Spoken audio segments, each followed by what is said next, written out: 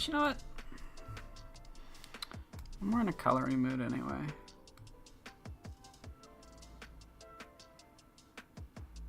So all those shots I've like breezed through really fast over the last while, we're gonna color them today. Once I pick one that I want to work on. So what I should do before we do that is I should take this scene and fix every previous version of this scene.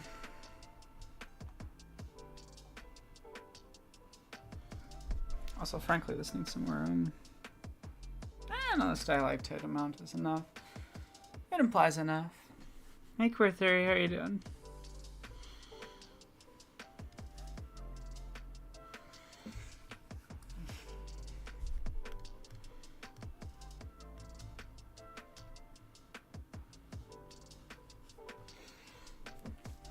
I'm gonna have to fucking copy all this, aren't I? Who is pinging?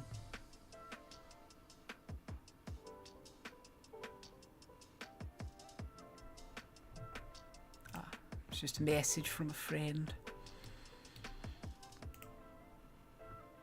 I don't know why I said it so weird. Hi all, how's everybody doing? I'm finally awake and functioning.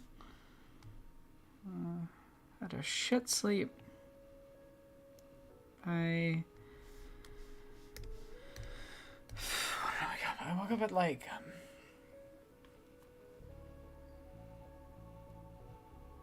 I'm sorry, Queer Theory. But yeah, I woke up at just an ungodly hour. And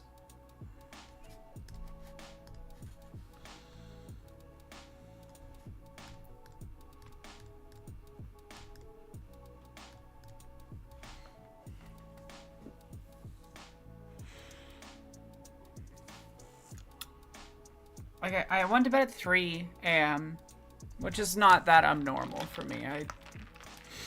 My insomnia tends to cause me to sleep at weird hours. But I woke up at 8, and then I woke up at 9, and then I woke up at 10, and it was just like I couldn't get like a solid chunk of sleep. Then even once I was awake, I was just having awful pain. So,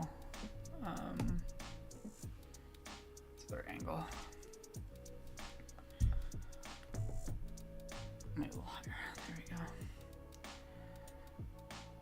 You gotta teach 2 classes tomorrow. Damn. What do you teach?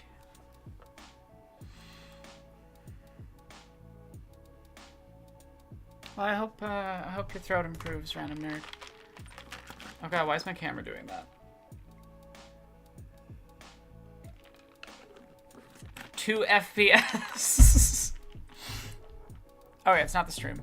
It's Irian was just glitching out, I guess. Weird. Do I want to spend the time on polish or do I want to just fucking breeze through? Let's just go for speed. I have too much to do.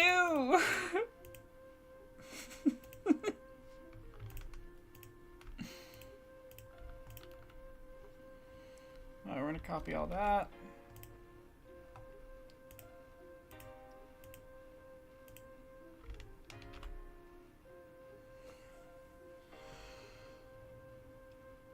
God, this shot turned out so nice.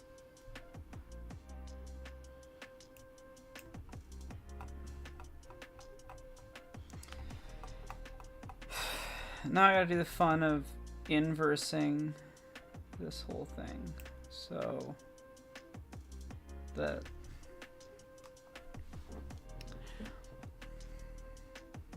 oh, that's cool. Statistics is a time.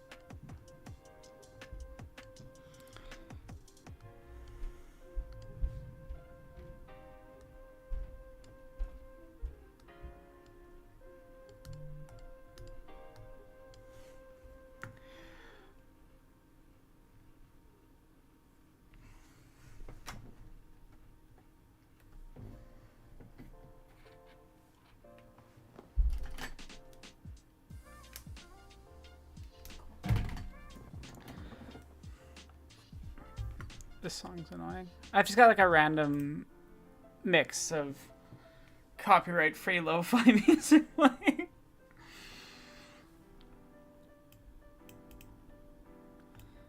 When I took statistics, I took basically the honors statistics from my university. And the first semester, we had, I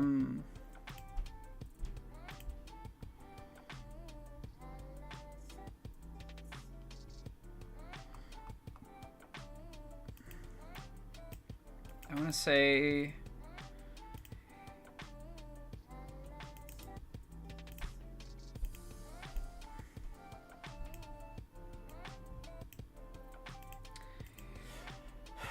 What was it exactly? I think it was 80 students. Yeah, it was 80 students. It takes me a second to remember things sometimes. So beginning of the first semester, we had 80 students. By the end of the first semester, we dropped to about 45. By the end of the second semester, only 7 students of the original 80 had passed the class. 4 of them were computer scientists, including myself. So I'm gonna have to fucking reset my...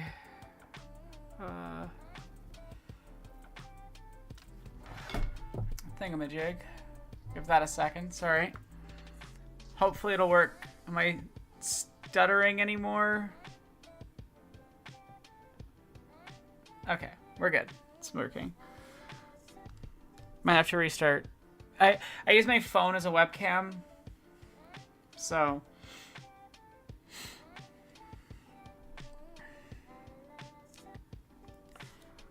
I'll try to stream at more reasonable hours, I swear.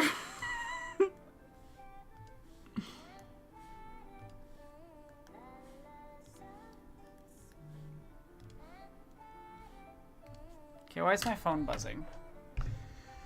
Stop that. You're supposed to be on mute.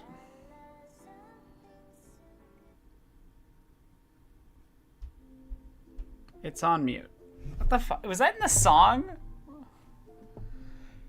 If you want to see Killian, you gotta pay.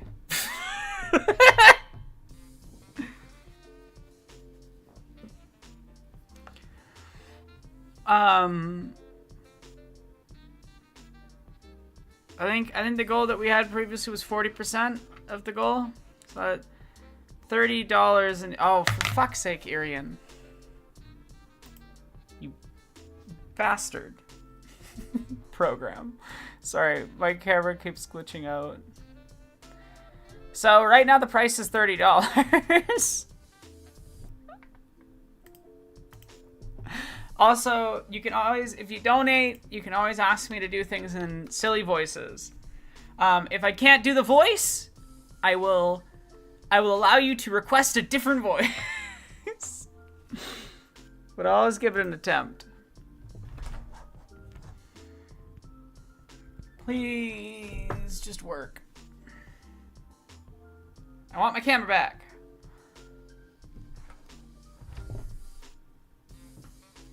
Are we working now? I can't even see the YouTube emojis in my OBS, so I have no idea what that looks like. It just says hand pink waving. How are you doing, Tris?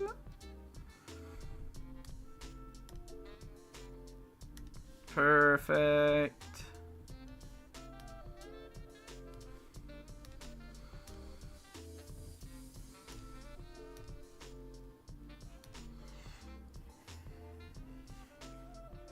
I'm a good animator sometimes. I kind of guessed it was a pink hand waving. That was my my first kind of guess.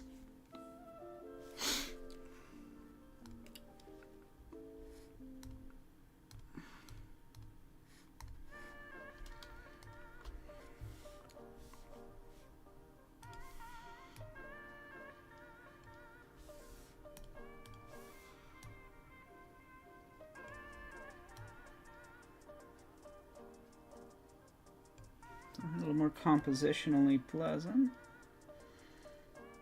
There we go.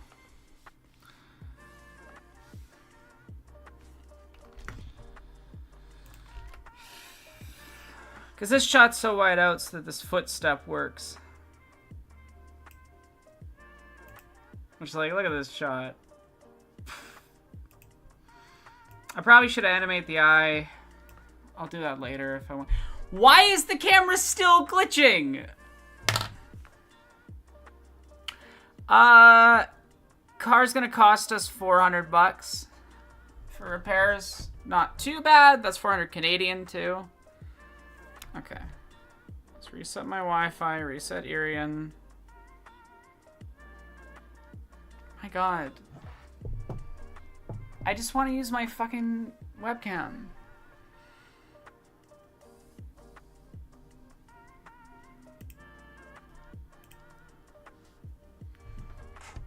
Work, you bastard.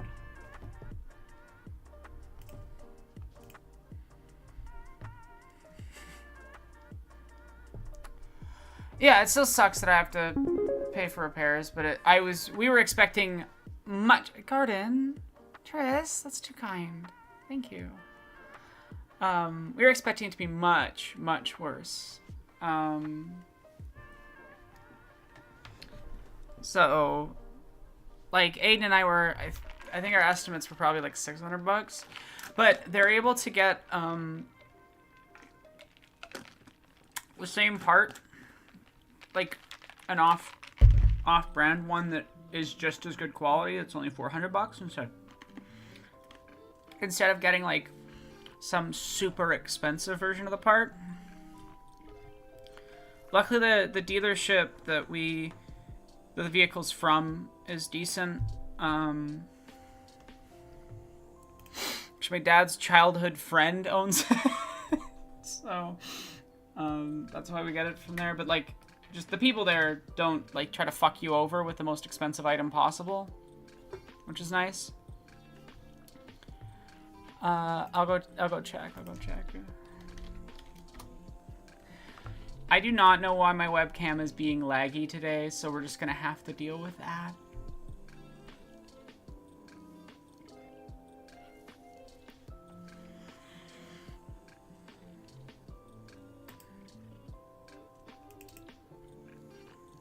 I wonder if I deactivate and activate if that'll help. Maybe it is the problem with OBS. I don't know. Hopefully it starts working. Spamton G. Spamton giving a sales pitch of the Chaos Emeralds. Oh, I gotta think for that one, Tris. I was over on the bench. Spamton G. Spamton here, everybody. You've gotta buy these Chaos Emeralds. They're the best quality on the market. Bet your bottom dollar that you can get them for real cheap. Just 5,000 Kromer. Transfer now.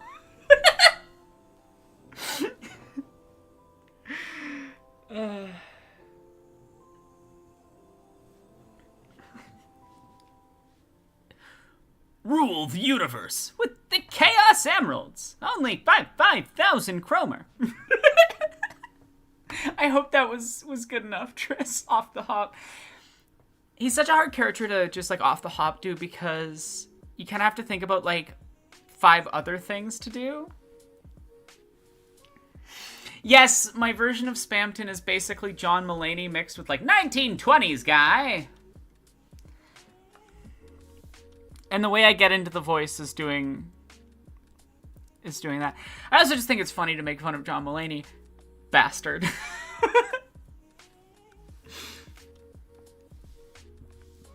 Defend Dave Chappelle. You are dead to me.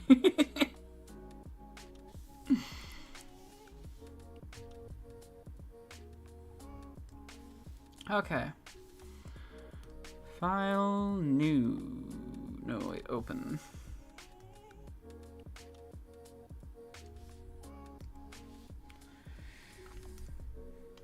Ooh. Both of these need doing. Okay.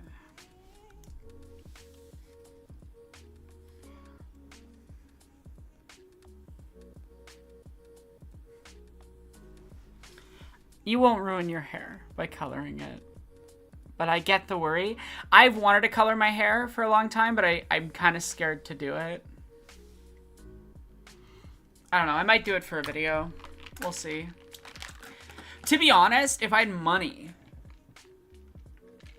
which I very much don't, but if I had money, I wanna shave this side of my head. I think it would look cool. I mean, even just like if I hold my hair like this, you can see like why I would want to try that.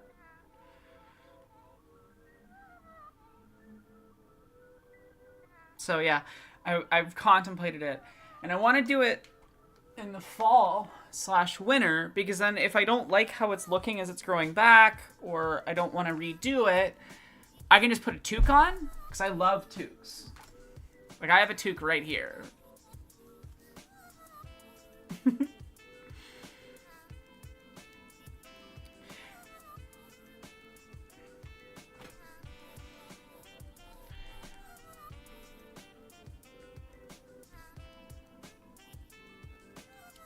Yeah, like bleaching can cause damage. I have curly hair, which is a little more prone to damage in some ways. It's not that I can't do it, it's just that I'd probably need to get someone who's professional to do it for me, and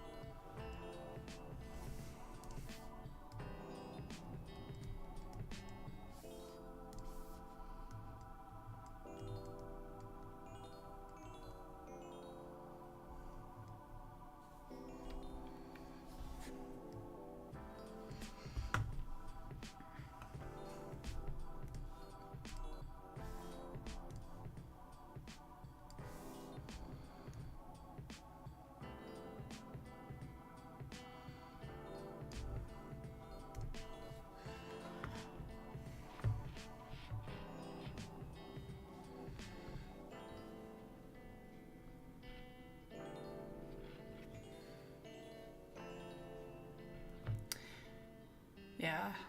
Well, the first thing I'm doing once I have money is getting this scar covered. Thankfully, it doesn't show up really heavily on camera, but I get a lot of questions about it in person. It's partly why I wear my hair down specifically on my right side, because I can actually part it either way if I want to.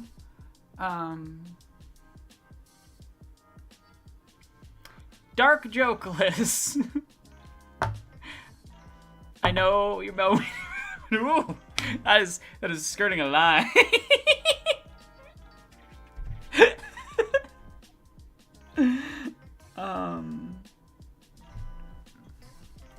Anyway.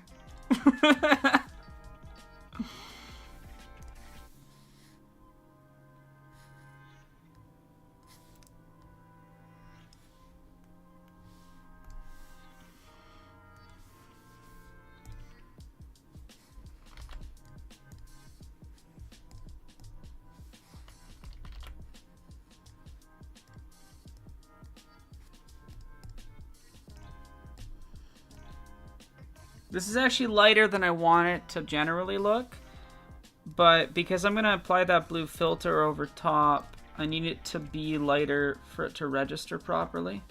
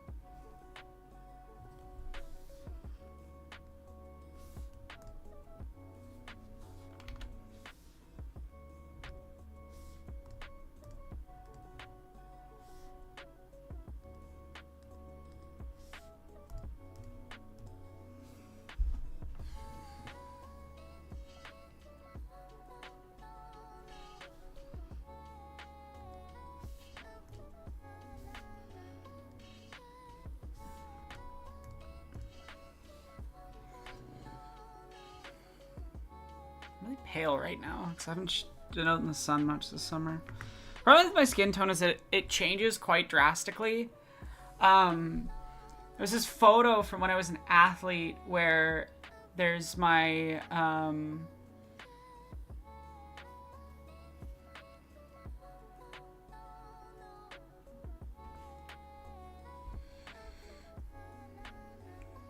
what was I saying? Oh yeah, where you can see my unisuit tan, like the tan line, and it looks like two different people's skin. It's so drastically different, and the area underneath my unisuit was tanned partially as well. So the area between that and like my hip was like a totally other, like huge different in tone. So figuring out what to draw my skin tone at is always a weird. Like, what do I use? Do I use what my skin tone looks like right now today? Do I use what it looks like when I'm tan?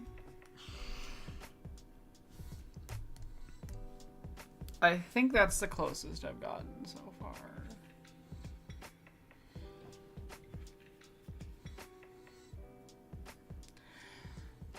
Oh my god, yeah. Therapists can be very bad at times. I'm sorry y'all had to deal with that.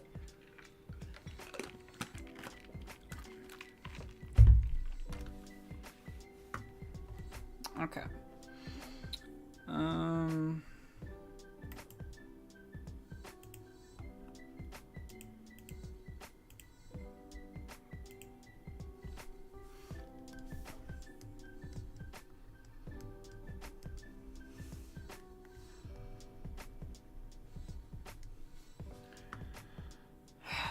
Now for my hair.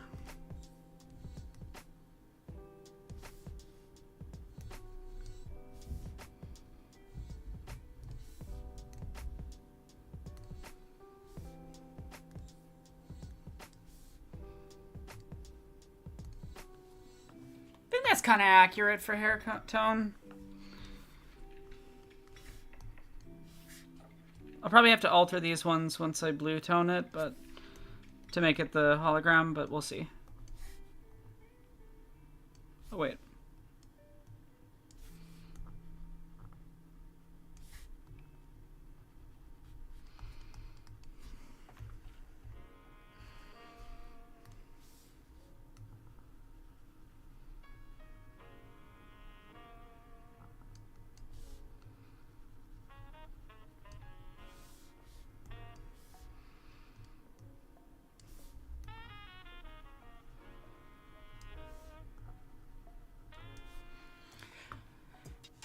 So it doesn't always show up super well on camera, but I have amber eyes, which is a rare and weird look.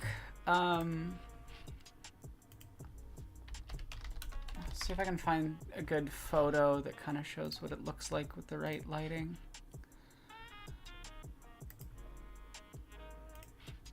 Alright.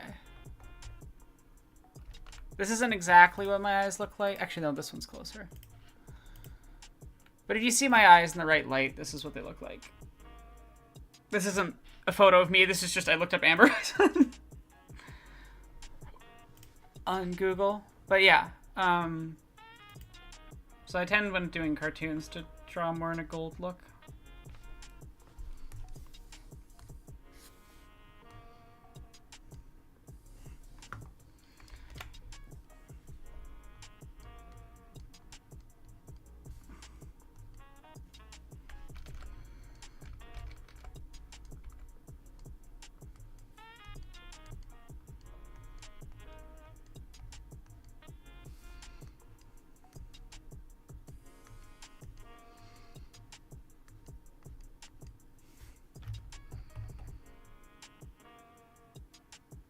The style of eyes in Gendy's stuff is so weird. Also, I got the pupils wrong in the wrong place.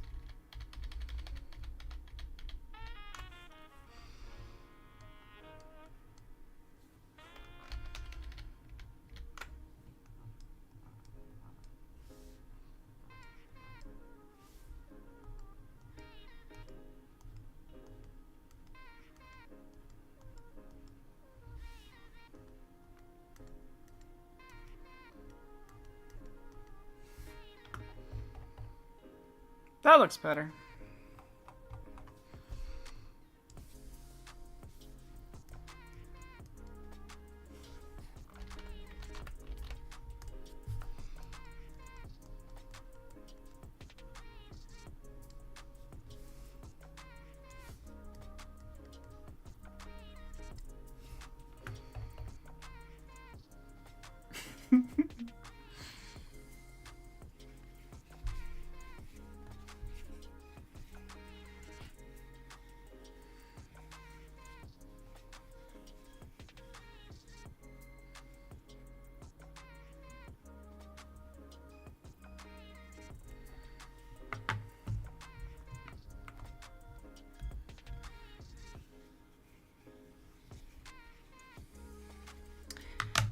Killian got his name from a character I played in a Stars Without Number campaign. The character was kind of a bastard, but I really loved playing them. And it was a name when I first came out, because I first came out as non-binary long before I came out as a woman, that I briefly considered. So, but I felt it was too masculine. So I didn't use that name.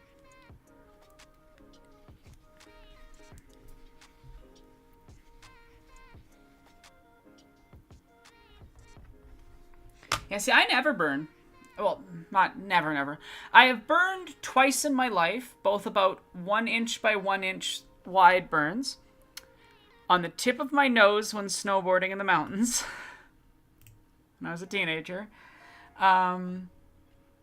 And a small area of my back when I was in Jamaica for a family member's wedding. Some of my family members are Jamaican, and so yeah, we got to go out there. It was really, really cool.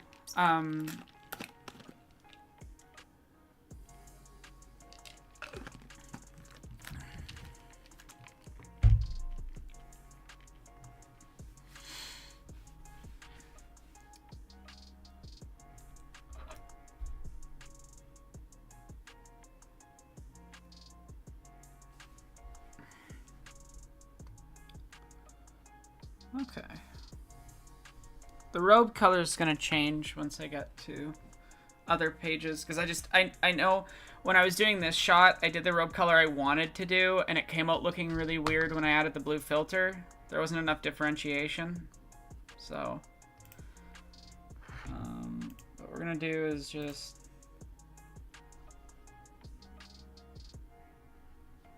fucking wicked smart.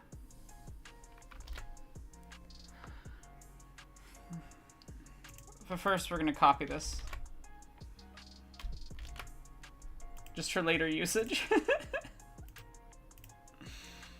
We're also going to take something more in the direction.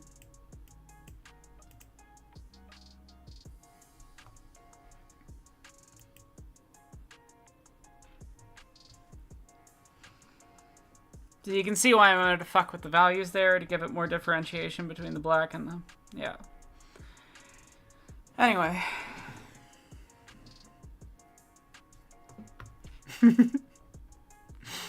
Nightbot's helpful.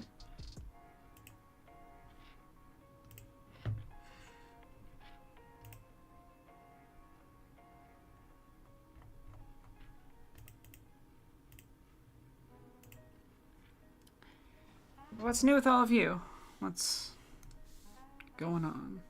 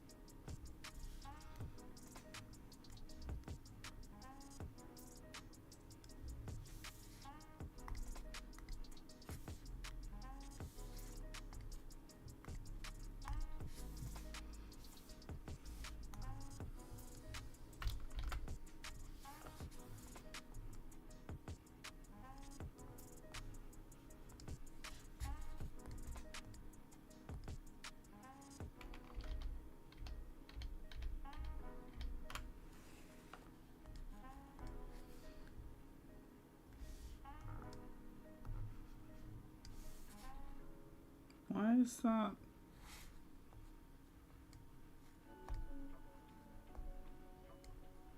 Oh, I see what happened. I'm silly goose. I did a little silly goofy gaff and was copying the non-functional thing. Oopsie doopsie.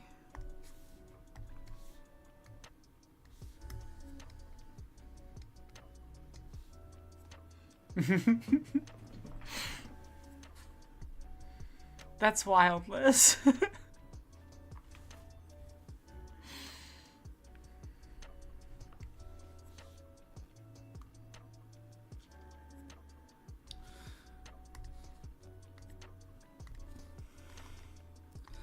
Is there a term a name you'd prefer to be referred to in when I respond to your messages in stream or anything, or is Liz your name? I feel bad if I'm like dead naming someone.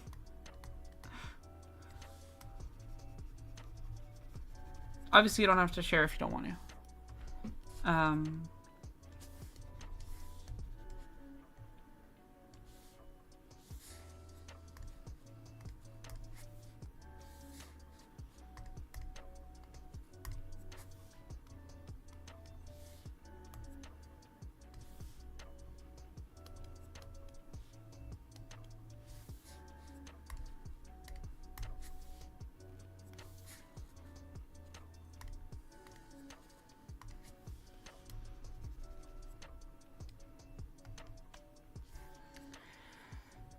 Okay.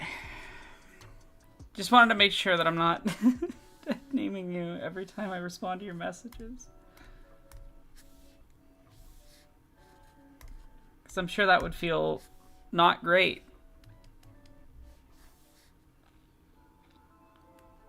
At least I know for myself when I was in the closet that didn't feel magique.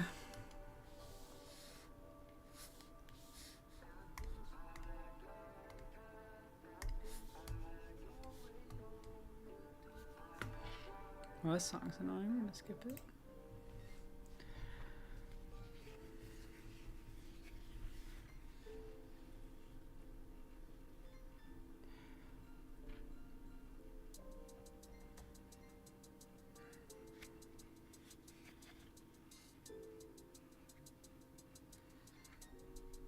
Oh, that's cool, Queer Theory.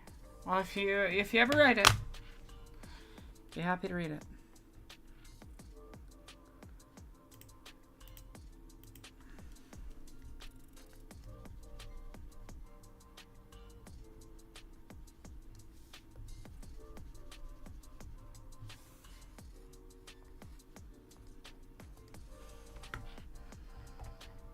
There we go. Okay. Now we can work in the background. Which requires a completely different set of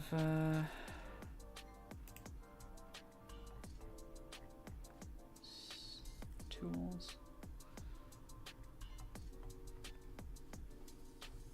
Digibrush 3 or soft brush 2. Let's go check out what I was doing here. I think I was using soft brush 2.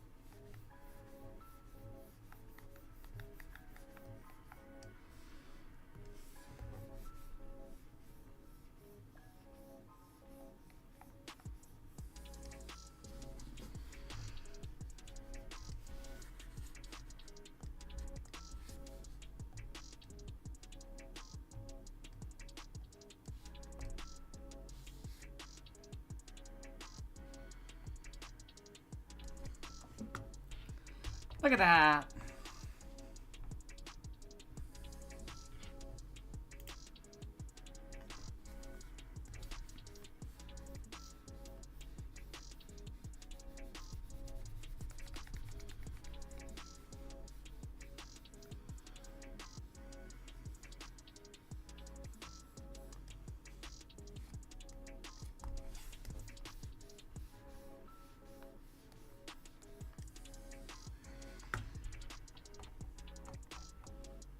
Simple backgrounds, well executed. Why is my camera lagging? I don't... Why are you doing that? Doesn't normally do that. I don't normally have an issue with that.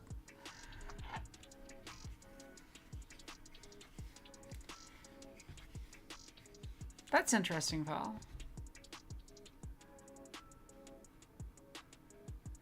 Like, is it all basically manga and anime? I know I'm mispronouncing those words. I've got to be mispronouncing those words. I apologize. I try.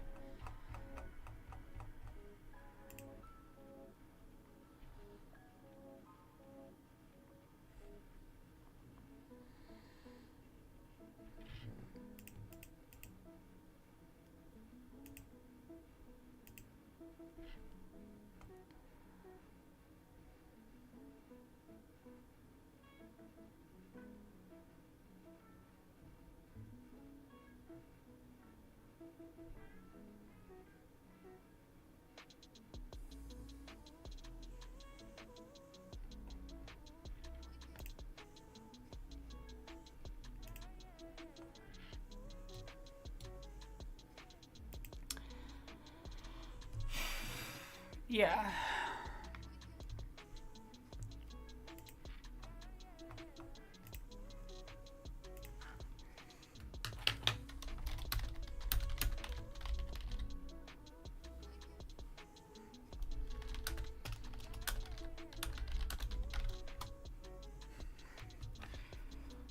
Sorry. Just dealing with stuff. A certain magical person has decided to dox a friend of mine, so it's a fun day. It's not a fun day. You know, it requires a really specific type of pathetic to spend all of your time harassing members of your own marginalized group. I think that's really just... There's nothing lower in my mind than that. Just the most fucking pathetic type of thing to do. Okay. You know, and especially when part of this person's fame came from their own experience of being doxxed. Like, you'd think that you'd have a modicum of care, right?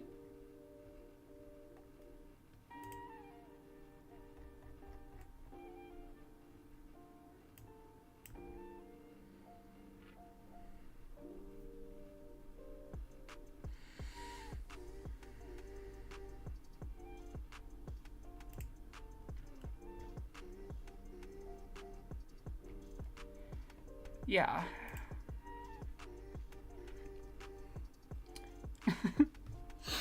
I got nothing.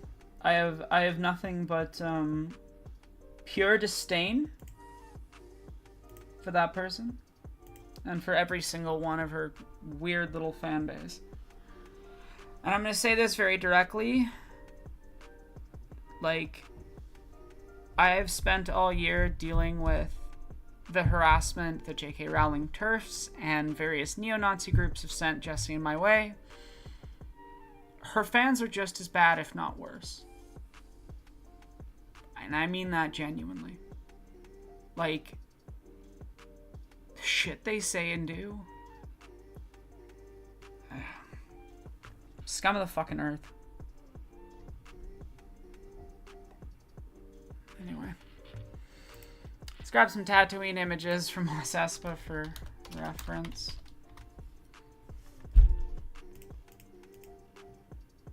Actually, I need to color the other characters first. We're gonna do something funny, but for a purpose. Just we're gonna put down like a color that's not gonna be used by any of the characters, right? The reason for that is just that I can see if something's been colored in or not. I also need to look at Jedi Clone Wars 2003.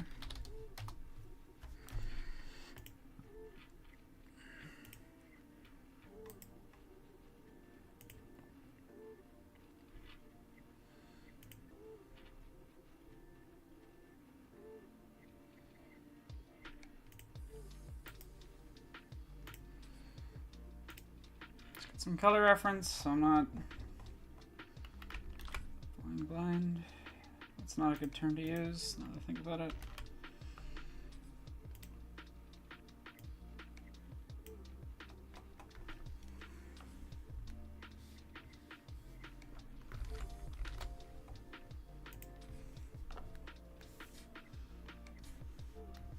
Okay.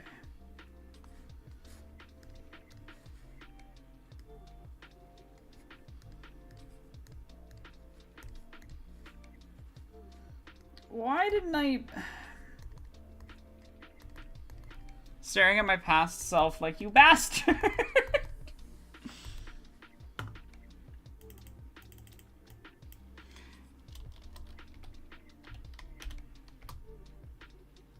I didn't pre-set up a color layer.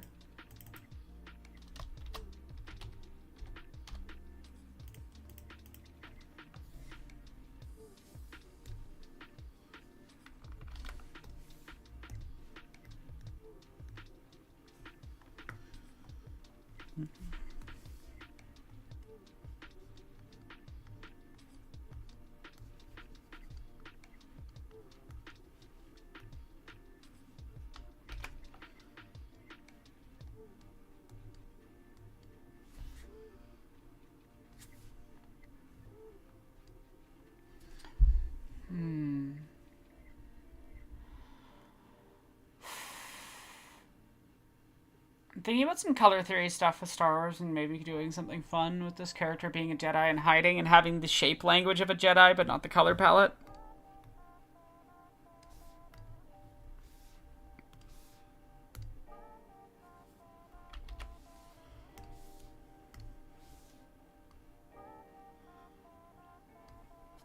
So I'll give them their Jedi robe color later. But I think when we first see them, putting them in a gray, both to represent the conflicted nature of how they're feeling at this point in time, and to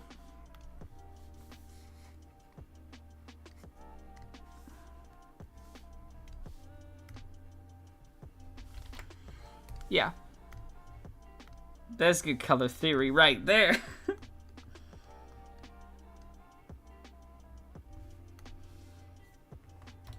And even in their most assured moments, they have a little bit of that gray in there, design-wise. That's fun.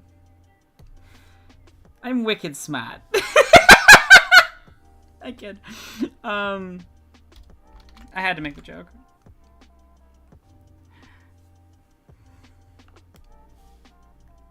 Everything's gay if you dedicate yourself to doing it gaily enough.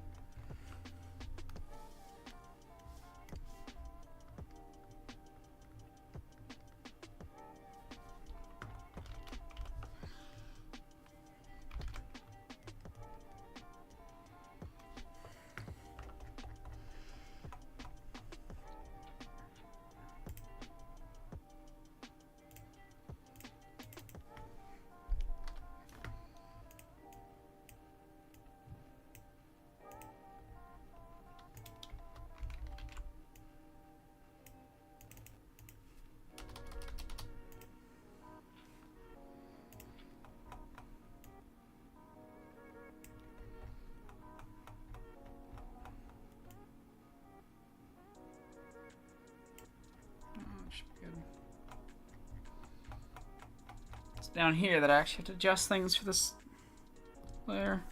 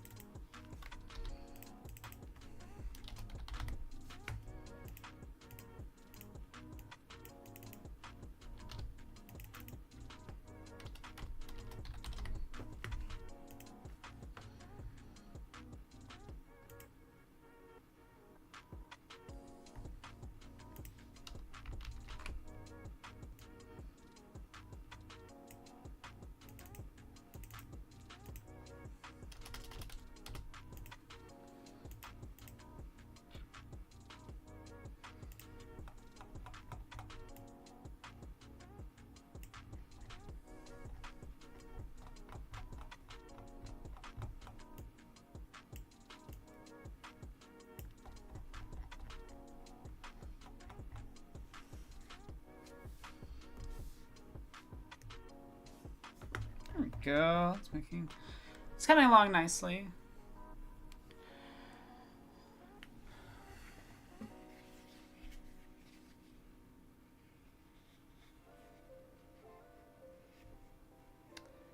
I've never heard Rhapsody, a musical adventure, but that sounds cool.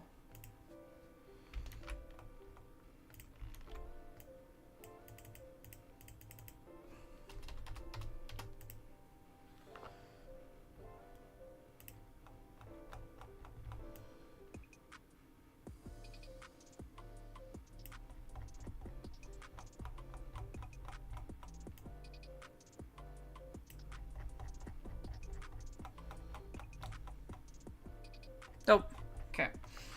That is one of 3 characters done.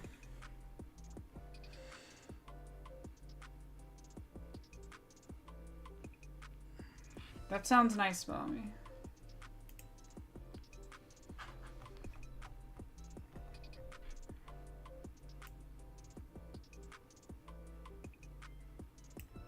Okay.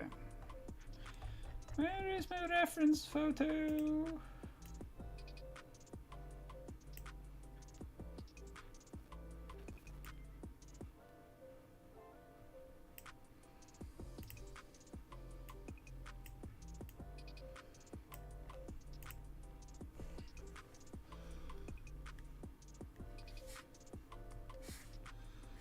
Oh boy, this is gonna take a hot minute. Are y'all ready for a lot of copy paste?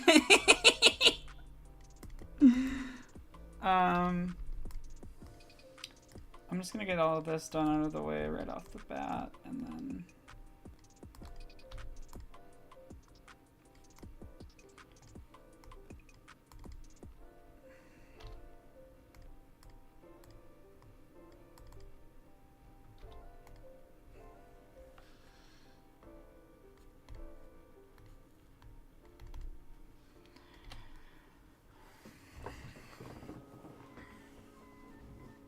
The animated Clone Wars designs are really fucking cool and super weird.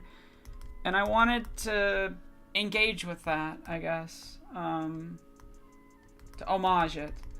It's not exactly the same as how Gendy does things, but it was as close as I could do. Style-wise.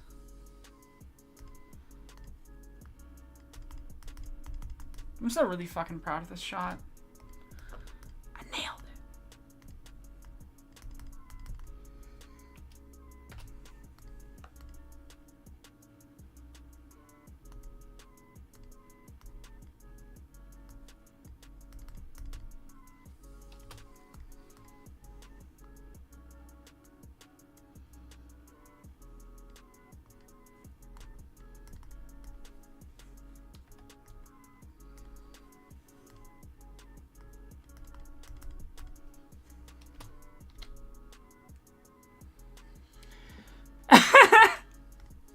It's all good, pal.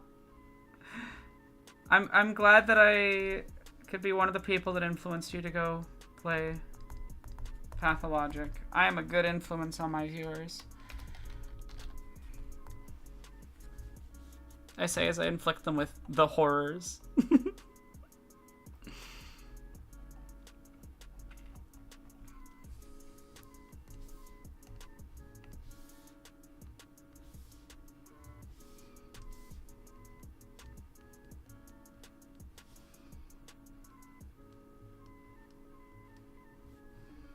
Fuck, there's some fucking details I missed. No! I've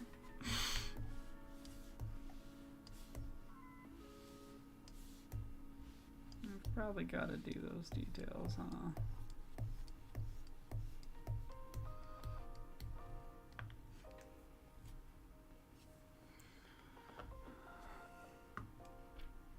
Enjoy a fun step vacation, indeed.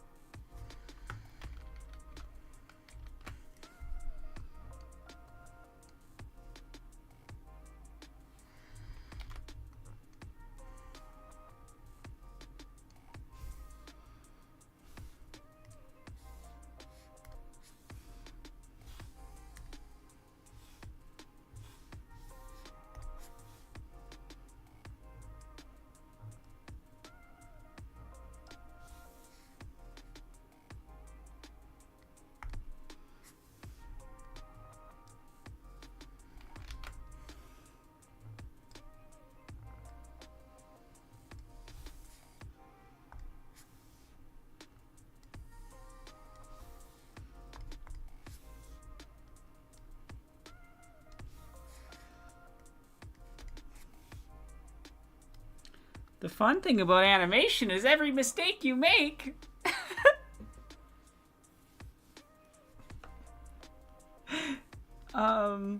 It means you have to fix it on every shot for the entire thing.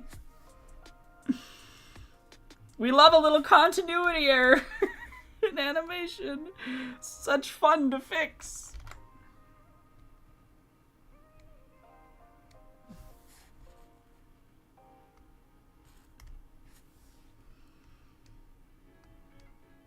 Could be worse. Continuities in live action are very hard to deal with because, like, if you fucked it up in filming, it's probably fucked. Unless you can easily composite it. And that's often not possible.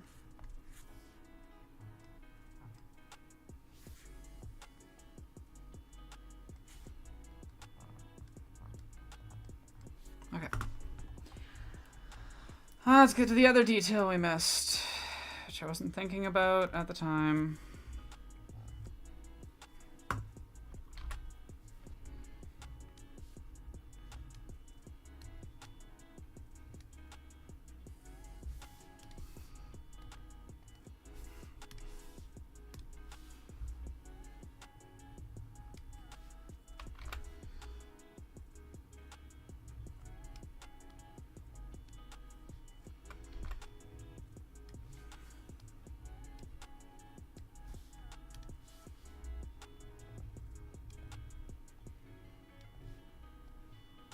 But it's a continuity error I want to fix because I like how you're like, we got her to say something nice about herself. I was being sarcastic. I said I'm a good influence on my viewers as a sarcasm.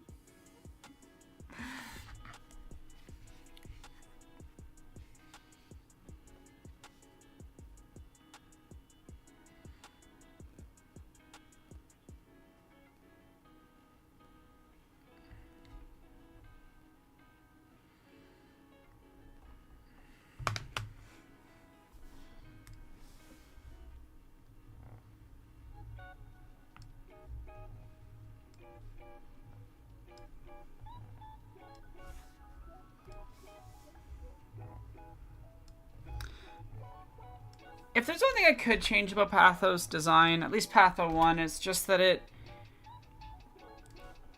it's so time-consuming as a game.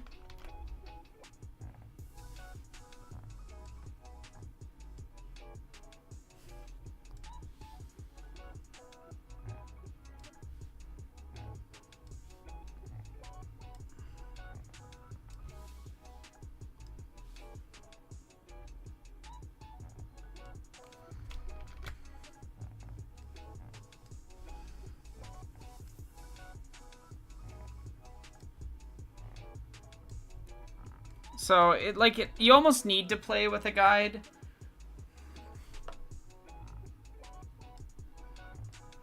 In my opinion. I recommend James's spoiler-free guide. Just because there's like 30 ways you can brick an entire run on a single day and like be fucked for the entire rest of the game. Due to stuff that's really easy to miss. Val,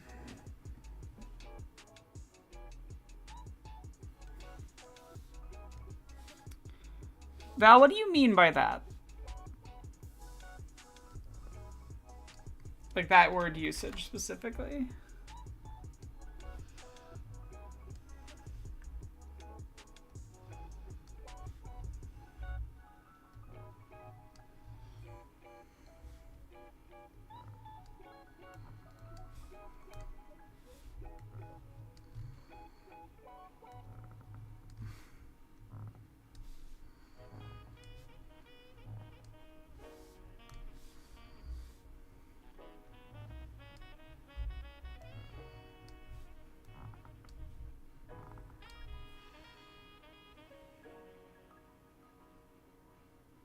Ah, okay. That's fine. That's fair. Just because sometimes people say that and they mean questionable things, and I'm like, you mean literally? Or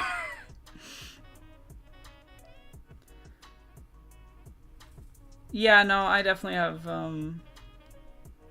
not that specific thing, but I have notes from, yeah, context. This is why I asked for context instead of being like, hey, because most people don't like to bother with things like asking context.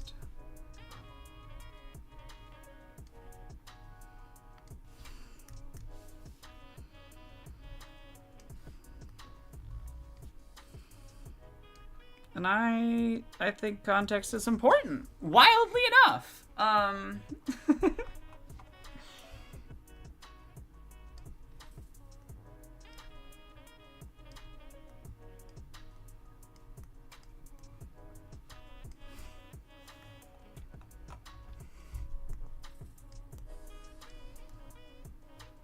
Because, yeah, there's a big difference between, like, mentally ill people using a term that's just...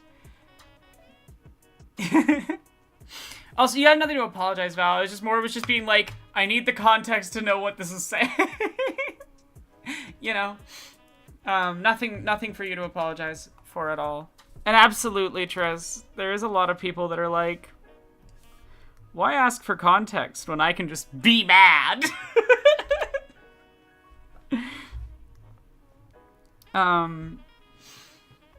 Yeah, there's some old journals from when I'm in high school that are just like, you read them and you're like, that is not the writings of a sane individual.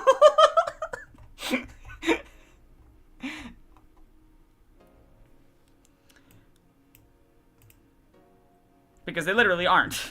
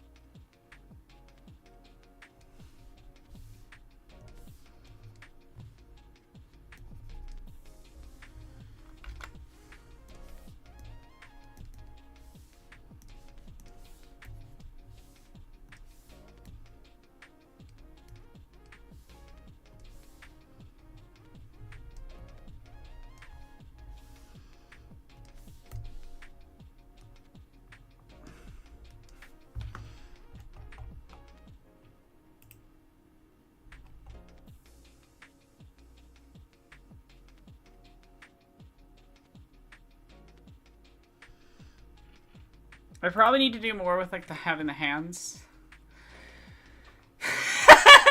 Truly, Triss. Truly, Triss. That sums it up exactly. That's such a mood. Could a sane person do this?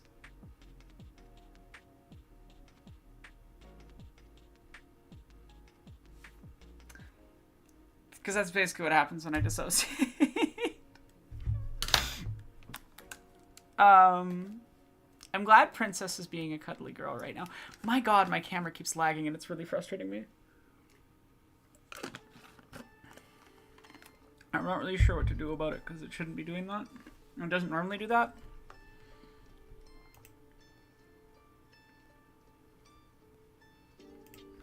Oh well. Truly, Val. It wasn't that bad of a time, I say. As it was hellish.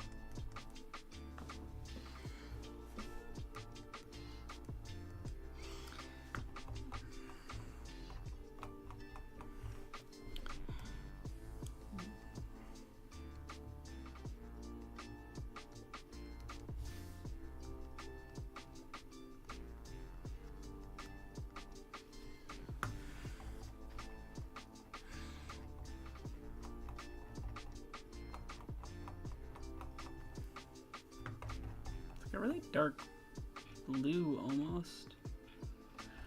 Oh, I see. It is actually just pure black, but the blue is a line inside of it.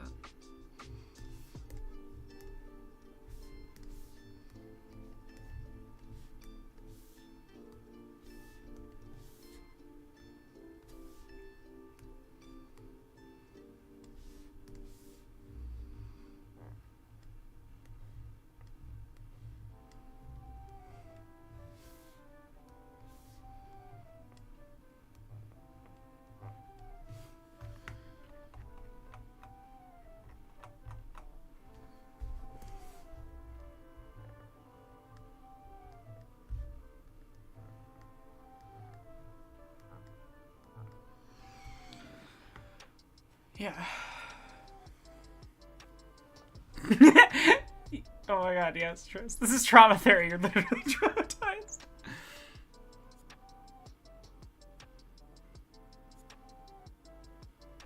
Yeah, that can be a thing, Nine-Tailed, for sure. I think the idea of those types of things, of like gratitude journals and stuff, they work really great if you have a certain, like, certain types of mental illness. It can be really helpful. But it doesn't really work when you're dealing with terrible stuff. It just makes you, like, realize how little positive is going on. Sometimes.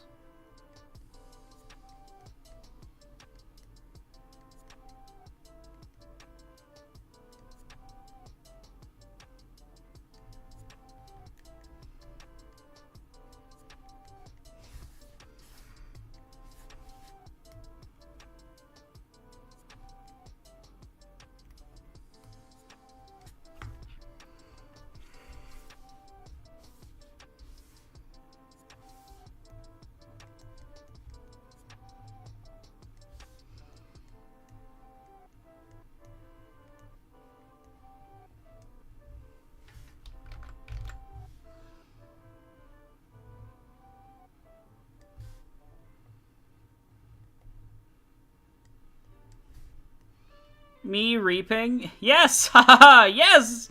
Me sorry, no, me sowing. Yes, yes. Me reaping the rewards of complex character animation. Screams in pain.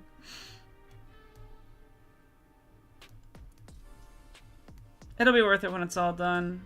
It'll look dope as fuck, but God, in the meantime.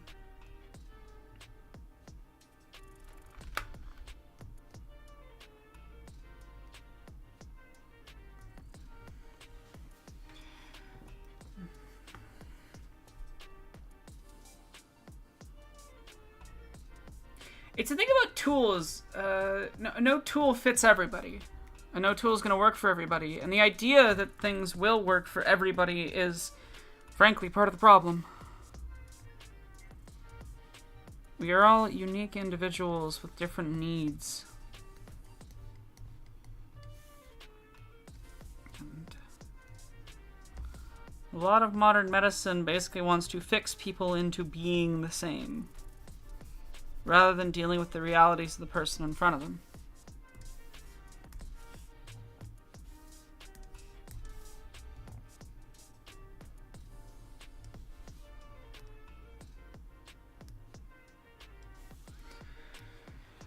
Okay.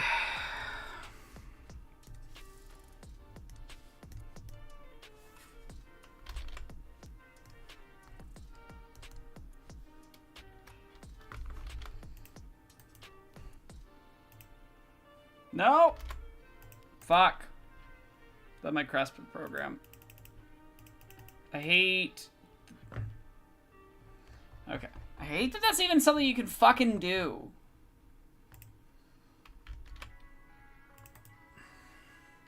You can flatten an image, which is a tool that I'm just like, just select all and merge. Let that be the way of doing that instead of a button that can just fuck over your entire program in an instant.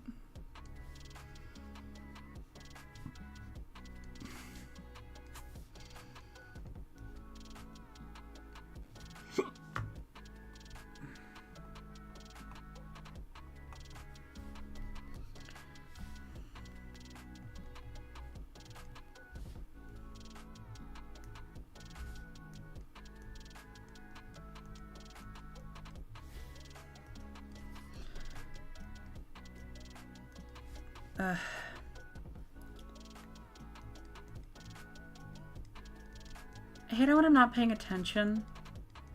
My voice goes way deeper. It doesn't sound like my voice, you know? And then I suddenly become aware of it, and I want to sink into the furniture. I just wish my voice would, like, cooperate and do what I want it to do.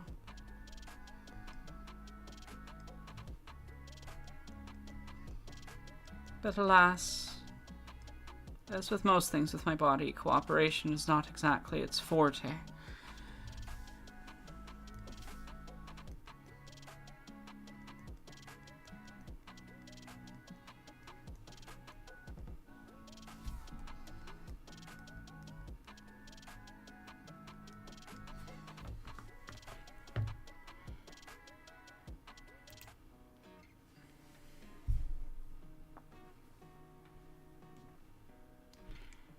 Nine-tailed, that's a, like, lawsuit. Jesus, what the fuck? That's misconduct. Complete breach of stuff. And yeah, definitely Krakenhugger. Also, how are you doing? The flesh suit cooperating would make life, so much better. Have a good shower.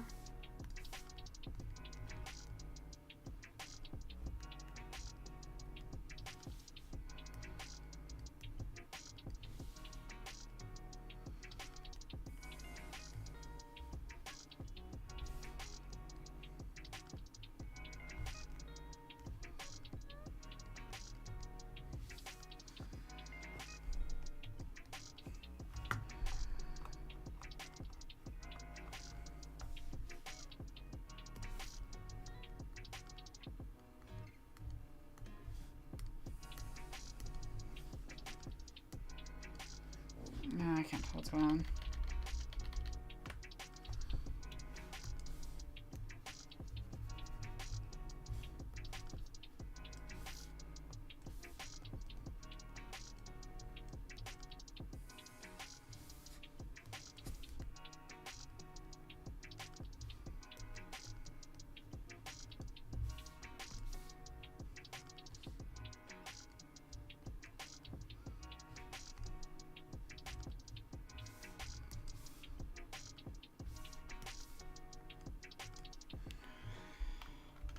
How am I doing? I'm awake and I'm alive, you know?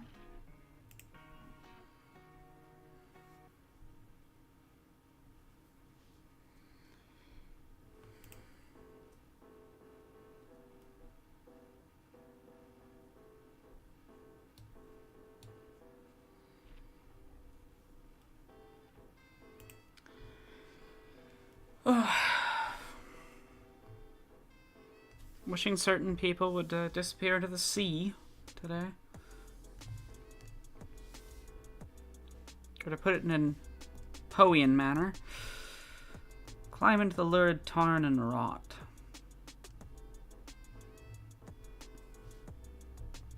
Between the magical comments on Jesse's latest video and a certain person doxing a friend of mine, like, ugh, it's a little bit of seething rage for the day. Yeah, don't risk collapsing in the shower. That's not a good thing to have happen. Speaking from experience.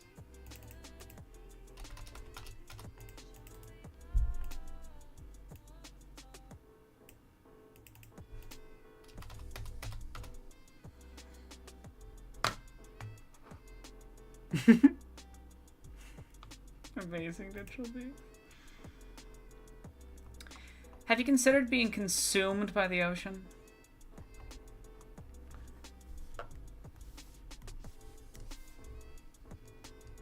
Have you considered letting the insects feast upon your bones?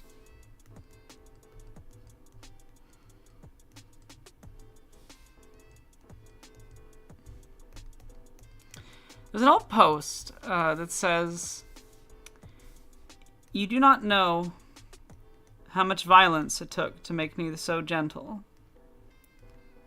I think about that post a lot. Because most people generally see me as a very gentle, kind person. Yeah, that post.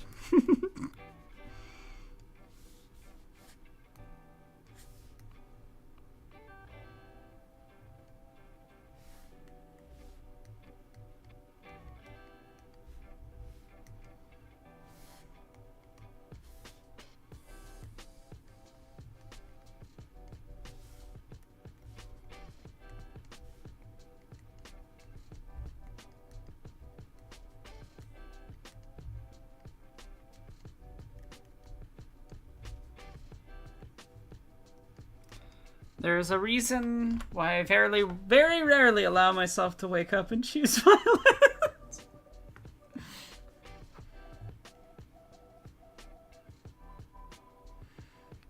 Princess what does that mean, Tris?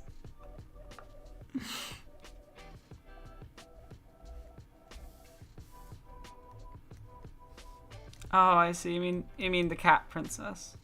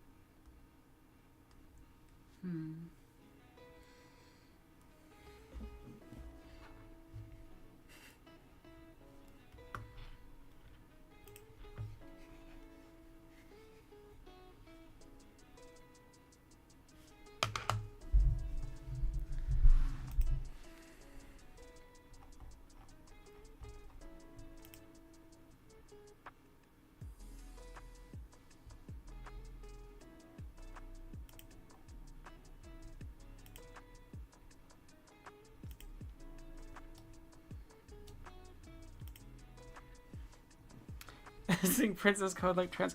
Well, that would be doll coded. If it was trans femme.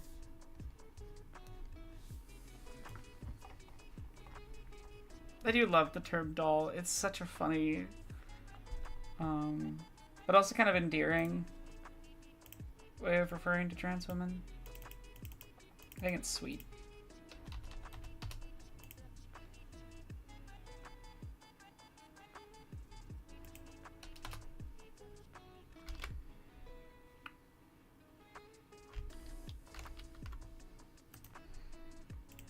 I think I'm gonna start.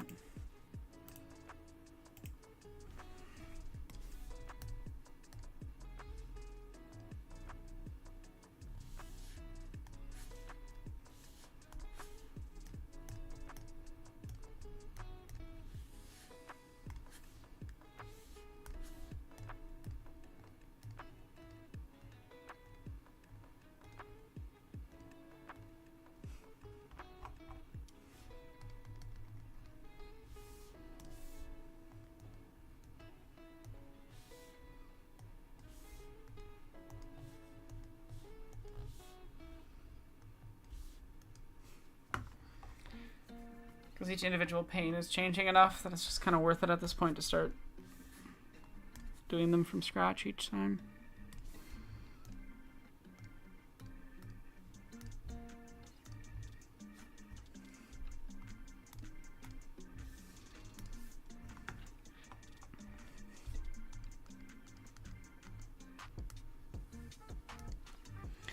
Reminder chat, if you hit 40% on the goal on Ko-Fi, you get to see Killian. And you know he's such a cute, sweet little boy that you want to see him. So.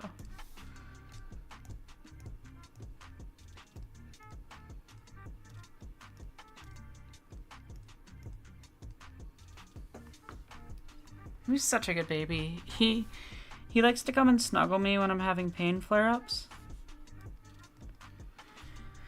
Though he does have an annoying habit of sometimes doing biscuits either directly on my sore stomach or directly on one of my tits, which are also sore, and I'm like, can you not? Like, he's on top of a blanket on top of me because I'm in bed, but yeah.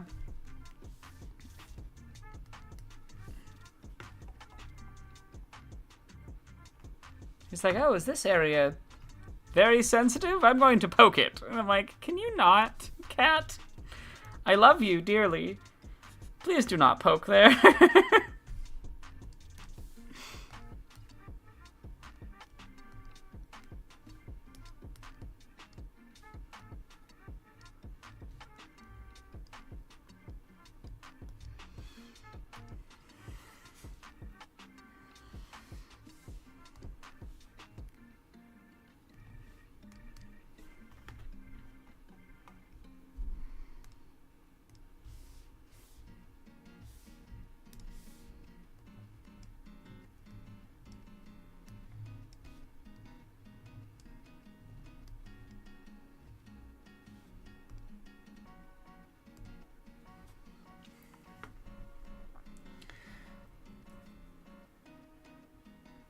Oh, Tris, that's tough.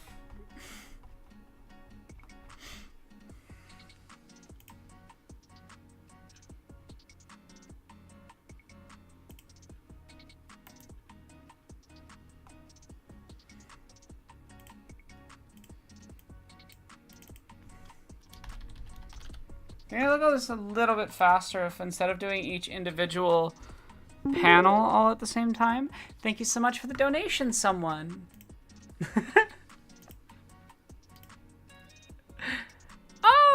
Oh my god. Tom Scream from Tom and Jerry. I haven't really watched Tom and Jerry much, so I don't actually know what the Tom Scream sounds like. So this will be fun. What is a Tom Scream?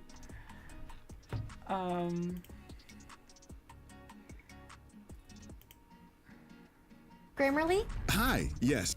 No advertisements.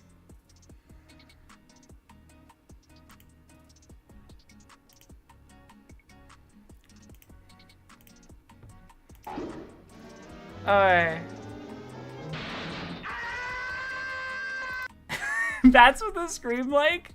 Okay, I'm gonna try the scream. I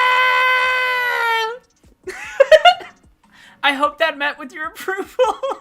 That was a lot to pay to get me to just make a scream. You want me to say something else? Let me know. But guess what, chat? It's Killian time. Someone paid for Killian time. I will be right back with the Stinky Sun in tow. Stinky Sun, where are you, dearest?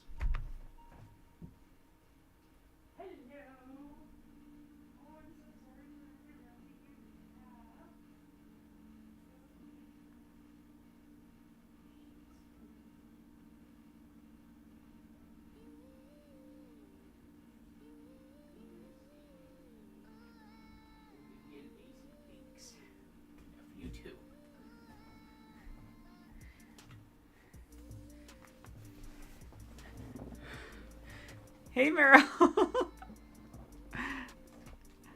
Okay. Gaze upon the stinky sun in despair. He's just a baby. Are you a big baby? Hi. Like being held like a baby boy? His eyes are closed. Oh, he's gotta kick his forehead. Okay. What a good boy. What a good boy you are. Want to get down? Okay.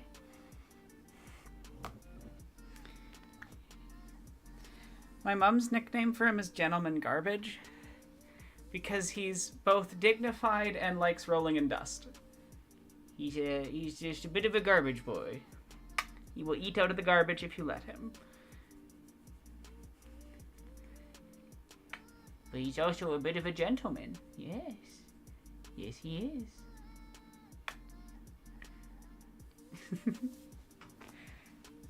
What are you doing? What are we doing?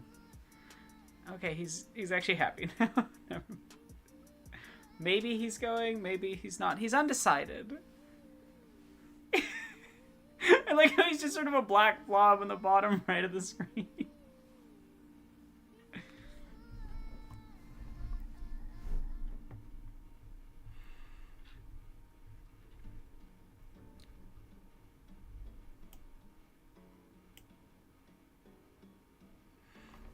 Anyway, I hope you all have enjoyed my smelly son. I had a little bed set up in here when my sister and mom were visiting, and I haven't cleaned it up yet. That's why there's a bed on the ground. Killian! Why that's a big yawn? You hanging out? Had a chat? Monsieur Detritus! That's so good, Digital Beef. Thank you. I'm surviving, Miranda. I'm surviving. Well, since Killian has been paid for the day, I will leave the door open, so he may or may not come wandering by occasionally throughout the rest of the stream.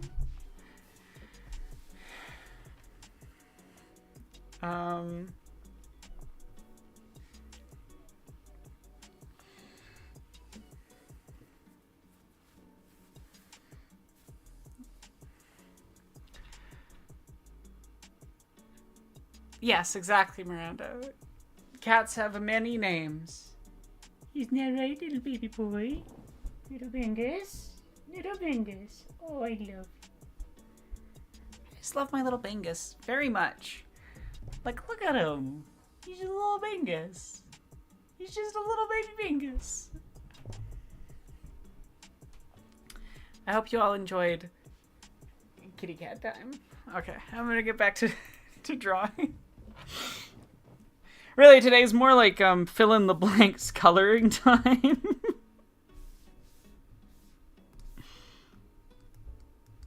But soon we'll be doing backgrounds and stuff.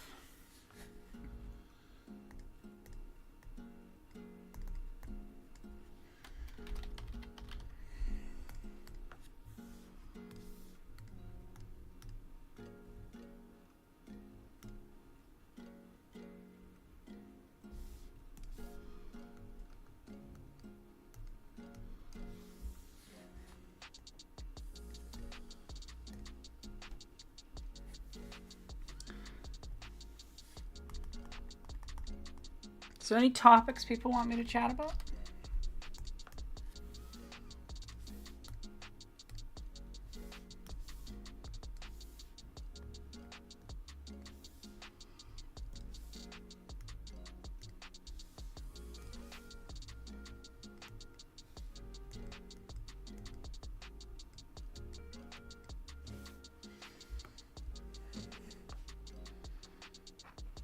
Oh yeah, Killian would try to, but I have reflexes. I'm fast. And he tends to be very lazy. So he doesn't exactly like run in and slam into my keyboard or anything. Thankfully.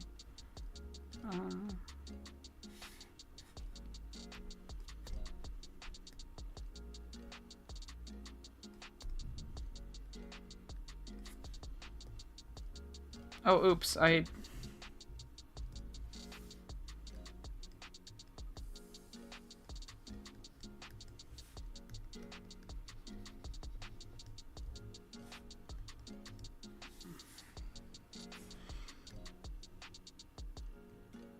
need to add like a shirt situation here. I think. Yeah, I need to add like a shirt situation. me, Dad. Detail after the fact. It's so fun. We're gonna be very lazy with it, chat. We're gonna be so lazy with it. You're gonna be impressed at how lazy it is.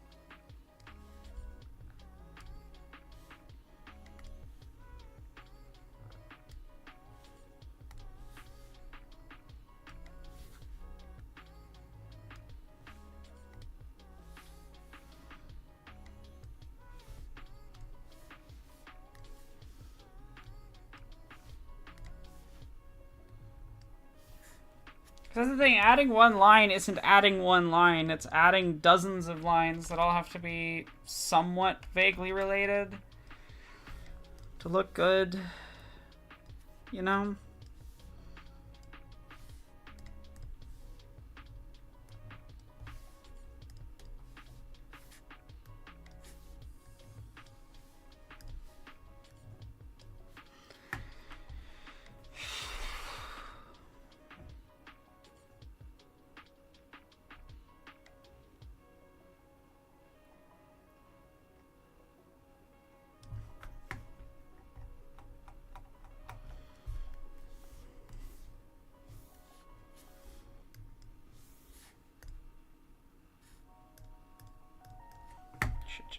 Shit. Damn it!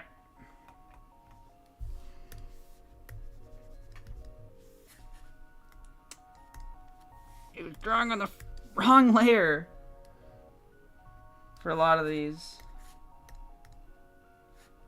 Awesome.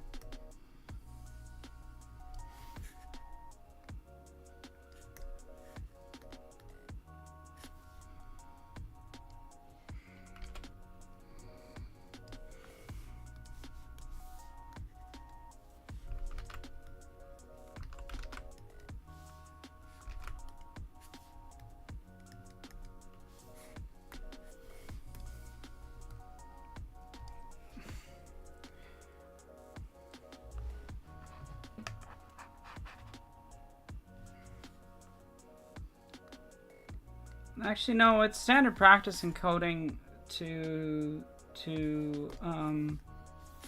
like literally it is an ethos in programming that a lazy programmer, and they mean something very specific when they say lazy programmer. Listen, I hate Bill Gates, I'm not defending Bill Gates, fuck Bill Gates, but like in the specific context, his quote means something very specific in the field of comp sci, and it's basically just that overcomplicated solutions in tech cause a lot of problems. And what you want is people that can approach something in a very direct manner, because that's how computers function.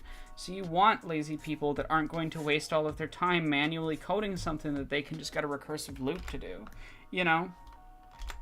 So good programmers are lazy is an axiom in comp sci, even from... So yeah, the issues with Windows come from it being made by a corporation that doesn't give a shit about its user base, not from that mentality.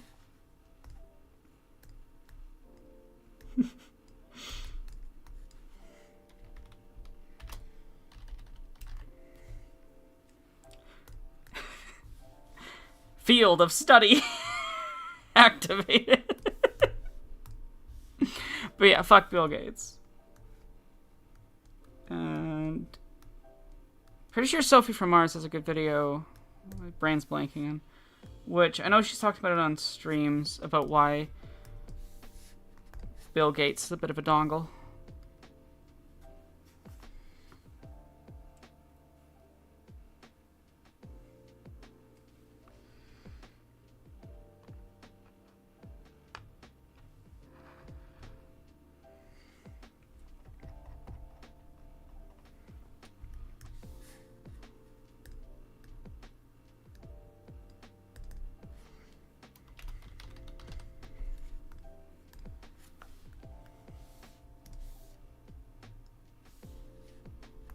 Billionaires are your enemy.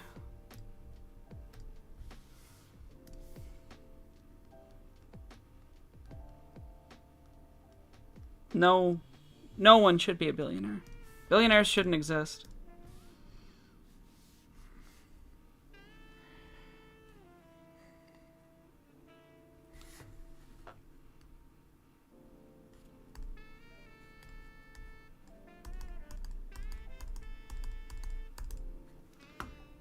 Programming is also both way easier and way harder than people think it is in ways that are very odd to explain.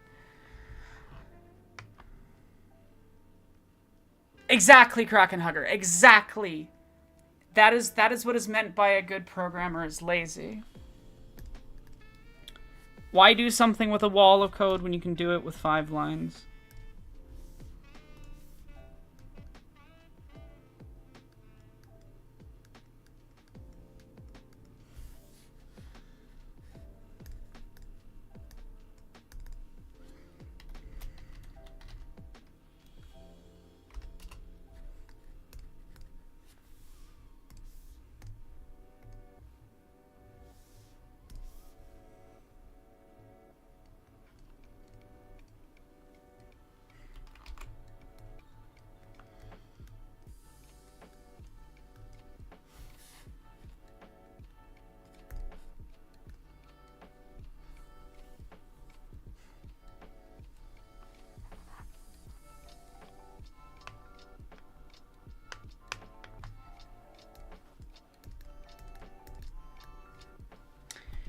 Yeah, if you obfuscate too much or it's not legible, but that's a different issue.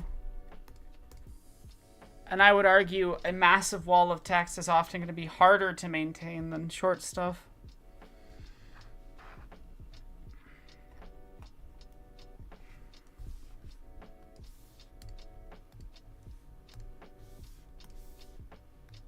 Depends context. There's a lot of context that goes into things.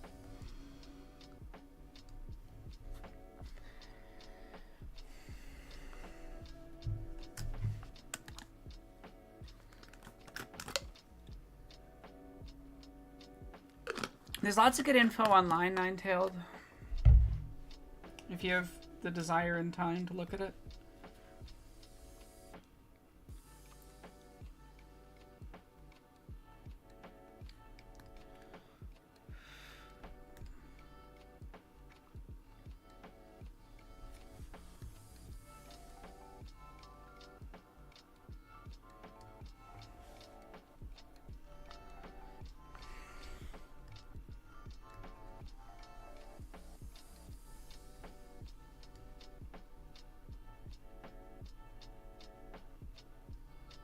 Yeah, you need to make your helper functions legible. Definitely.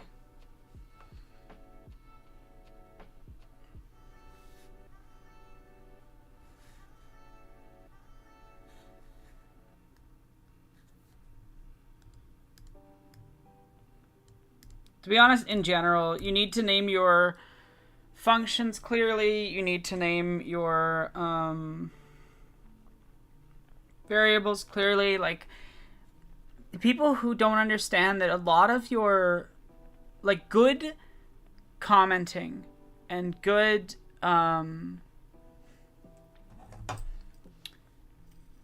like maintenance of code and legibility is also understanding that your function names, your variable names and things can be part of that process of commenting and of maintaining knowledge that makes things clear.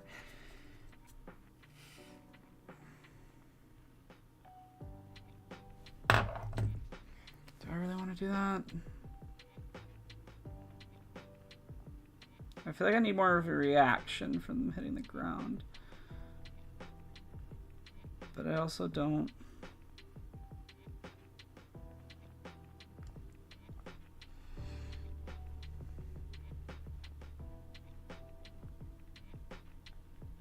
Oh, definitely, Emily. Like, if you've ever seen some of those nightmarish one-line code things people will do in Python, just the most illegible code ever.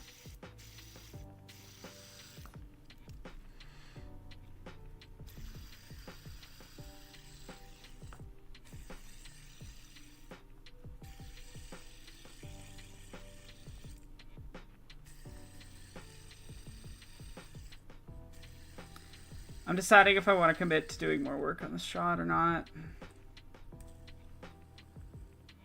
Okay.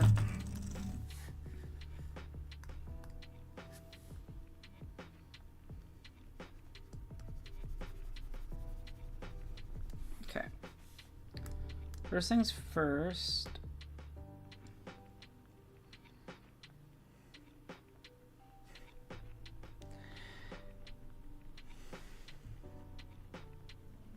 Fizz Buzz in one line? Which is why? Like, the idea of one line as good is frankly missing the value of Python half the time because it both doesn't run faster. Right? You're not getting a runtime benefit. But it also is just completely illegible. And Python, despite its fault, is often quite legible. It is some of the most legible code for people who don't write programming.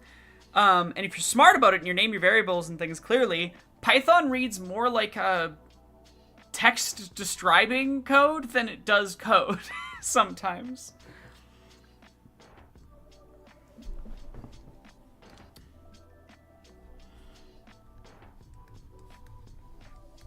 I have opinions about coding. The most programmer thing to say.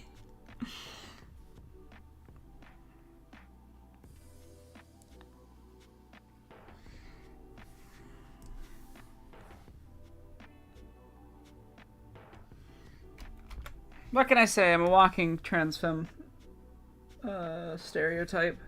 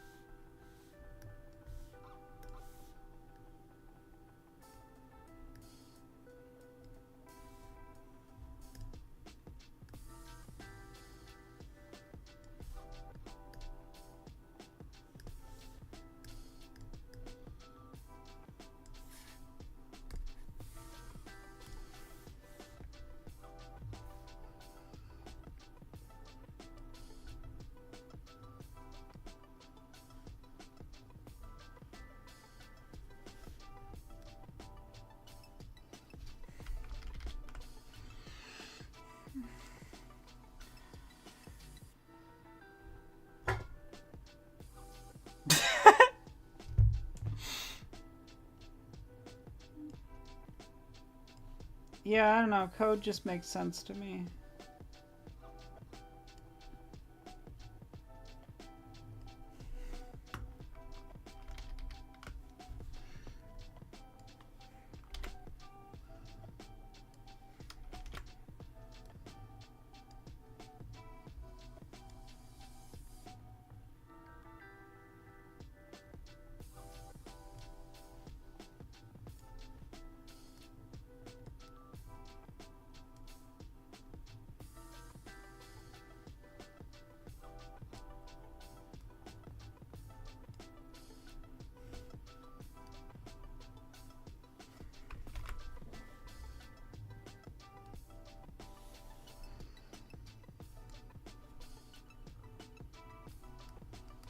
Okay.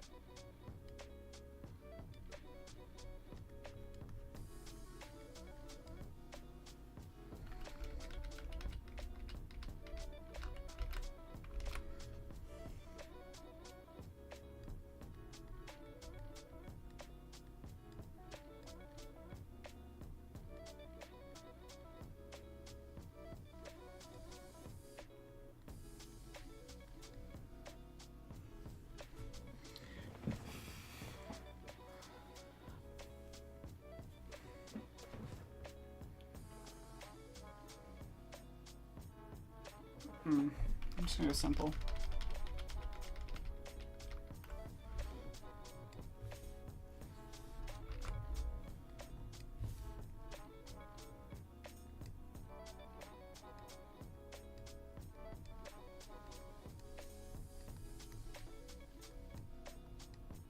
Fucking hands. Bastard things that hands are.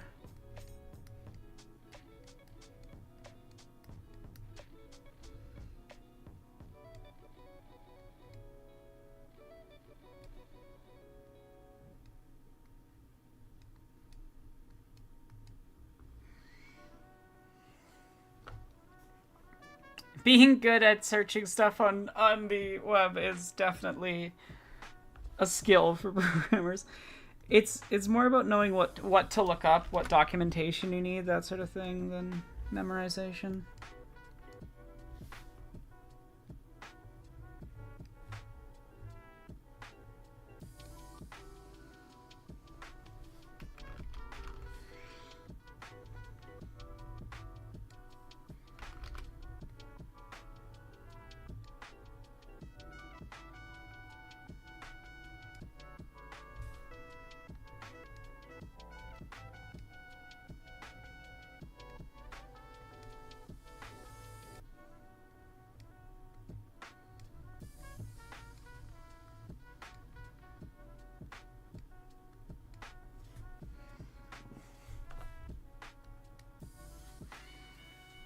Okay, that should add more of a reaction.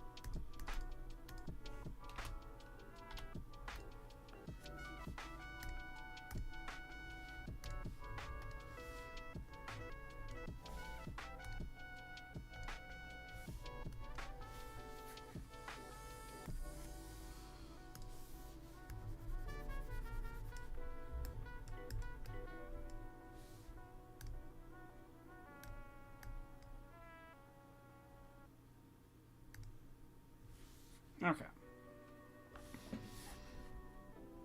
That's why that's not showing up well.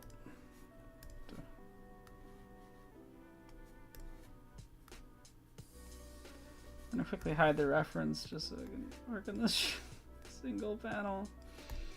Okay.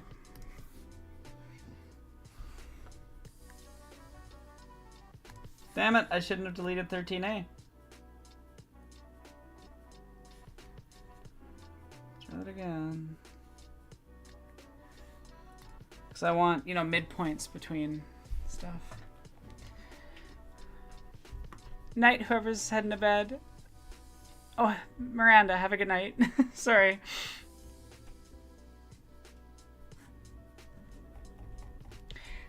I would say maybe, like, don't think about it as self-teaching yourself. Think about it more as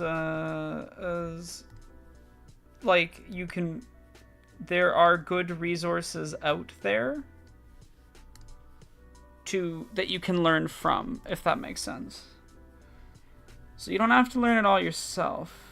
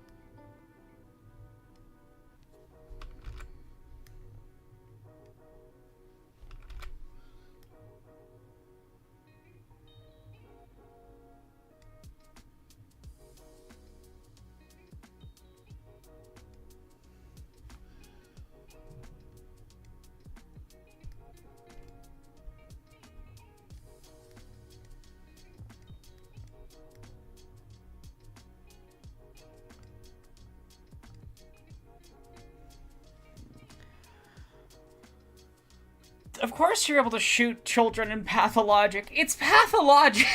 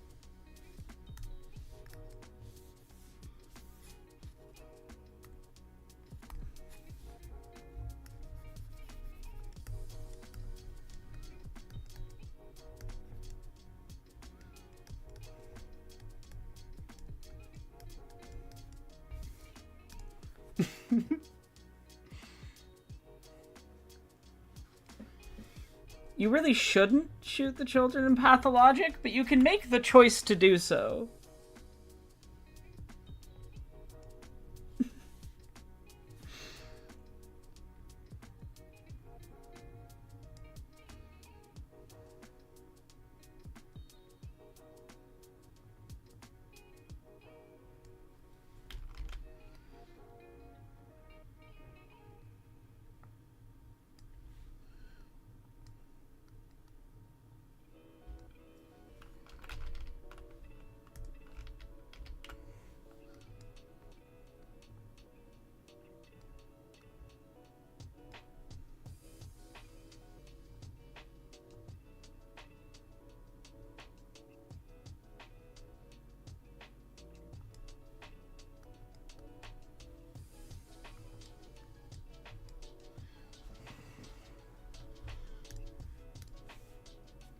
Ugh, I hate the camera movement.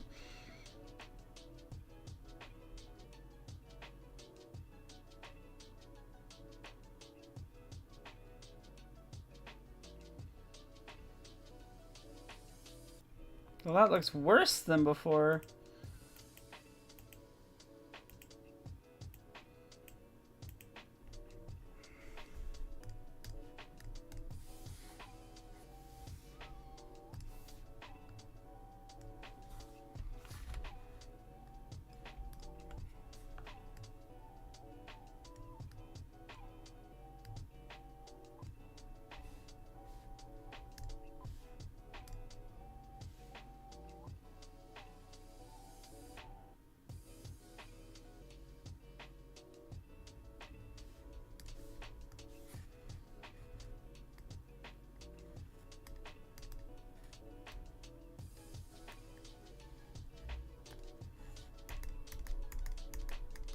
There, I think that looks better.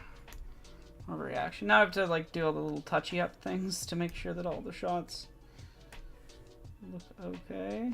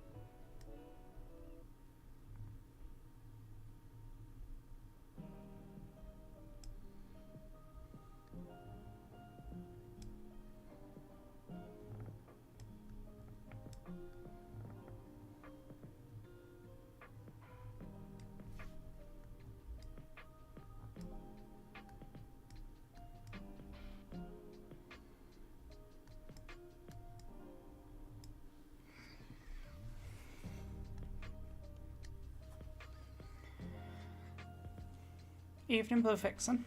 How are you doing?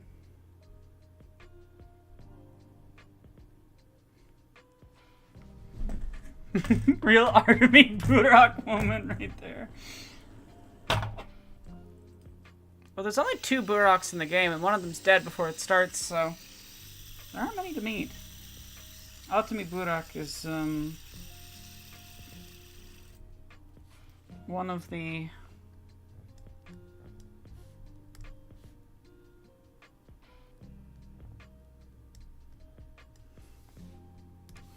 One of the playable characters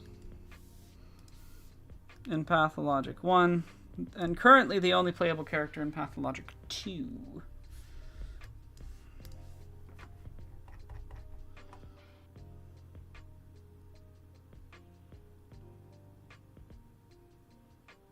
Oh, his mouth disappears.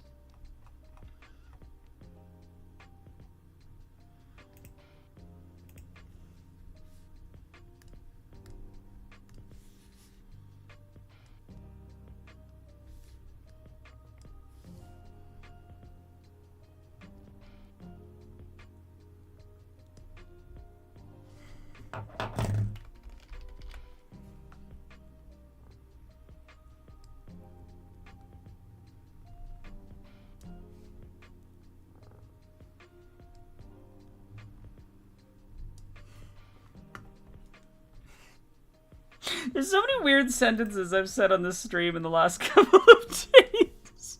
And I think, oh, his mouth disappears. Might be the funniest.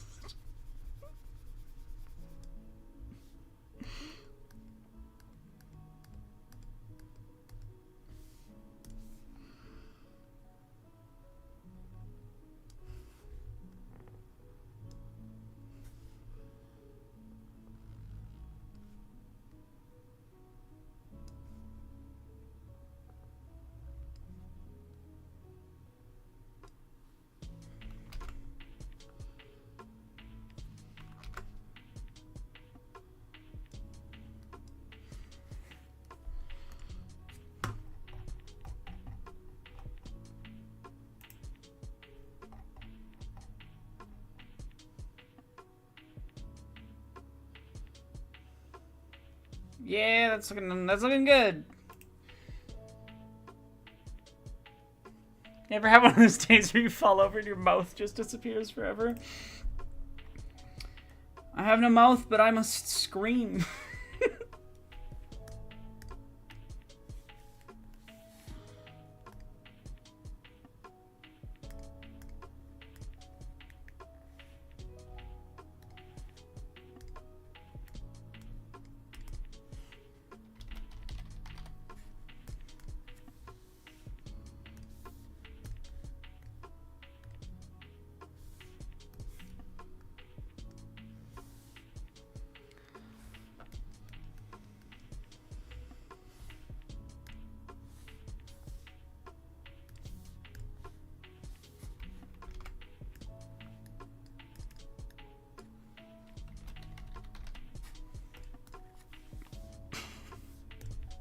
My streams are very normal streams.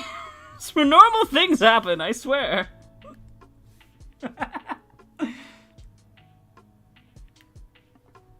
Pathologic really is the game of all time.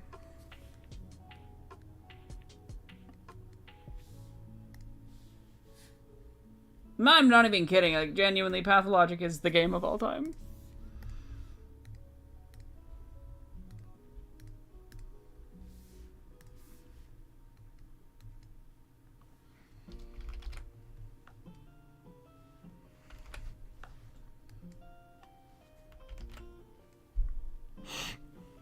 Ravenna's sitting there thinking, like, Pathologic is probably one of the, like, the first, like, great texts of video games. And then I had the same simultaneous thought of Homestuck as the great, like, for one of the first great texts of the internet, and my brain came to the sentence, Pathologic is the Homestuck of video games. And I was like, oh no, that is not a good sentence.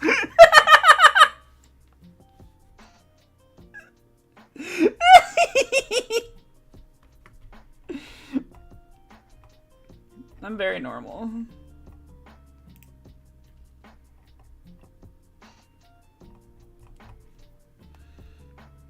As I say, as like evil giggle at a terrible sentence I came up with.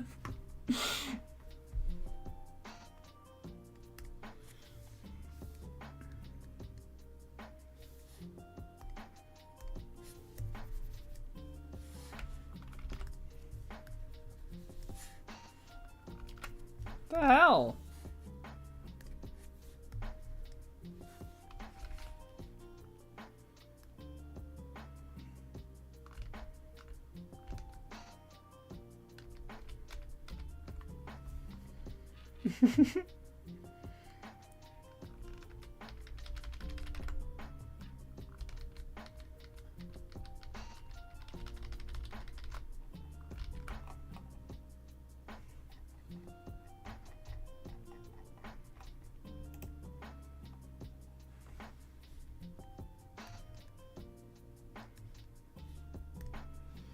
Okay.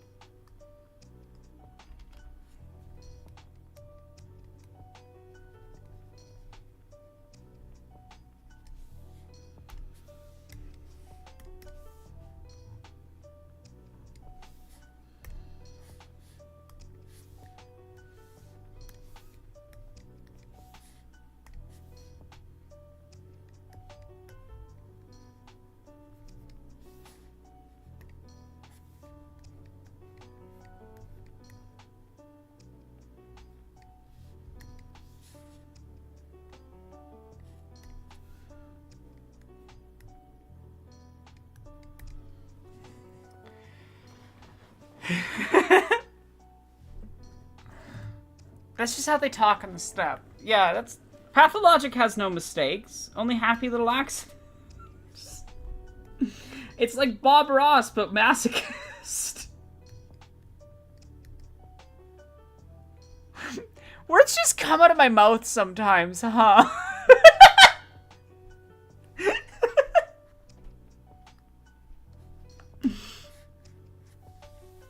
It's like Bob Ross. A reminder that Pathologic is not a game originally written in English, and that the English translation on the Advanced Edition, Special Edition, whatever it's called, while quite good, is not perfect, and there is definitely spots where it has little whoopsies. But it also has some of the fucking dopest writing in anything ever, and also some of the weirdest sentences put to anything. No one really cares about blood shed unless it's their blood and their shed.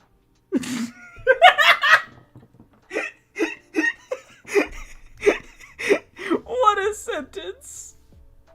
That just gets said randomly at one point.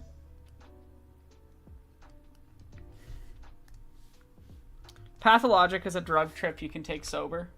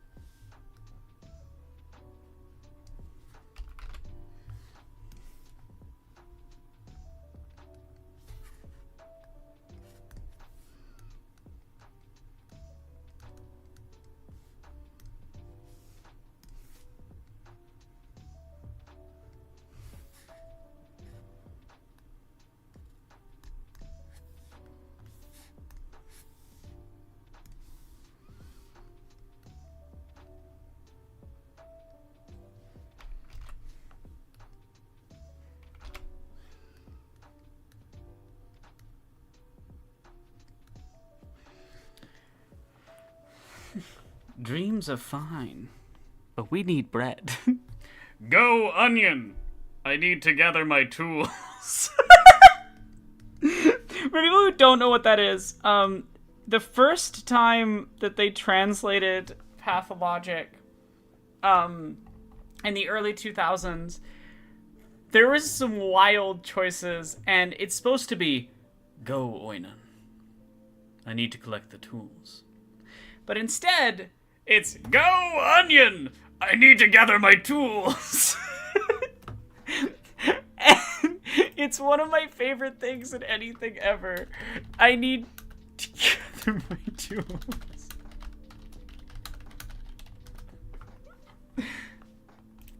Go, Onion! I need to collect the tools. One more time, just for me.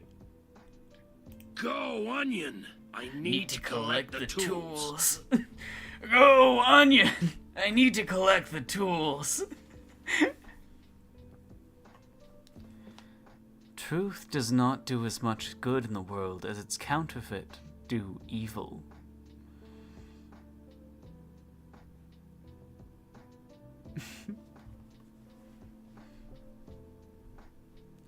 Yes, Oinon doesn't actually translate to anything. It literally is just a in-universe cultural term, which Artemi Burak uses for Daniil Dankovsky.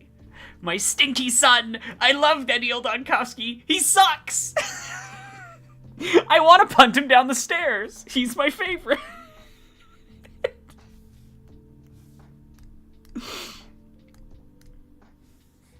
I am an average Pathologic fan. I need you all to know that. This is normal for Pathologic fans.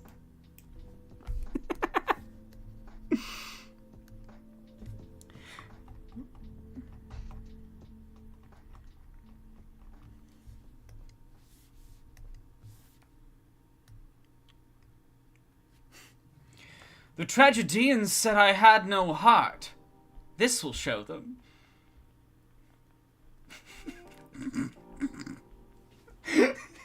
Sorry. So in Marble Nest, Daniil Dankovsky gets told by a tragedian that he has no heart. And he responds by collecting a human heart.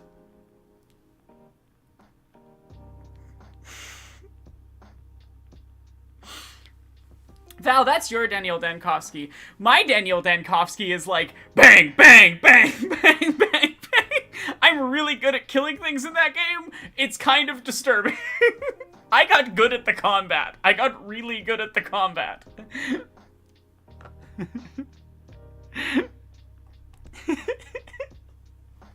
Daniil is my favorite son for every wrong reason.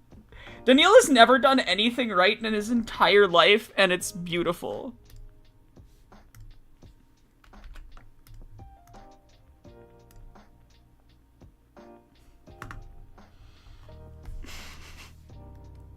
But yeah, so in Marble Nest, he just takes... he takes the instruction, you have no heart, literally, and gets a human heart. I love him. He's so autistic too, but like in a funny way. I don't know. He's just a perfect fuck up, and he's just beautiful. I adore him. He hasn't showered in a week.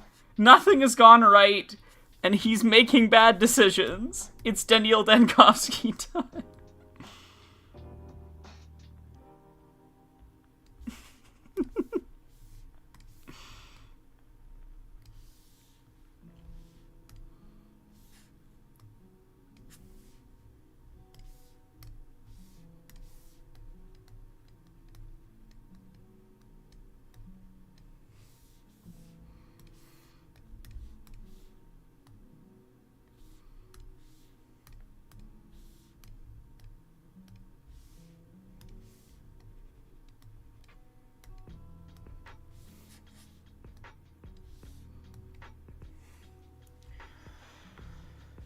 Morrowind and Pathologic are strangely similar in many ways. Yes, Val, you get it! You understand! You've been brought in! Pathologic is comforting.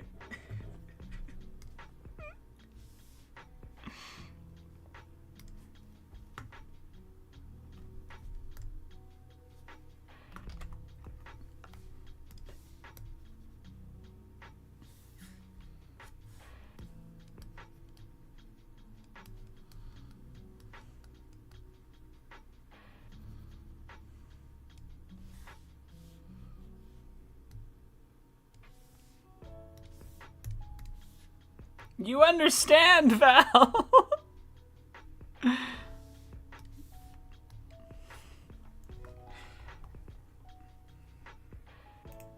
Most people's comfy games. Animal Crossing, Stardew Valley. My comfort game.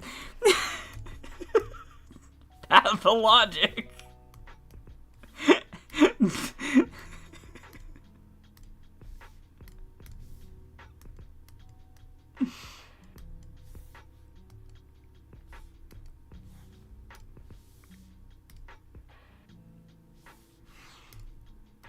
I love that I haven't even finished a single... Okay, I did one shot. I did one shot. And this is probably the longest shot, coloring-wise, but... I love that I haven't finished more than one shot today. Me, I'm gonna try to get it all done before Friday!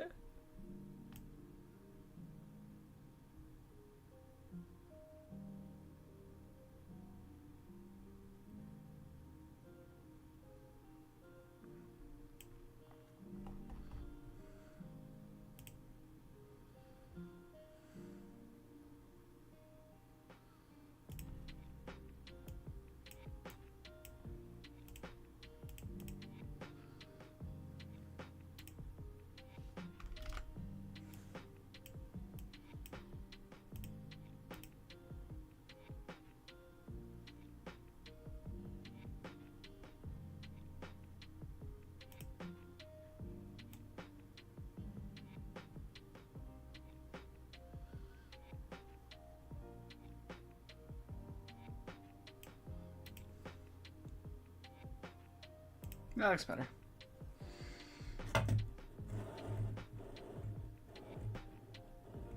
Welcome to Talking to Aspity. Good luck understanding anything that Aspity says. Have fun!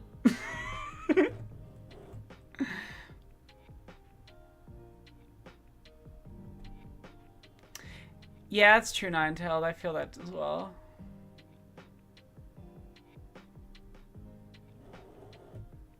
Sweeney Todd inspired business sim dress. That's amazing.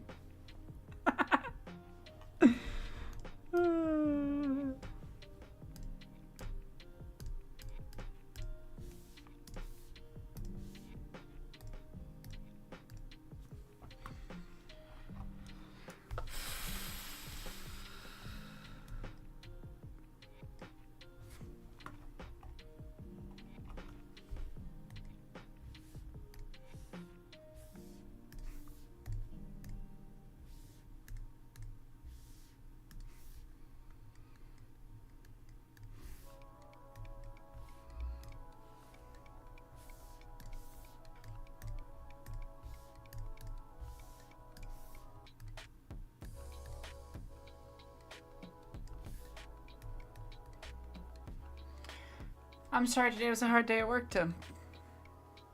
I hope that the rest of the day is better. Val, yeah, you should kill that guy because he'll give you free shit. Just stab him in the back, and if you haven't already gotten good at fighting, get good at fighting. Any free time you're not doing quests or anytime you're not doing quests or sleeping should be spent scavenging and murdering. This is pathologic rules.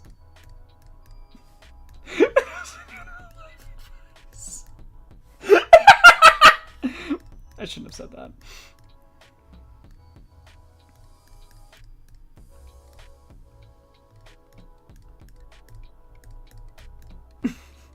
Even as a joke, I shouldn't have said that, probably.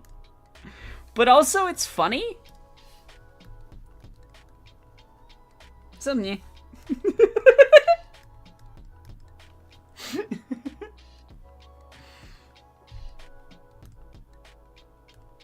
Yeah, that's just kind of the noise that happens when you kill robbers. Don't worry about it.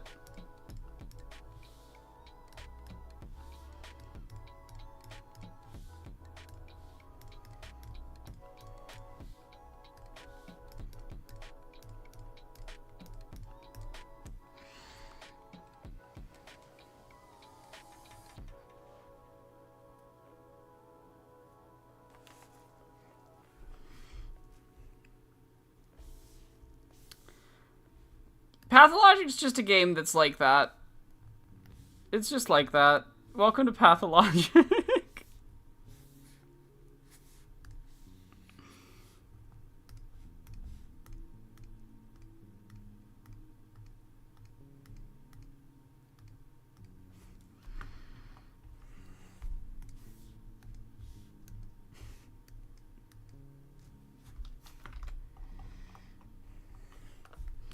Also, like, save scumming is your friend in Pathologic. Don't feel bad for using it. The game's almost designed for you to use it.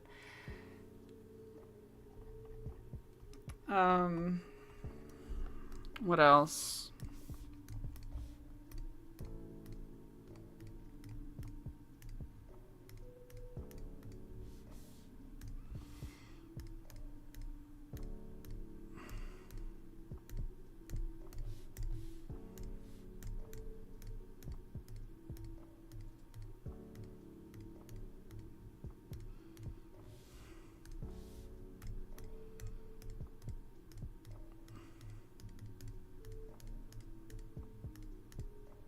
As soon as this game, as this fucking scene is done, I'm taking a break. We'll play some Dead Space.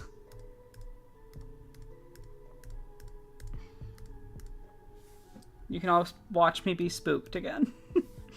Sorry, that's actually a bad word. Scared.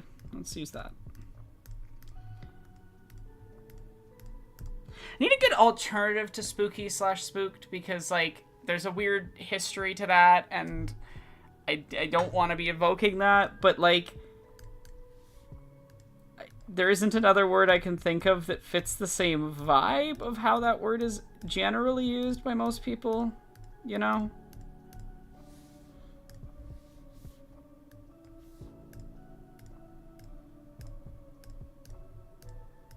Because there's a different meaning to that word that has some very not good history. I am not the person to explain.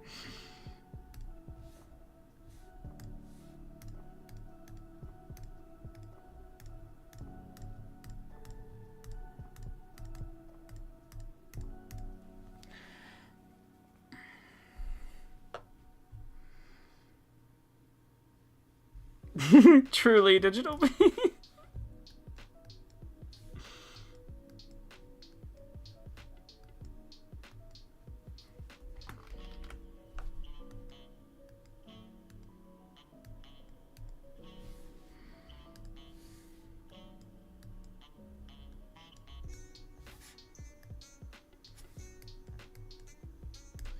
I'm so curious to see what they're going to do with the Bachelor route for Patho 2, because there's going to be no combat, which I think will improve the game.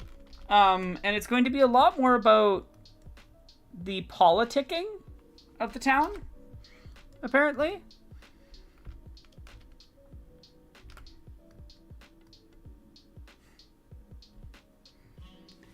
Oof, Val, that might have been important enough to go back and load.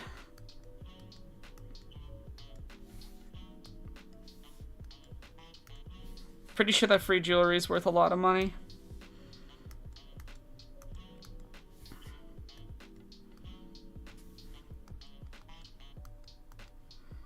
I also want to, at some point, play Icepick Lodge's earlier game. From Ragnarok's coverage of it from years ago, I've been curious about it for a long time. It is equally as strange and equally as weird as Or Dear Pathologic. So, but like in a completely different way.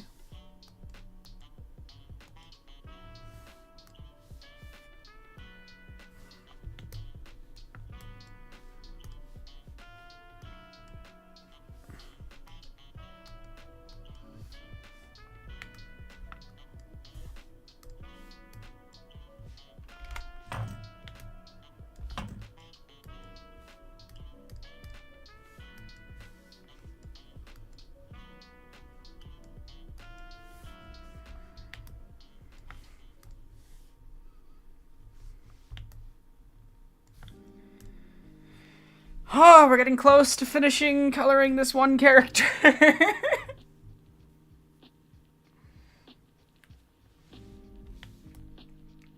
You can never have too many resources in Pathologic.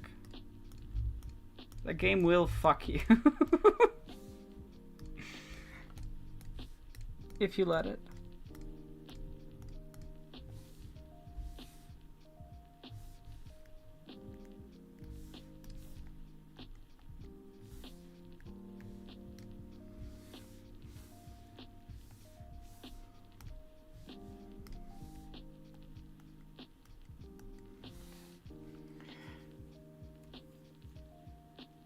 I'm glad I'm not the only one that feels that way, Rachel.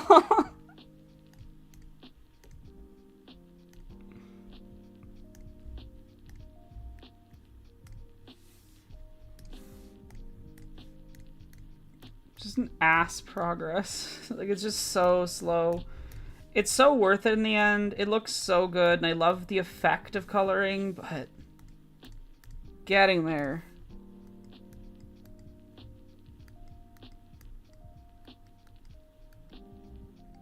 Getting there.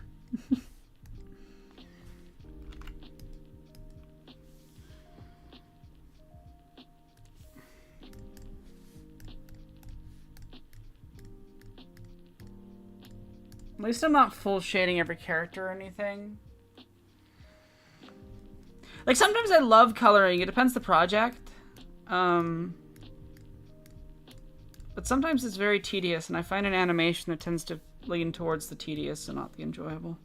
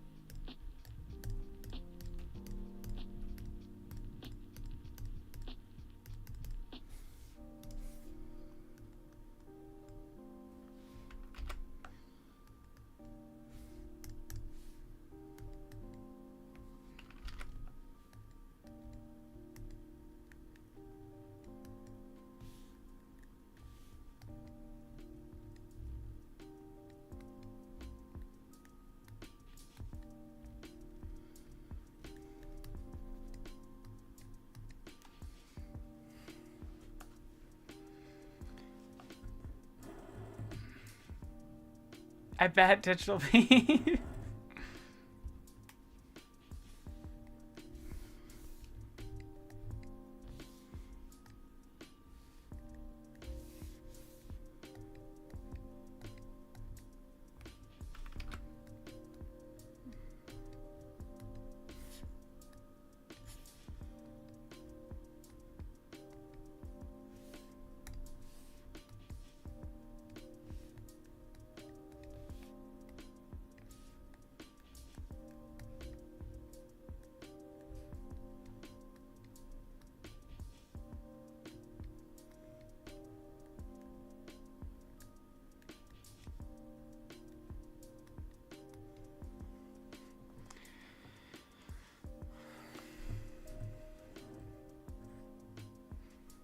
Good choice, Val.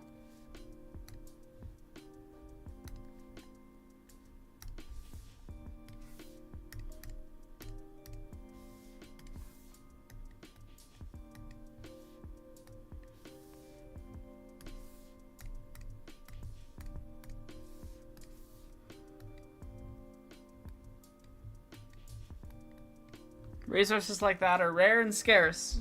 You take your free wins when you can get them.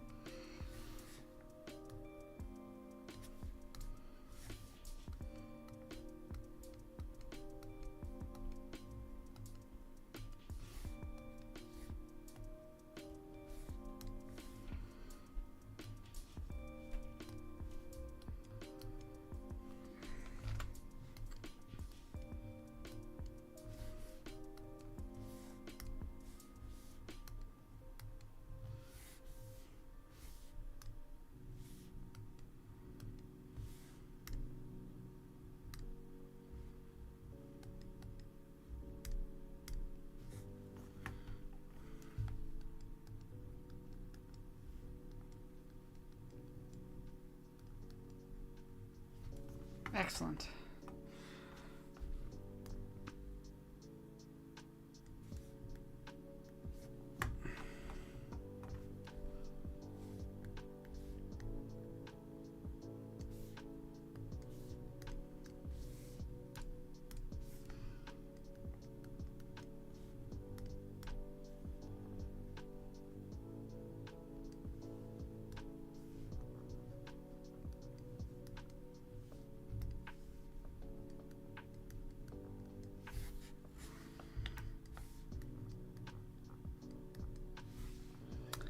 I'm making progress.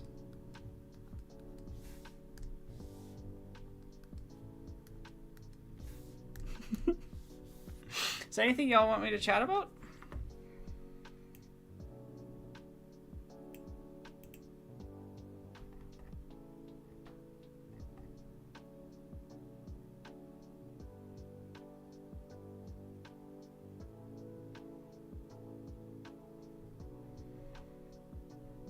Why is it screen tearing so much? Well, it's not in the frames, it's just loading, I guess.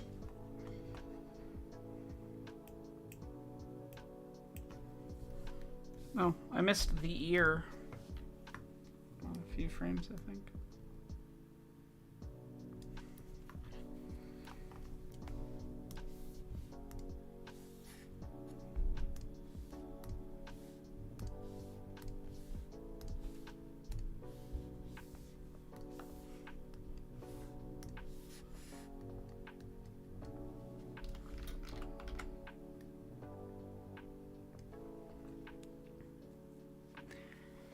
What are liquid trees, Meryl? I don't know anything about that topic.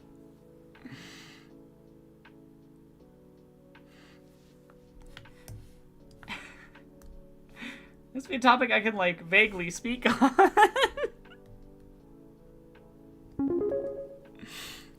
Thank you so much for the donation, Rachel. I appreciate it.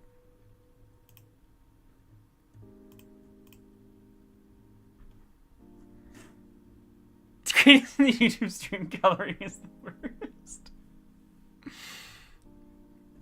I appreciate the support.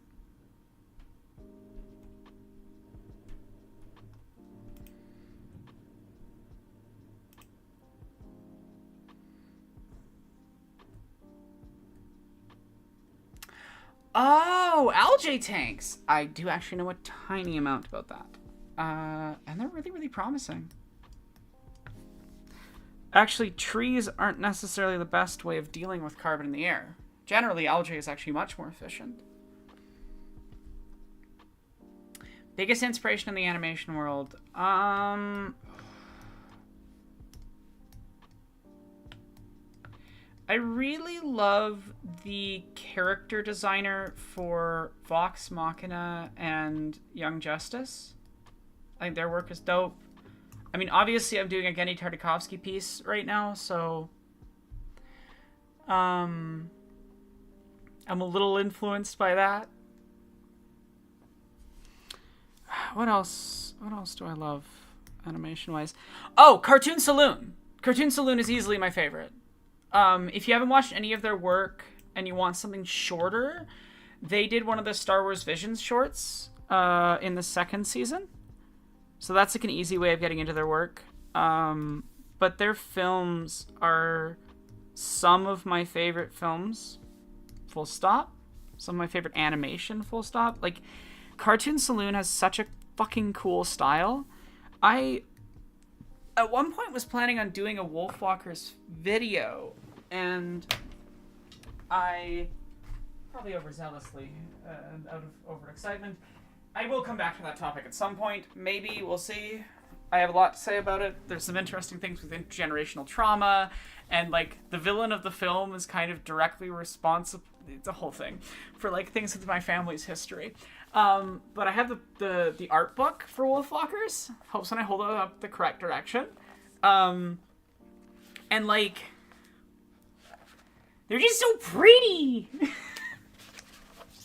Like, it's so...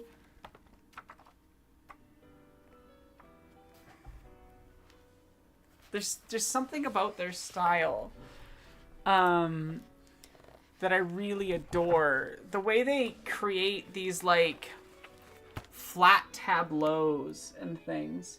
Their Star Wars short's fucking dope. It's so cool. It's so good. You should go watch that.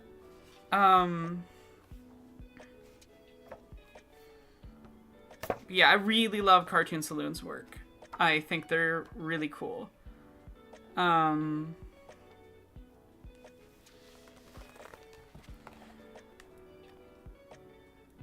Like, they're just really cool. Yeah, the Titmouse style is really cool, plus, because of Jesse, some of the Titmouse people have seen some things that I've been working on for this video, which is weird. But yeah, anyway.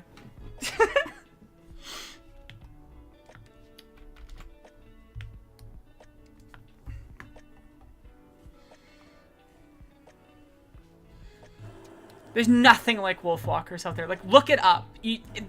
Me showing some random images of the book doesn't give it justice, in my opinion. Because it's so good. You gotta see it to understand what I mean, because you gotta see it in motion to understand the animation style.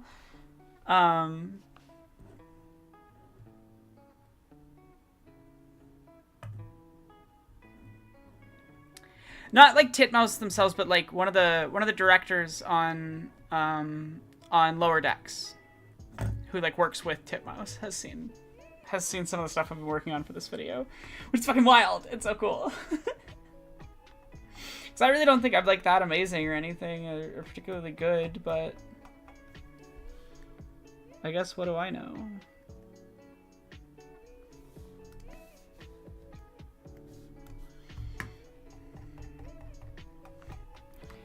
Anyway, I'm pretty sure I've done them all. Okay, I still need to do the hair.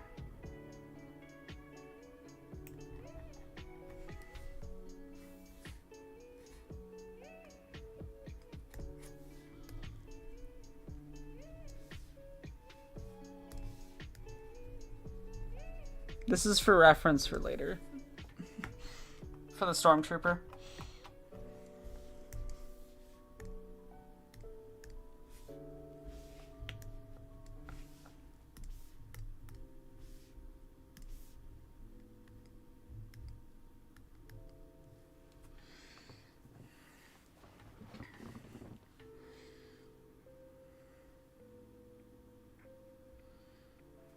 Oh yeah, Song of the Sea is fucking incredible. Like I like all of them.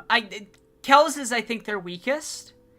It's good, but you can tell it's like a first attempt, and I think that Song of the Sea and Wolfwalkers are like what they wanted to do with that film, but better, in my opinion. Particularly Wolfwalkers. Like, Wolfwalkers has a lot of shared DNA with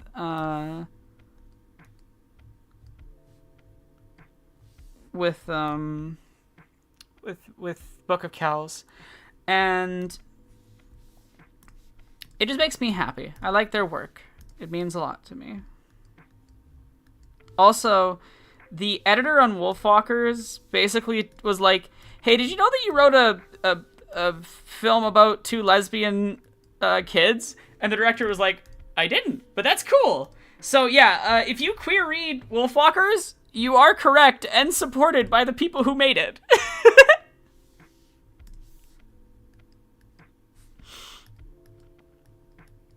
It's such a queer film.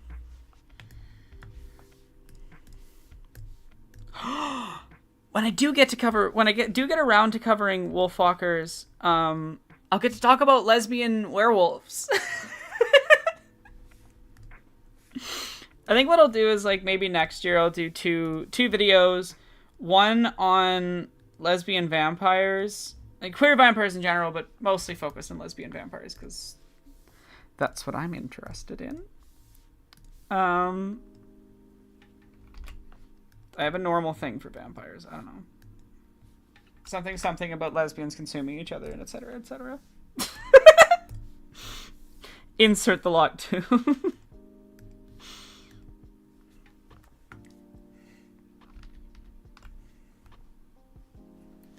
Oh, again, the editor, that was the intention of the editor. That was the intention of the editor. There was intention in there from the queer artists on the team. It just wasn't the original plan. It kind of just became that.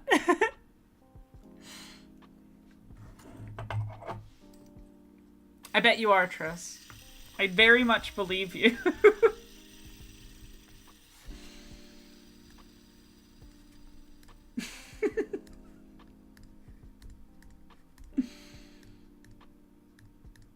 Perfect. Okay.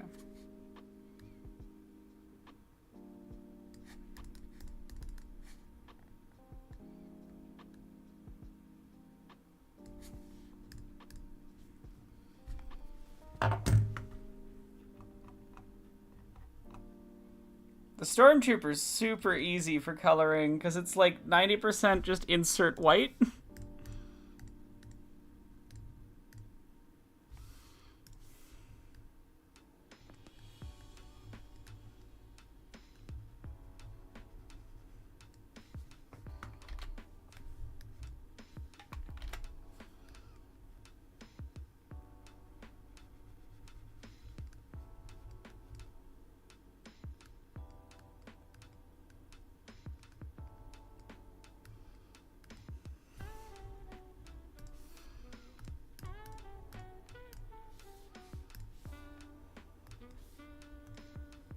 A little bit of gray, and then...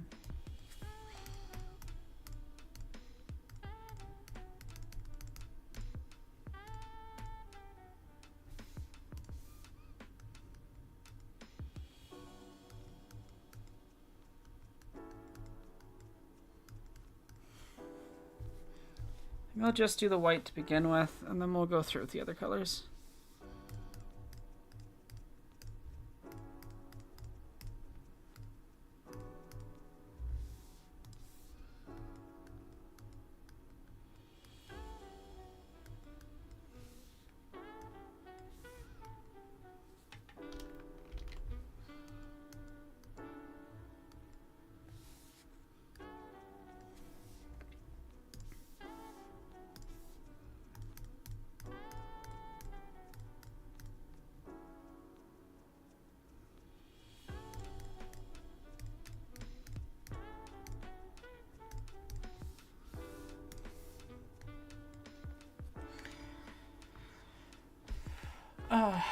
What is going on?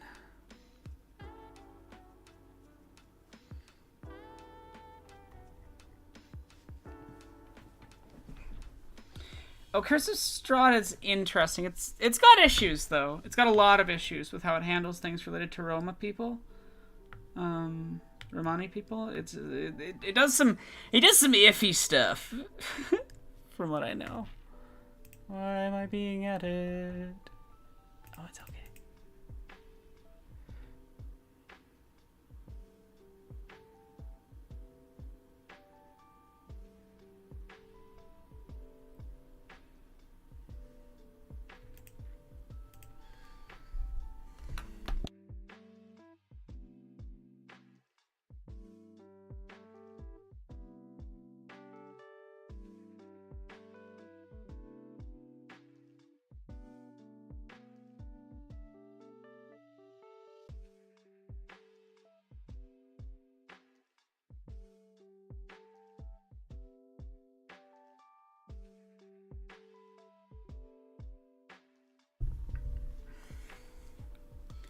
I don't know if I'd say 5e is overall great. I have had fun with 5e. I don't think 5e is necessarily great game design.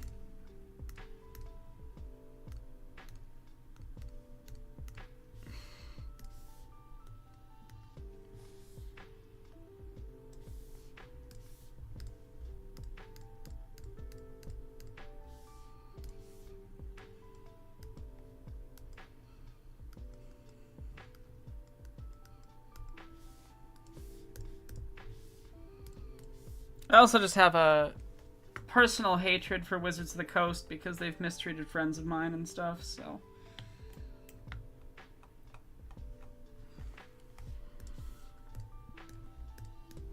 The company's pretty awful to people of color.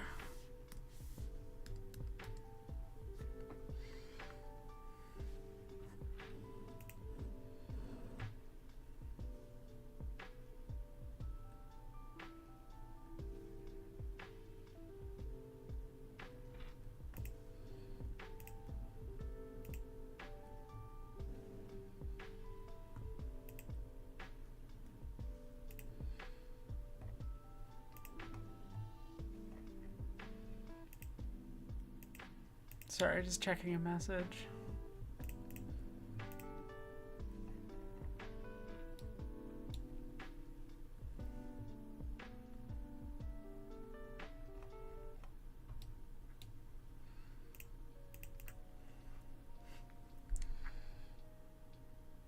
That's valid, Val.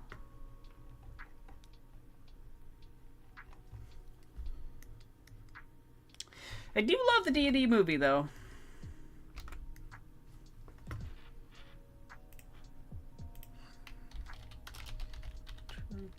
Side view.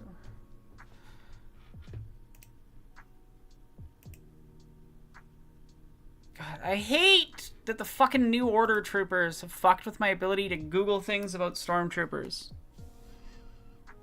Fucking bad films getting in the way of my art.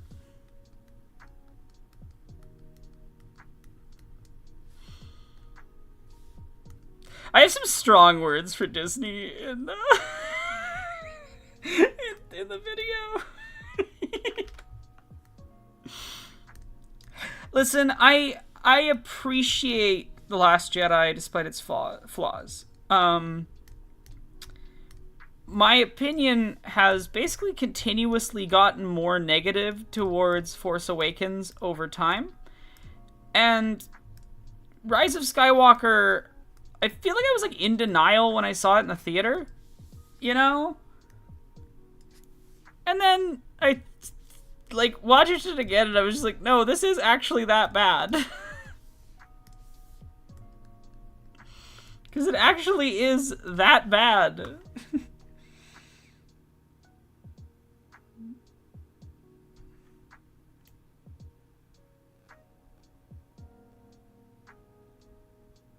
This sped up looks really funny. Bah! Bah! Bah! Bah! Sorry. Actual child behavior. When I was a kid, I used to have a lot of fun with like reversing films or speeding them up slightly so all the characters sounded funny. My brother and I used to do that at my grandparents' place a lot.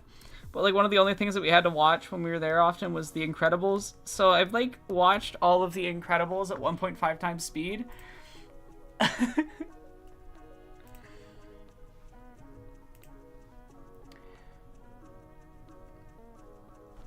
Yeah, like The Last Jedi needed more time. I think if Rian Johnson had been given the time to execute it well, I think it would have been fine. I also think that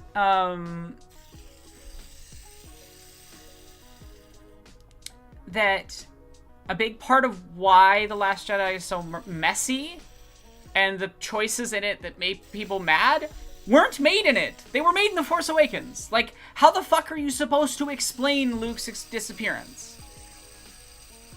He ran away. That was a choice by J.J. Abrams. You can hate the choice, fine. But, like, Rian at least tried to do something interesting with what he was given. But what he was given was trash.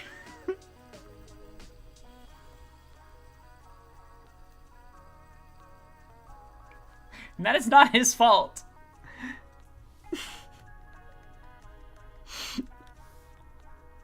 I'm not even kidding. At one point in the Star Wars video, I break character. I stop playing the editor. I break character, and I'm just like, Jesse, I need to rant about this. I need to rant about it. I'm so bad. It's so bad. Why? Like, this video isn't a review. It's not a review. It's not supposed to be that, but it's all bad. And my example of like why The Last Jedi is so spectacularly bad at such a baseline level, at such an intrinsic level, why it is purely aesthetics for the sake of aesthetics with nothing to say, is very simple. Burying Luke and Leia's lightsabers on Tatooine. Now, I don't know about you, but what is one of, Luke's, like, major character traits in A New Hope? I'm just curious, because I remember it being, and correct me if I'm wrong, I'm not, but correct me if I'm wrong, that he hates Tatooine. It's not like that's, like, one of his major fucking motivators early in the film. Burying his lightsaber as a, like, funeral for him on Tatooine is, like, the most disrespectful shit you could do.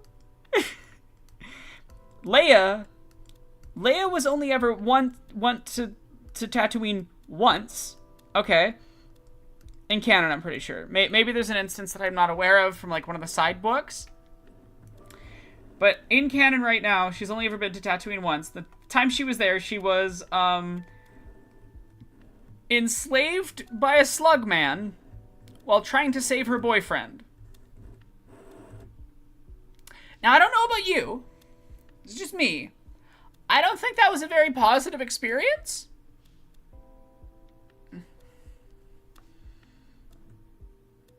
I strongly disagree that Ryan made the horrid issues established in TFA significantly worse than TLJ. I think that's just a categorically incorrect statement.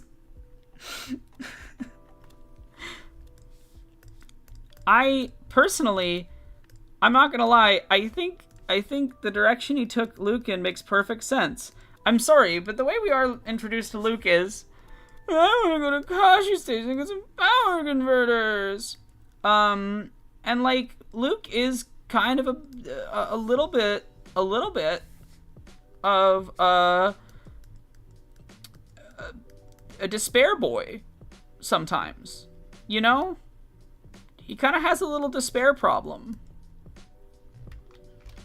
Like,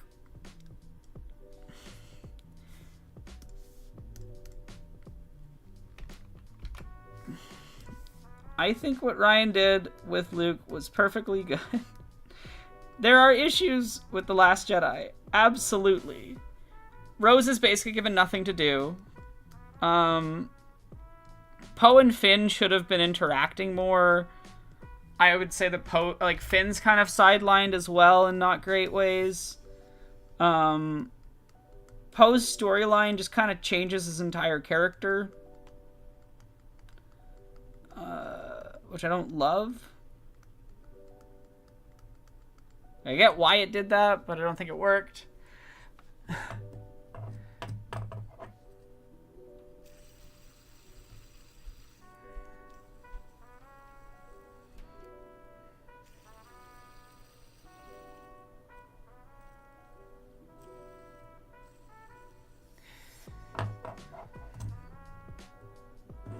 Yeah, like, The Last Jedi treats Finn better than the other two films, but that's a low fucking bar. Finn's the most interesting character in the new trilogy, and they waste him constantly. And based on what John Boyega's had to say about it, I think that it was probably, due to a little bit of racism. Just a little bit. And I think that John Boyega did not get treated fairly. That the character should have been a Jedi. Like, thematically, that made the most sense. But yeah, like, I think The Last Jedi overall has a lot of positive stuff to say. And I think that the discourse that The Last Jedi spawned is probably some of the most, if not the most obnoxious discourse that has ever touched the internet ever. Like, it's weird how much of the worst, like how much of The Last Jedi is relevant to any discussion of the far right. That's silly.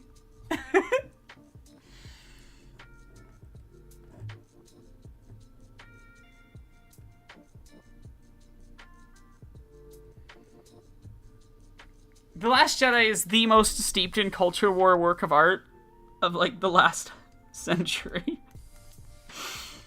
It's such a mess to try to talk about. Because it's hard to critique it with, like, while also, you know, enjoying it, while also avoiding critiquing it in a way that reinforces the awful people. I don't know, it's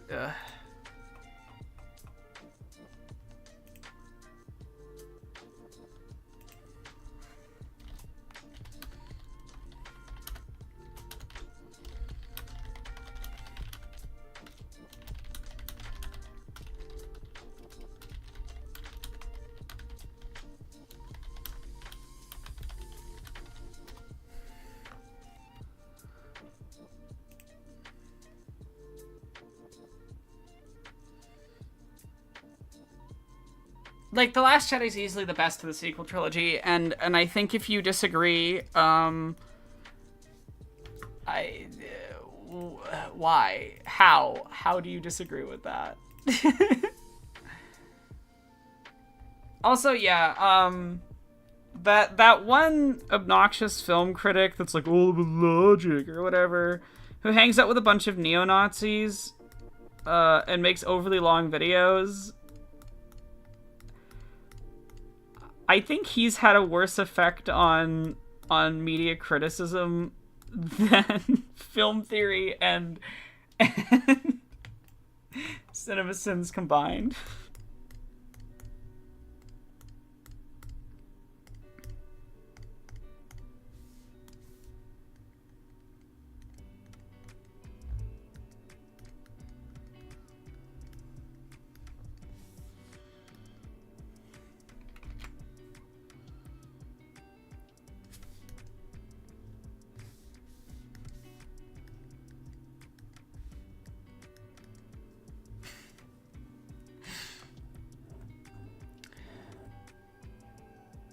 Laura Dern's a great actress, and she doesn't often get given enough IMO.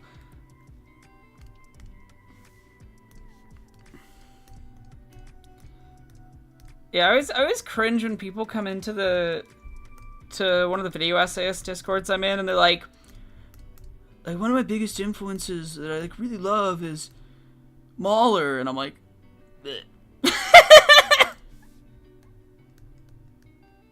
Please do not interact with me, cis boy.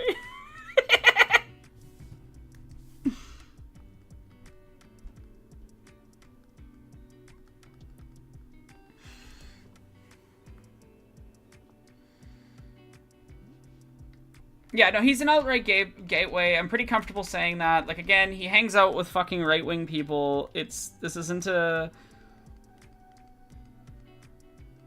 baseless statement.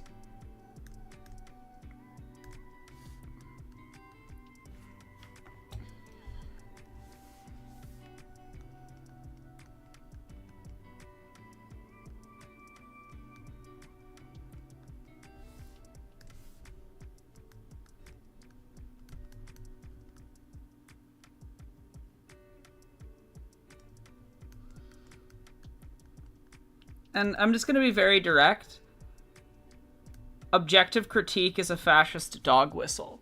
Even if the person doesn't intend it to be, that is where a lot of that mentality about art comes from. And if you don't understand what I'm talking about, go watch Who's Afraid of Modern Art by Jacob Geller. I think it's a good primer on anything around that topic. But, yeah, the instant I hear someone being like, objective film critique, I'm like, and you shouldn't be talking about film, and also I'm concerned that you are going to have some questionable views about marginalized people. I'm not going to go into another objectivity doesn't really exist rant, but yeah.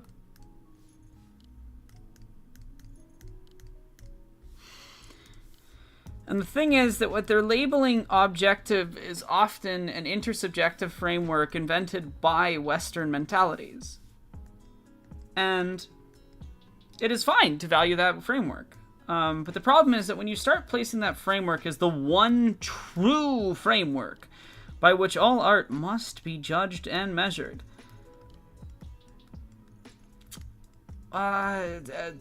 it's definitely not good, is what I'm gonna say. That's definitely not a good thing.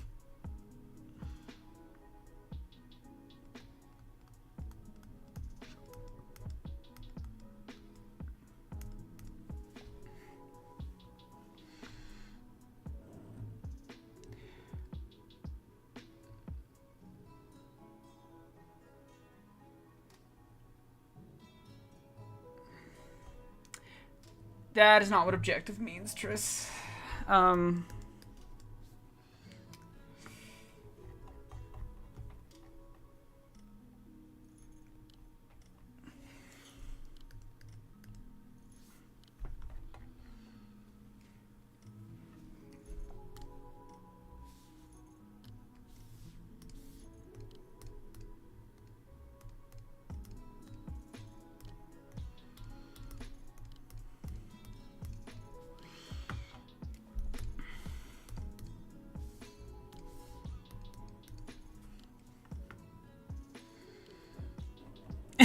Yes, it is, Val.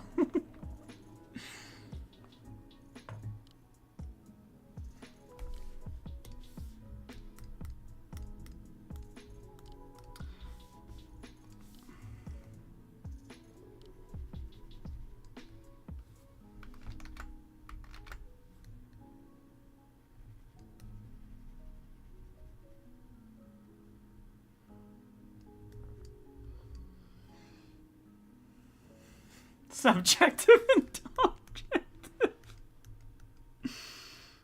Sure, why not?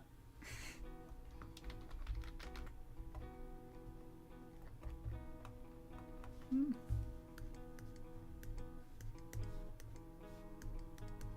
seeing a lot of allos have discourse about topping and bottoming and stuff, and I'm just sitting here like, I'm glad you're all having fun, I guess.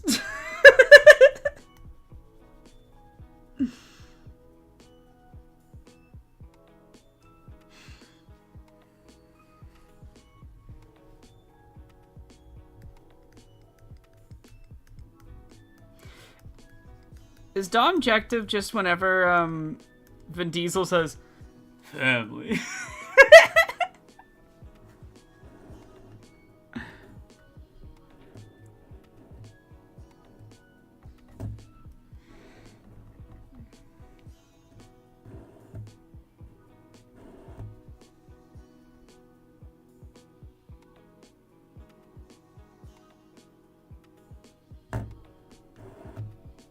Family.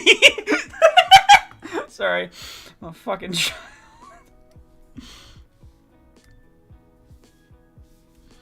Me, the stormtrooper won't take that long. 30 minutes later. The missile knows where it is.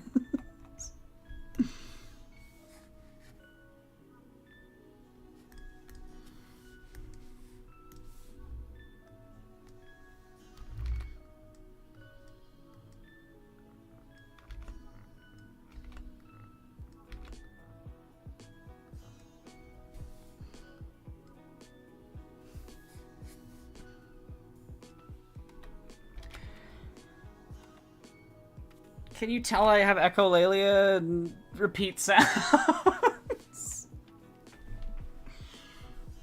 Oh no, that just made me think of the thing. Now my brain's like, say it. Like I don't want to. Legalize nuclear bombs.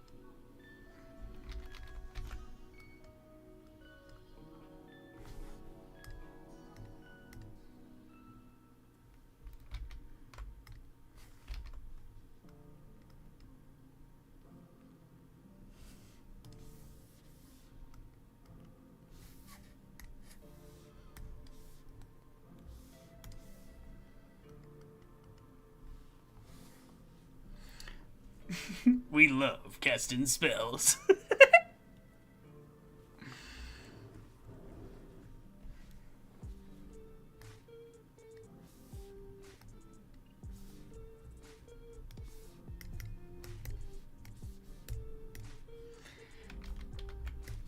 Unfortunately, I'm gonna be saying Go, Oinon. I need to collect the tools. a lot for the next while because that got said, and now it's back in my repertoire of sounds. Take it, no, put your shit on. My brain just was like, what if I just cycle through every single thing that you've ever like collected as an Echolithia thing? What if I did that for you? Wouldn't that be fun?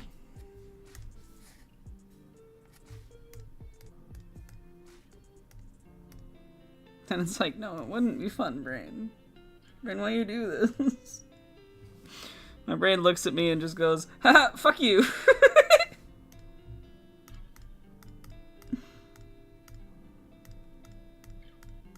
Insert Bo Burnham saying, repeat stuff, repeat stuff, repeat stuff, repeat stuff. Can you tell I just have constant, like, shit?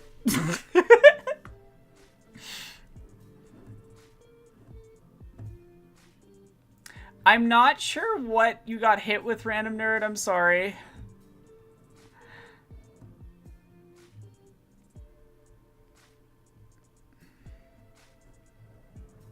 Yeah, the weird translation early version of Patho 1 has a bit where we were talking about this much earlier in the stream, where Artemi Burak says, Go, Oinon. I need to collect the tools. Sorry, go, Onion. I need to collect the tools. and it's very funny. And I am a child. So that can just endlessly entertain me for forever.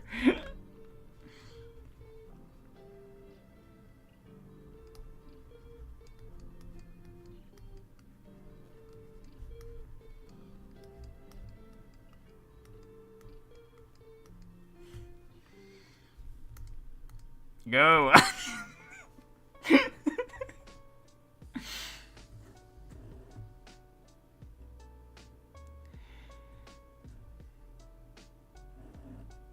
Yeah, Nightbot makes mistakes sometimes. But it usually has settings for a reason.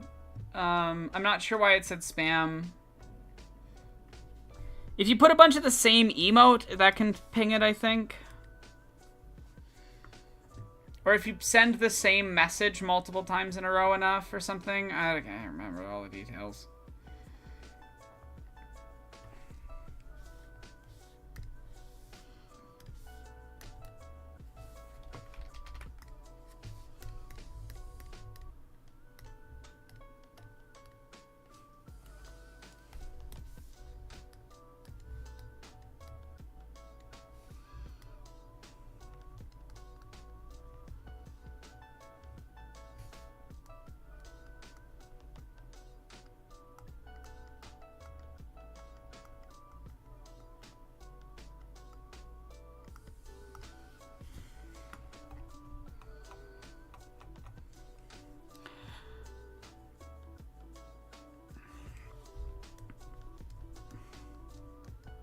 I do miss when games had to just release good enough.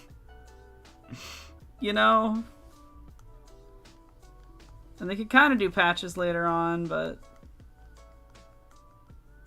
generally you were expected to put out a finished product and not develop once it was already done. And I'm not talking about early access with indie devs. I think that's a different thing. You know? That's often facilitating them finishing the project at all, right?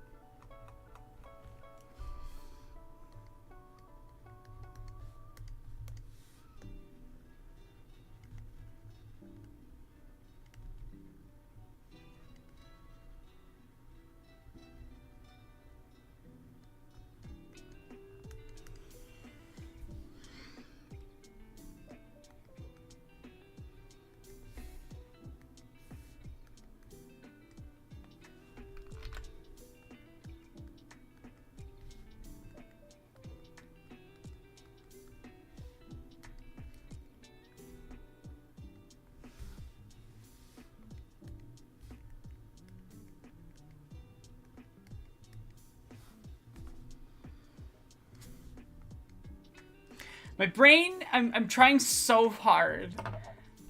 I'm trying so hard not to just keep saying, "Go, onion. I need to collect the tools," over and over again. And my brain is just like, hey. You want to say it again? Hey.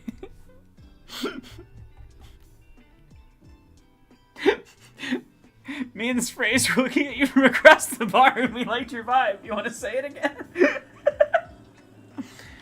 I just have like a random copyright-free lo-fi mix going.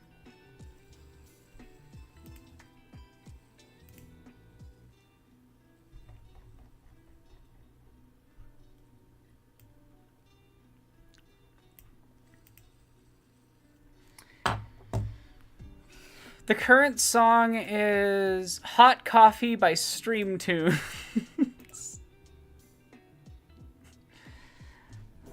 Go tools. I need to collect my onions. James Maynard Keenan burst through a wall.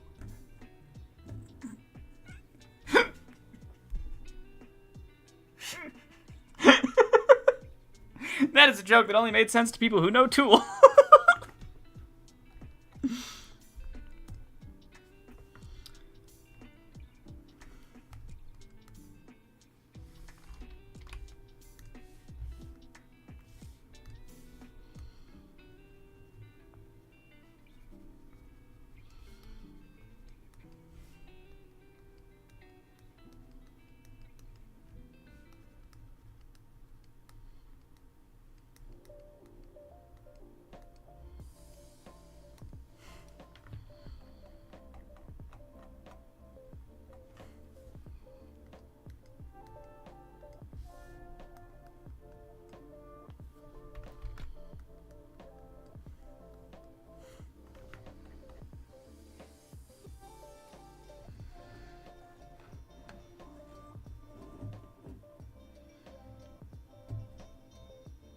There's an illegal GTA San Andreas mod. What? Actually, I'm just gonna focus on the helmet first, and then I'll...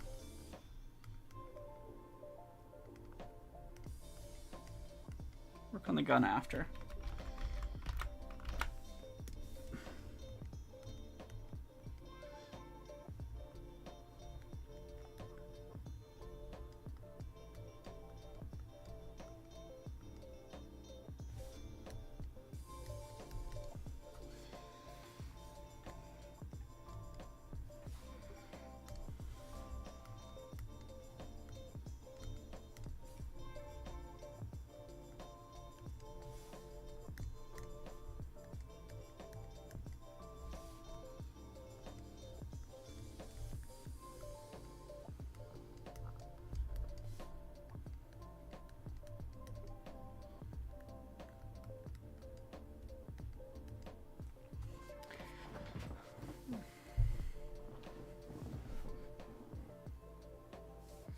Oh, right. Yeah, and that, like, pissed off censorship stuff.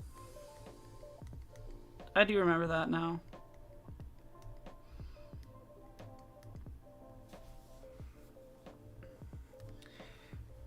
The fight between Christian Allos and not Christian Allos is something really funny to me.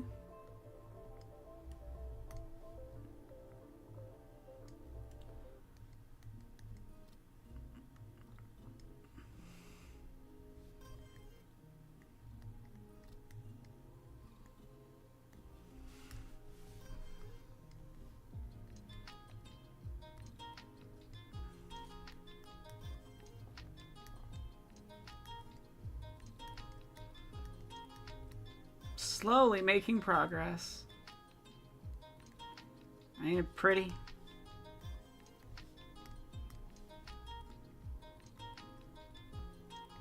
We're getting there, eventually.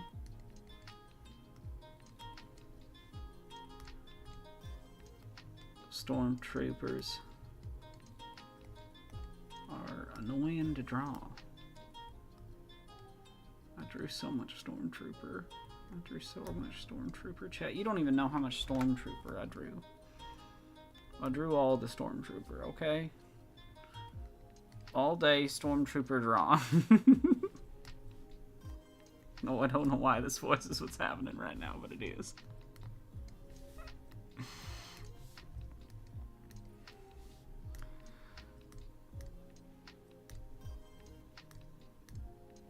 I just get increasingly normal by the minute.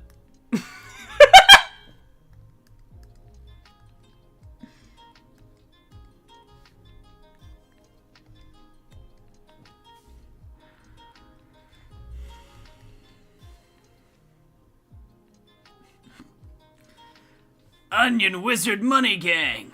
We love collecting tools.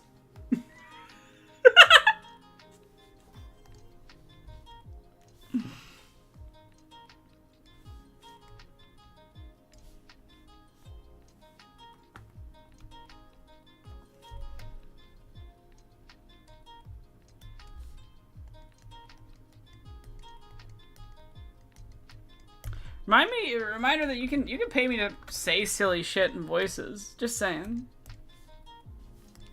And what voices I have. So many to offer.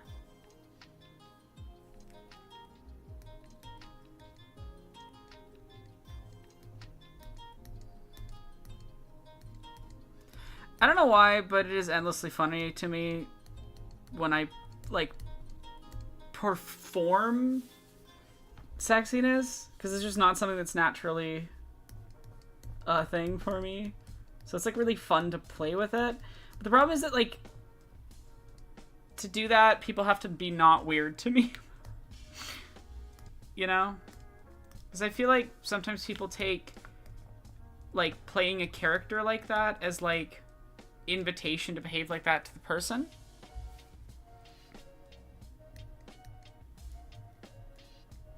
Beef, don't give away my fucking tricks. How dare you?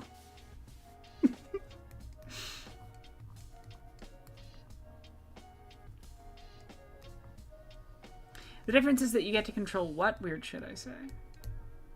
That's the fun.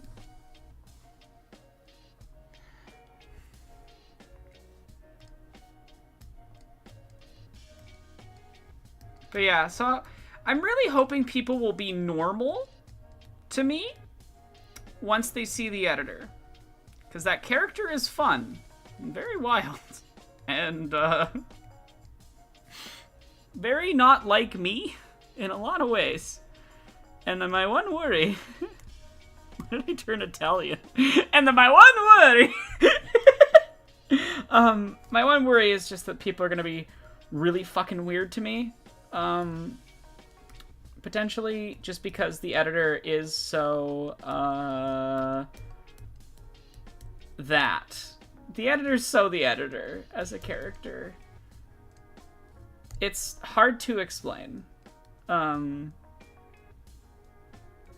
I just kind of arbitrarily decided halfway through that I was like, the editor's pronouns are definitely it/they. So... yeah. But it's such a weird little horned demon of a creature that I invented and performed.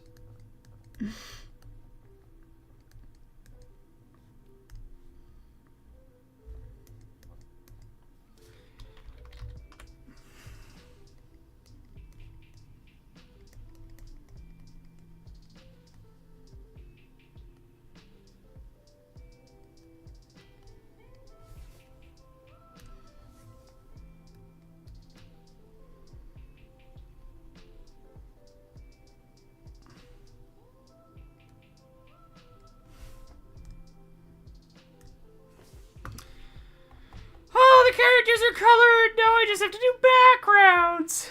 Yippee! Yippee hurrah! I did it.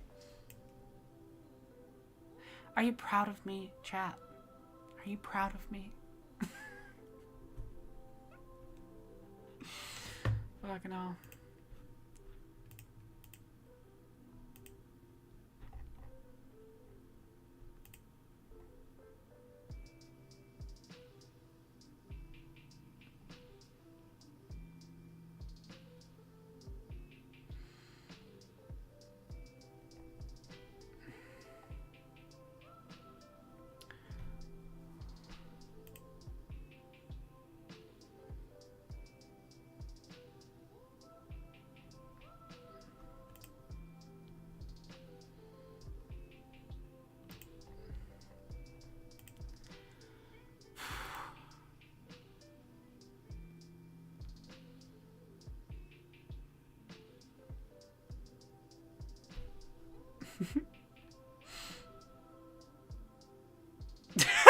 Tris, that's amazing.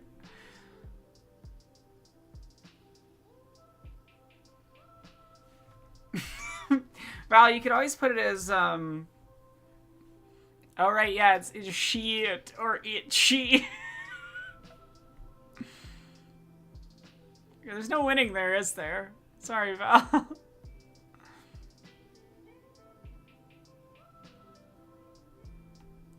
That's amazing, Beef. That's so good. I do find, like, joke flirting really funny. Yeah.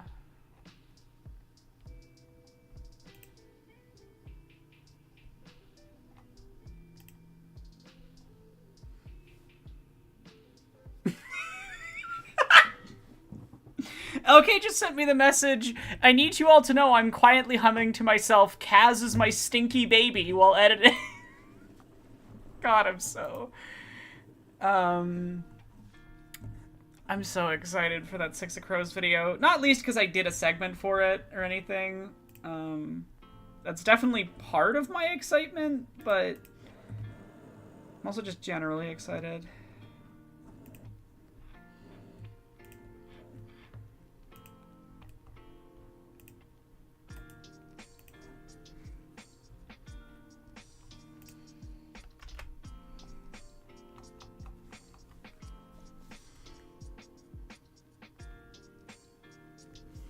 Nice light color for the ground.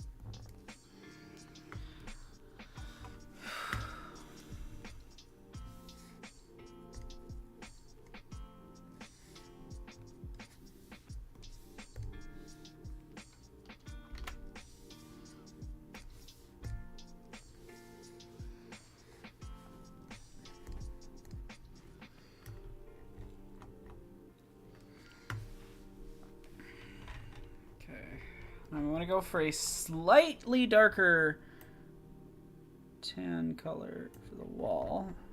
Let's try that. And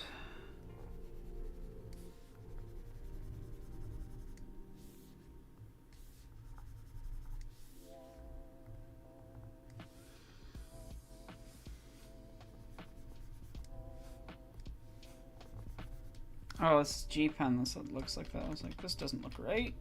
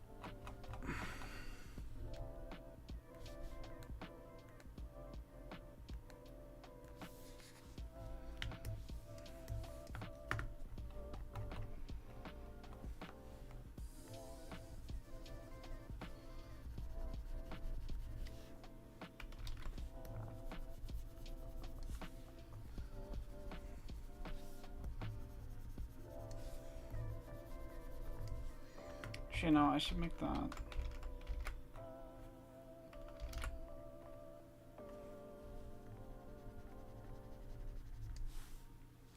There, and then should go for kind of grayish brown.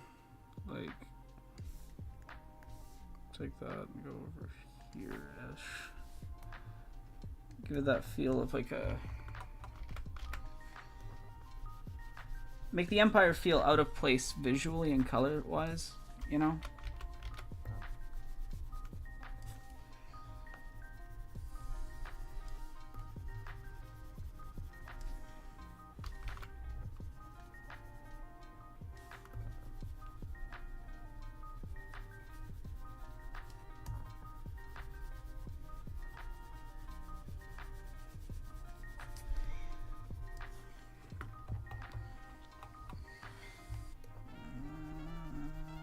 Here.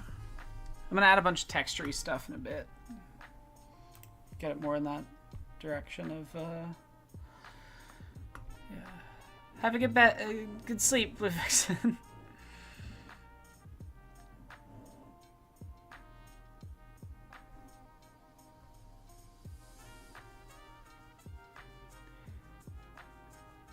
Have a good one, Tris. Take care.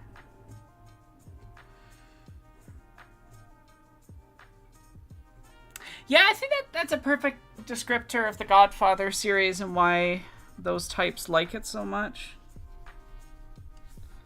I personally am not a big fan of the Godfather movies. Sue me and take away my film card, I don't care.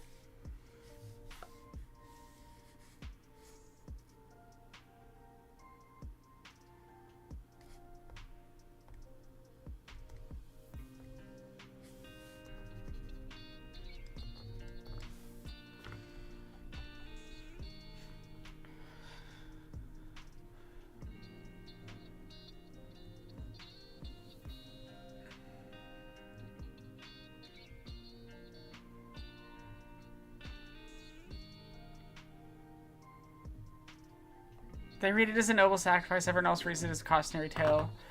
I get that. For me, it took 2 viewings and a brief summary to really understand what's going on in each film. It's not even like a lack of understanding or anything. I just don't, and I don't get anything from those films, personally. And like, I'm glad that other people get stuff from them. Good for them. It's not my thing.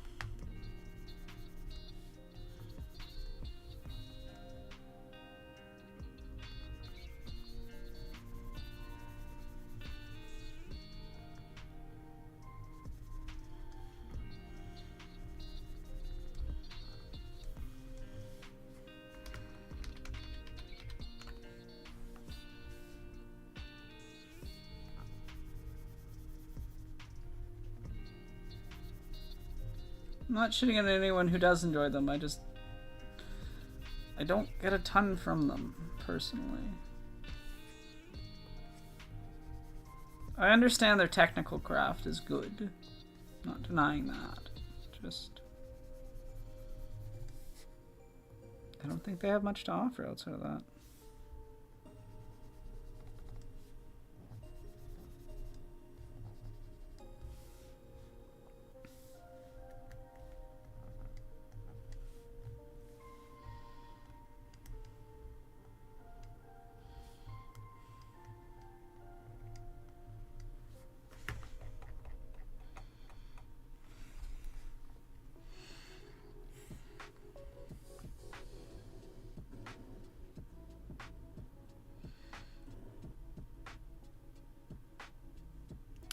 I just think there's more interesting things out there than The Godfather, personally. I lost viewers for saying that. No, I'm kidding. People were going to bed. I just wanted to make that joke. I thought it would be funny.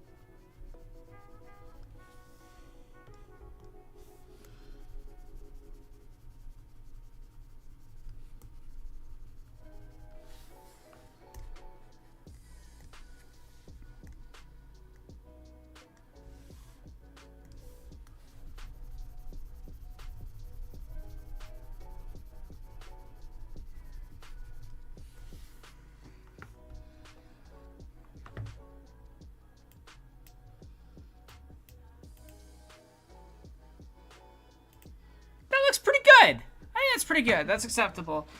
We'll take it. It's Dead Space time, because I finished this entire shot. Wish I gotten, like, entire scenes done today, but it's fine.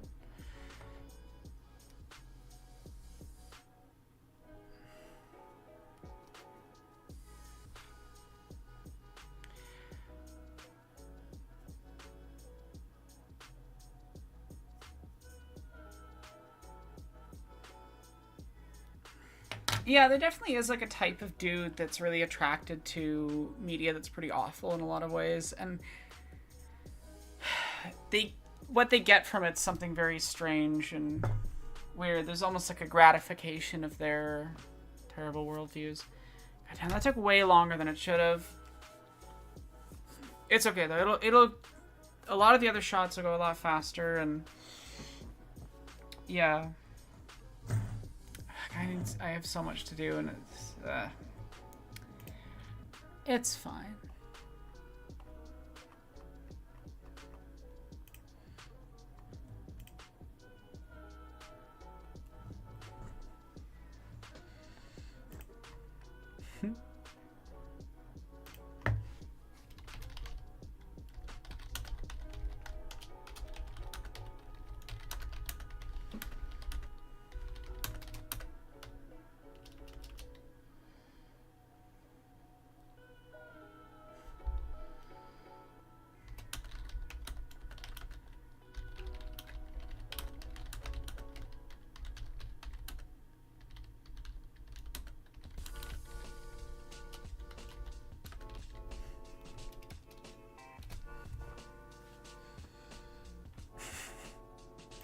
Alright, let's play some Dead Space.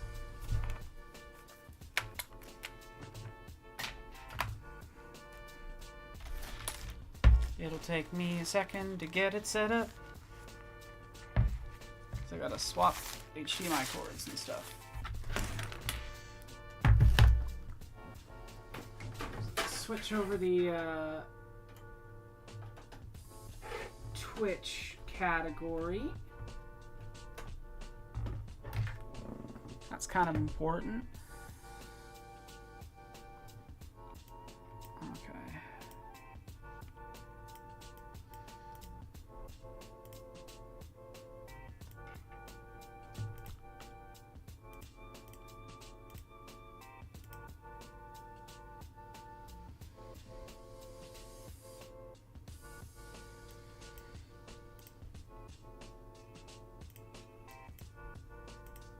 sorry. It's taking a second. Okay, Twitch. Open that up. Quickly alter my shit.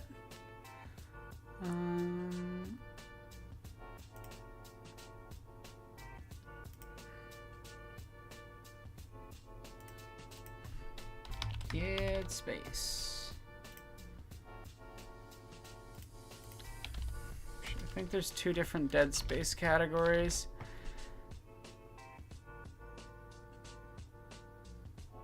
Dead Space 2008. There we go. Okay.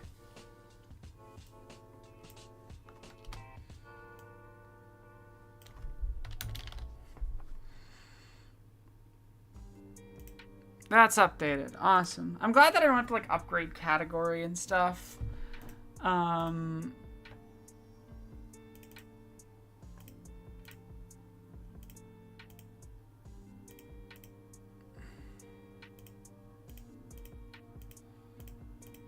No. Select the correct thing. Thank you.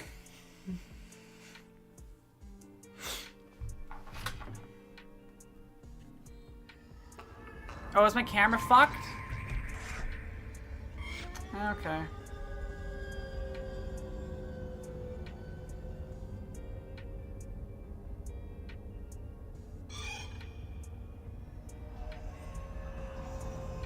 That's good to know. Well, hopefully I can get it working.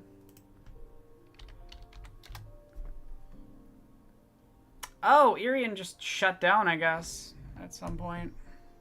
That's fun. Alright, let's switch up the vibe. We went with green last night, and then we just... There we go. Made it darker.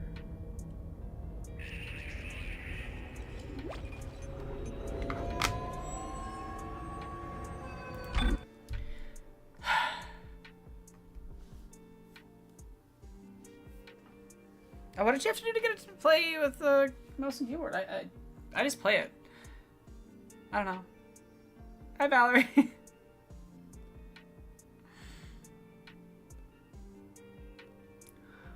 Oh, it's just a bunch of cheap LED strips. They're like $10 each.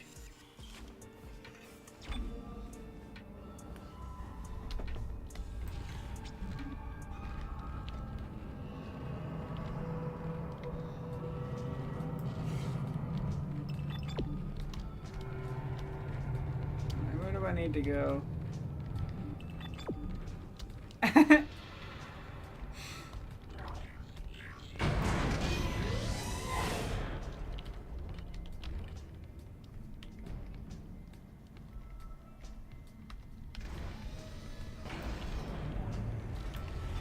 Isaac, the door to communications is open. But I've been getting some weird feedback spikes on the local comms. I think someone's listening in on us, so be careful.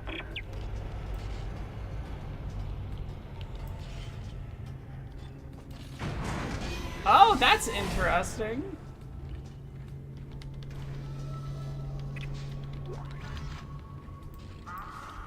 I might... either they've put out a fix or I'm just not experiencing that issue.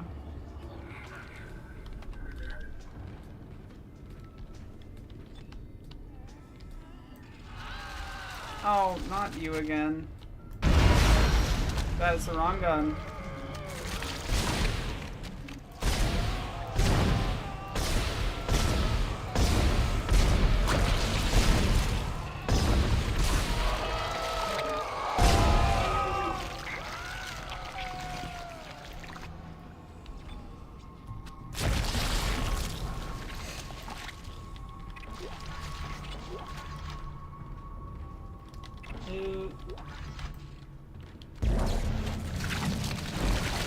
Oh, hi!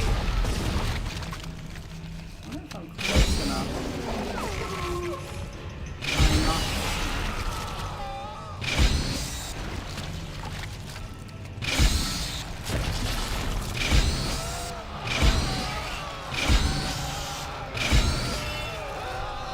I should just use this.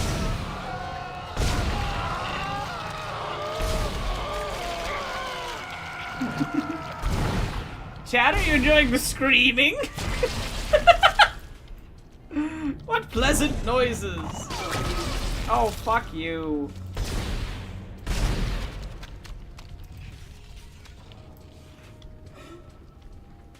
Yeah, the mouse feel is weird.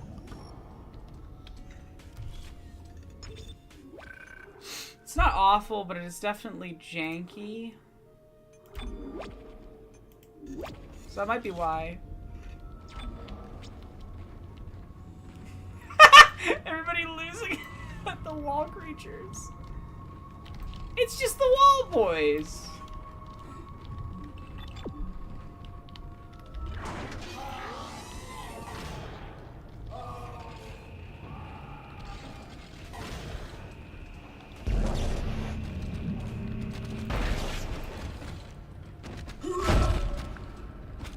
Give me your juicy items. Okay! What is that? I don't like that.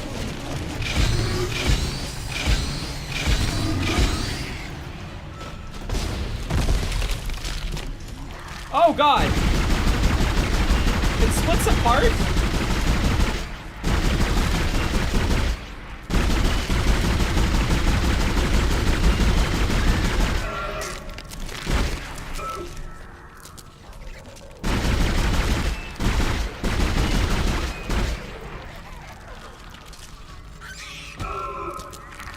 Ow. Stop that. Stop moving so fast!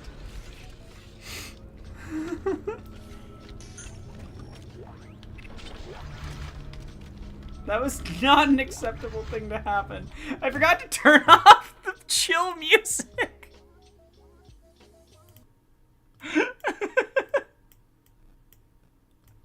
Okay. Let's focus. I did not like him! He came with several long boys! Yes, he did! I did not like them! They were hard to kill. I should have used my shotgun, is what I should have done.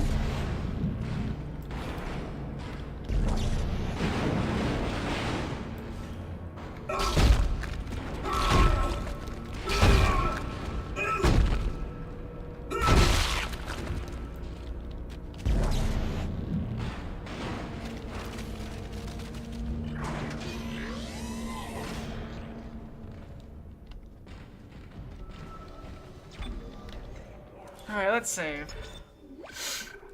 The tall man who becomes long boys, you know. As you do.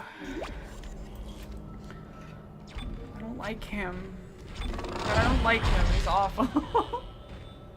I want him to leave me alone. I don't have any notes.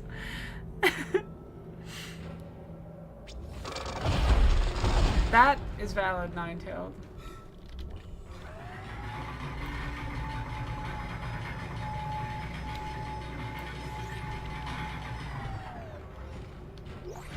Communications log. First comms operator Bailey reporting. The ship is under attack, but requests to issue a distress call have been repeatedly denied by Captain Matthias. He won't say it, but everyone on the bridge knows why. This is an illegal operation in a prohibited system. We've all Slim known in the for spaghetti! we kept our mouths shut. Not anymore. Mayday! Mayday! Mayday! This is USG Ishimura. This is... Hell... I don't believe this. Oh god. The whole comm system is offline. Now we've gone too far. Bailey out.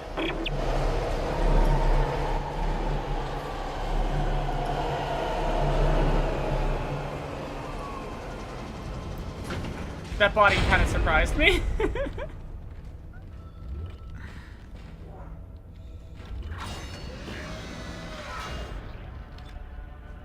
Communications array offline. A service technician has been notified. That comms array is in bad shape. We need at least 6 working dishes for a strong enough signal. Make sure they're aligned symmetrically so there are no power gaps. This is gonna go great. I'm sure nothing will go wrong.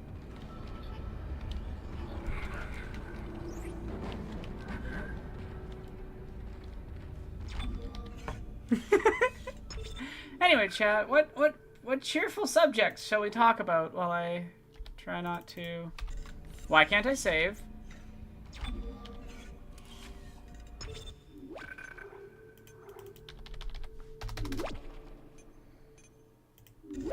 That was interesting. Okay.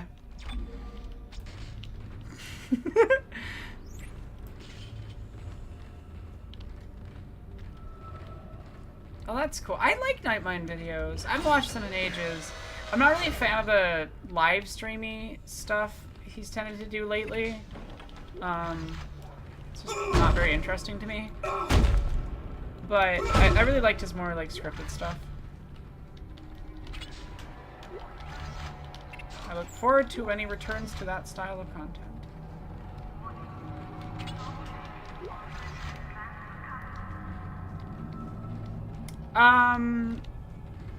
I worked more on the front-end stuff and a bunch of machine learning and AI work.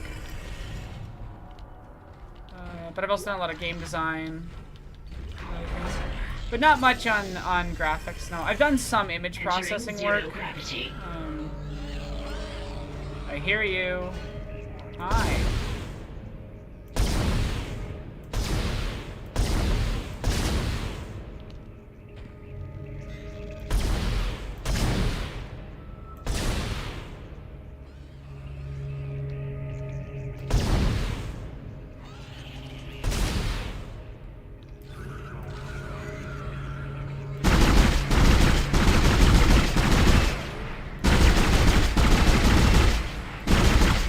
Damn, Amy.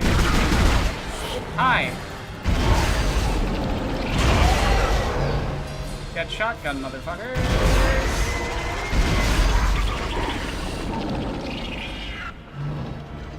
Give me your sweet ammo juice.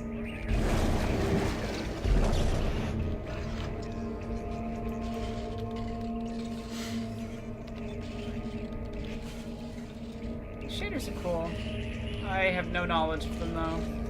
But I know the tech is wildly complicated and impressive work. Okay. What am I supposed to do here?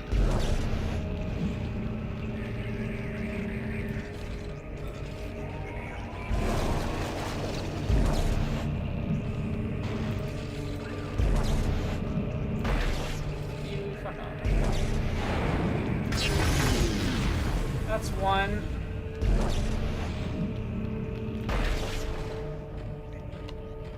So I need to put them in sequence or something, right?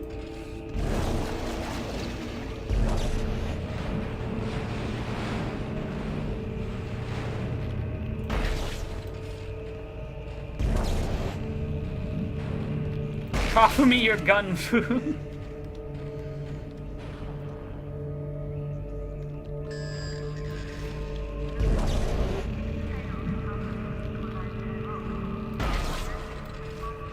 Voices in the distance stuff in this game really fucks with me to some extent. This is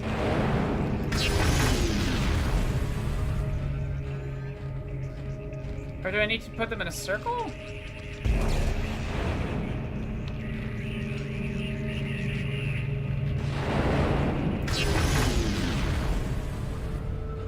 Alright, that looks like what I'm supposed to do. But I don't see any other... Oh, there's one.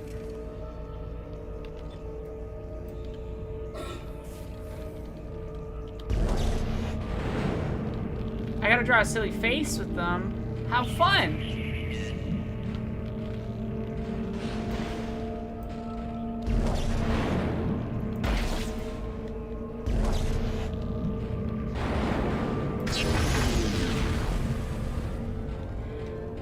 Like, I know it's all linear algebra. I'm aware of that.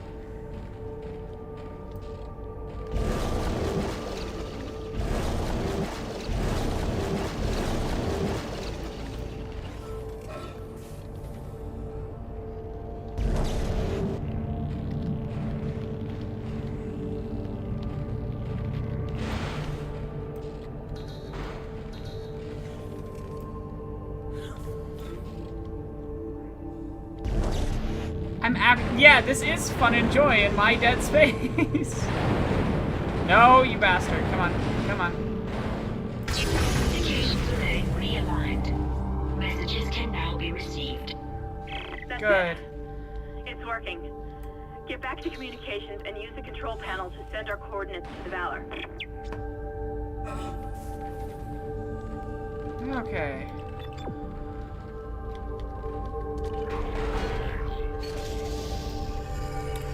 I just always have a hard time with consumable systems. That's why I really like games like Doom that, yes, there's consumables, but there's also like an infinite system of renewing, so...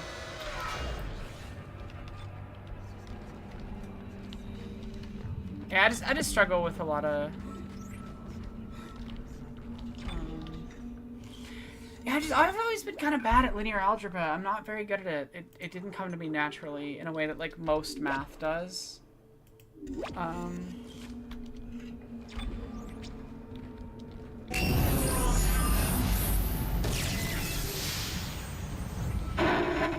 This is USM Valor, widecasting on all frequencies to USG Ishimura in response to your SOS. We've picked up your escape pod, number 47, and No, position. no, they're This bringing it message back? will repeat every 30 seconds until you respond. Okay, for context, chat, there's What? Isn't that the escape pod? there's an Hammond escape Edison? pod that has a necromorph in it. One of those things was on board. No. No, this isn't going to happen.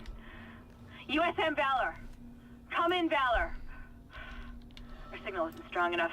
I'm going to open the blast doors. I can do linear algebra. I've done a fair bit of it in image processing stuff, but it's just Shit. not something I find Isaac, natural. There's something big on the hull of the ship, directly above the comms array.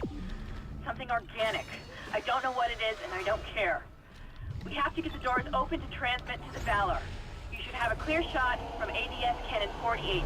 Get to the cannon and blow it out into space. Hey, Lost Futures, how are you doing?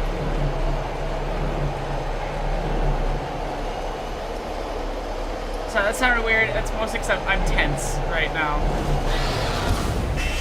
Fuck you, baby creature.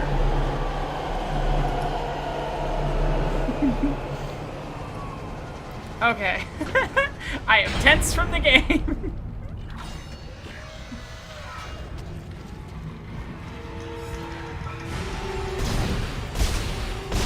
Well, that was an obvious jump scare coming.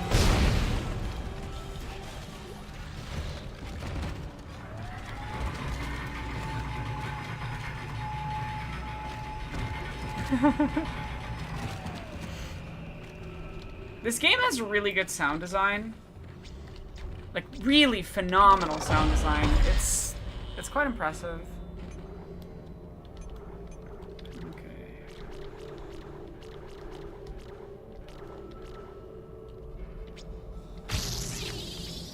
Yes. Okay. Now the Ripper's good. I'm not gonna probably upgrade it much more. I'm probably gonna get force gun damage up. Get 3 damage on it, and then everything else will go into the rig or my main weapon.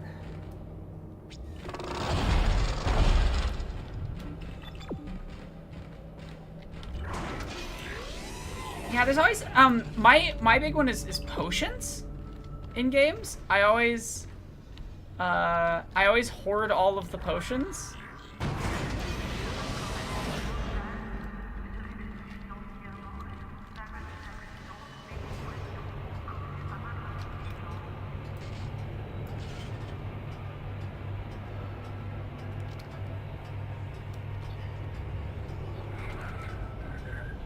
Don't have much in the way of healing. What I really need is a store, but I haven't seen one in a hot minute.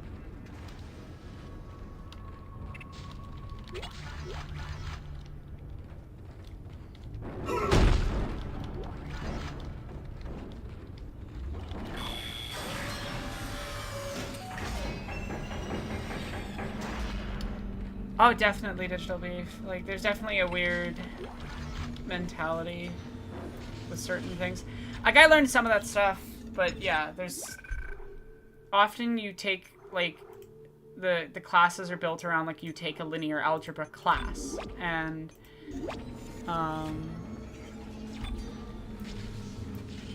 okay. Manual override initiated. Oh, okay.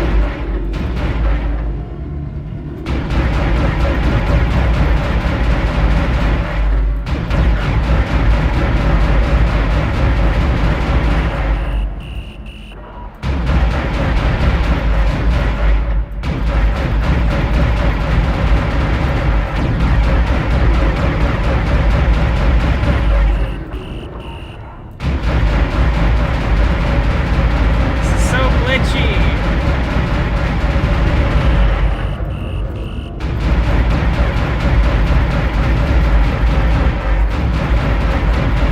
Should I just focus on one tentacle? Do I shoot at all of them?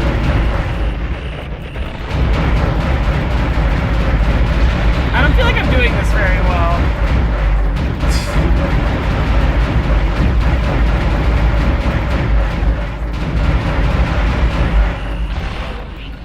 Hull integrity 50%. I'm probably gonna die.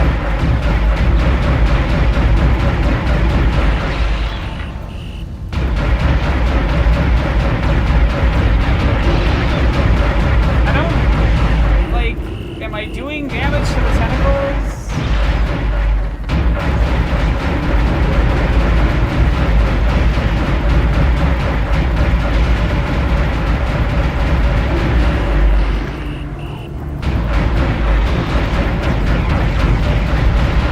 Sure, I am doing damage to the tentacles, yes.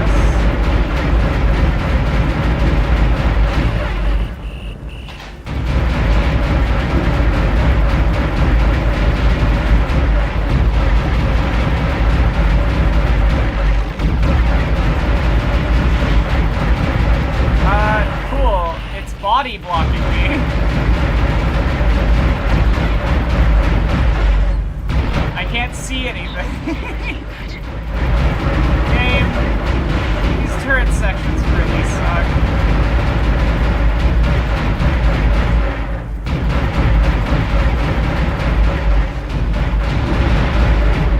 Like, aiming them is awkward as fuck.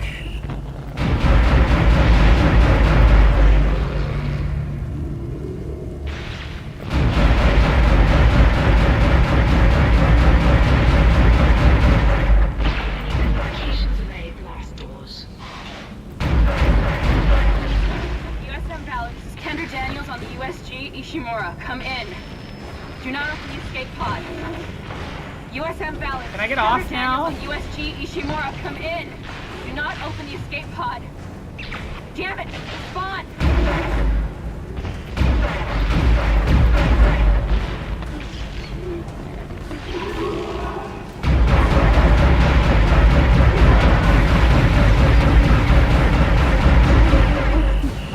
Damn it.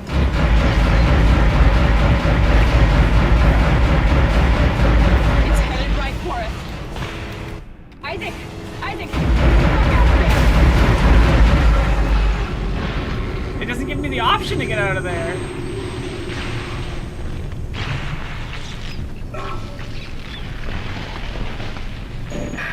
Wish I could just talk to someone. It's all falling apart here. That is funny, though. Isaac. Isaac, are you there? Thank God you're all right. I've been trying to reach you. Someone's been blocking my rig signal remotely. A crash must have interrupted the signal block. Hammond, where have you been? Surviving. Barely. I found some med supplies and patched myself up. Listen. I'm calling aboard on the mission. Fuck the CEC and fuck the chain of command. We have to get the hell out of here. This game really I is think just I've about located a shuttle on the corporations crew deck. fucking over workers. Flight log says it needs a new singularity core, but we can probably salvage one from the Valor. I can see the tail end of it sticking out from the side of the Ishimura. I'm headed down there now to find a way inside. I'll meet you there. Hammond out. Isaac, if what he says is true about the shuttle, we might have a chance of getting out of here. Head to the cargo bay and see if you can help Hammond. In his condition, he may not last long. Okay, big save. I think we just finished another chunk of the game.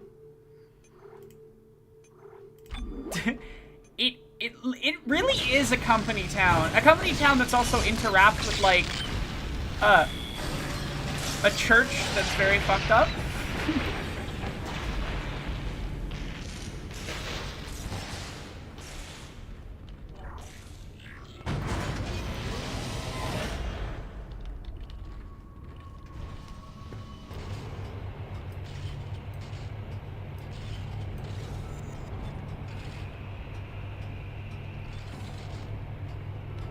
I'm fully expecting a jump scare at the bottom of this cargo lift.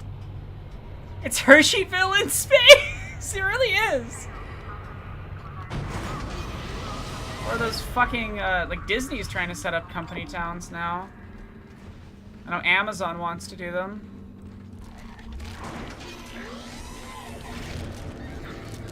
Okay.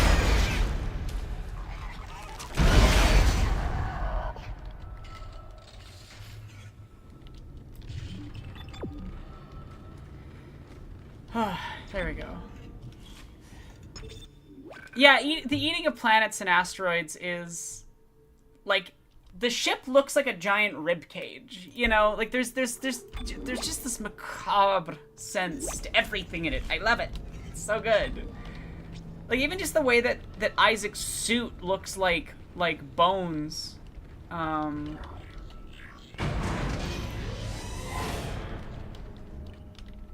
You know, wrapped around his arms.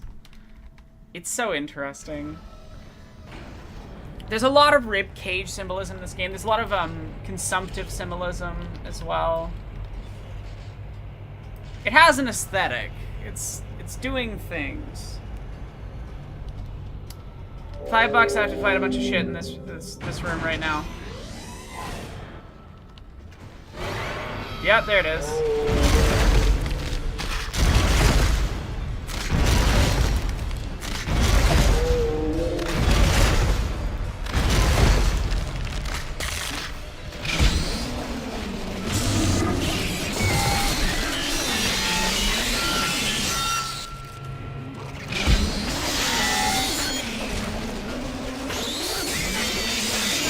I don't like you, Rigatoni.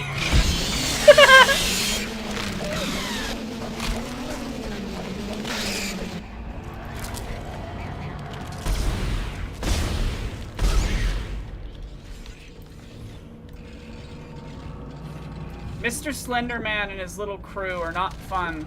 I don't like them.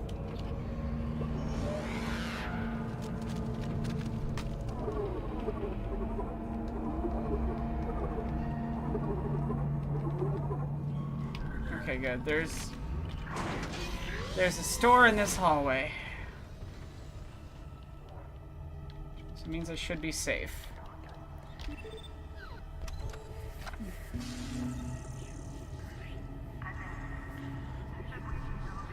Yeah, there's also that whole element of like ripping apart bodies with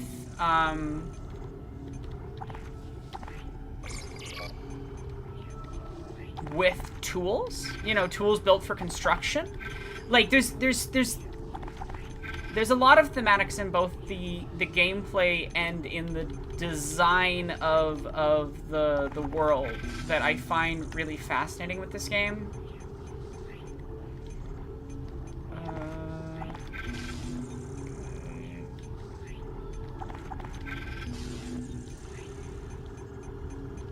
I'm gonna get another node, probably.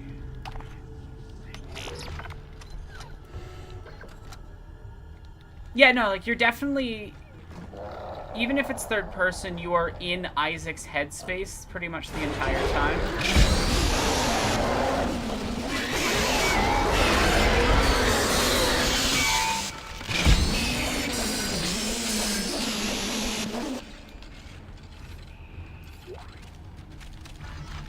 Well, thanks for the money. Yeah, like Dead Space is the industrial genre if it was a horror game. Quake is the industrial genre if it's an action game.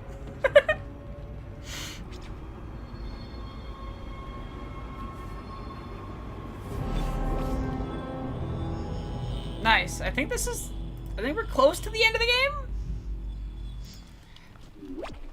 Close-ish.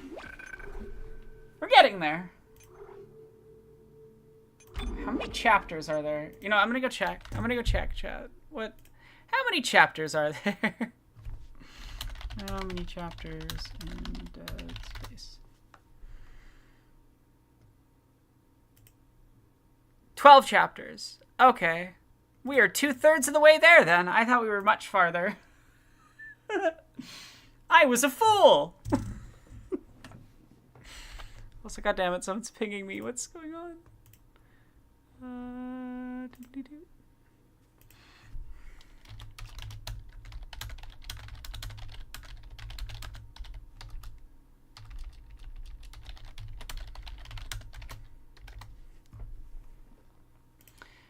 Alright. We'll probably try to get to the end of chapter 9 and then... Oh god, Dead on Arrival. I know that name for some reason. The later chapters are a little longer, I think. But I think the 12th chapter is the shortest. Anyway, we're on chapter 9. Good, you made it inside. Listen, I just found the munitions log for the Valor. I don't think their presence here is a coincidence. They're not on reconnaissance and they're not on patrol. This ship is prepped for war. They're on a seek and destroy mission. Do you hear me? Isaac, I've lost him again. No signal from Hammond's rig. She's definitely not Find the Singularity manipulating his Core rig. and get the hell out of there. Okay. What do we upgrade? I have 2 nodes. If I had 3, I think I'd maybe go for a...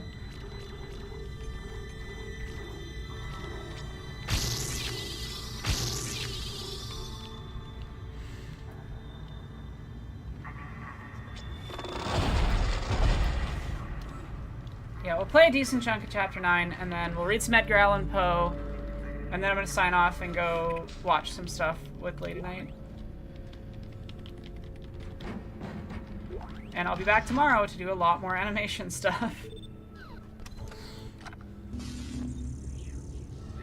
Yes, Dead Space 1, the first letter of each chapter spells out Sarah is dead, I believe. 2, 3, 4, 5, 6, 7, 8, 9, 10. Yeah. Or, like, the first letter of a certain number of the chapters, I can't remember exactly.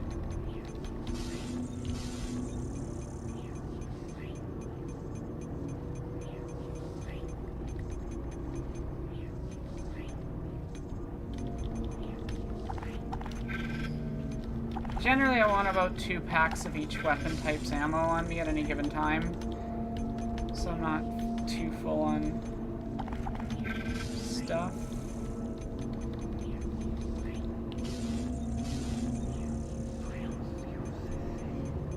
We're good on healing supplies.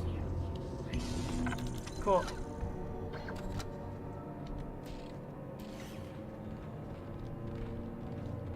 Yeah, I'm not sure I want to spend money on a node right now, as much as it would be beneficial to upgrade my health. Or something else. We'll wait, see if we can get more stuff for him. Oh, damn it. Talk about another slot. Alright, that's oxygen. There's probably oxygen in this, an oxygen thing in this section then.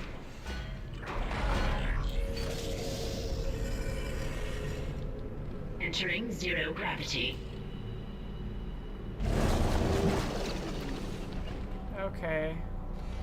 Isaac, one of the Valor's weapons ripped open in the crash. Those green orbs you see are highly radioactive, and the Valor's airlock has sealed itself. You're going to have to throw those into space before you can get into the ship. I'm sure giant radioactive orbs is good for Isaac's health. Okay, where do I throw them into space, though?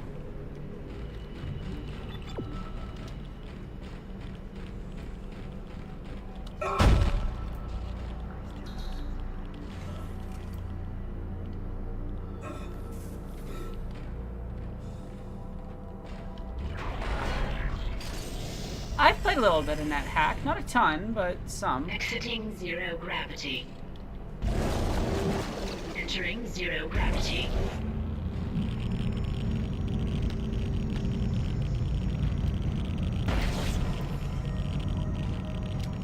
Exiting zero gravity. Well, that's confusing.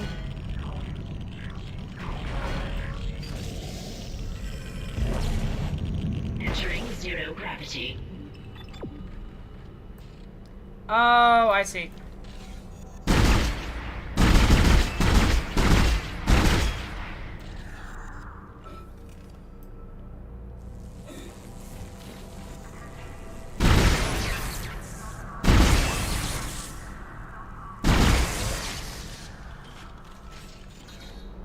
Oh good, there's an oxygen recharge. I'm sure I'm not gonna have to do a zero-G oxygen fight in a little bit. Entering vacuum.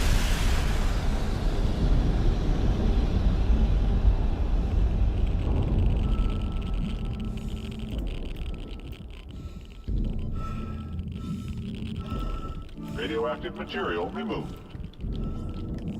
Oh, hi. There's a baby. Goodbye, baby.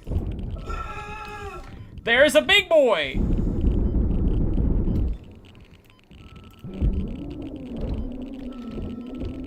Oh yeah, that damage upgrade really helps.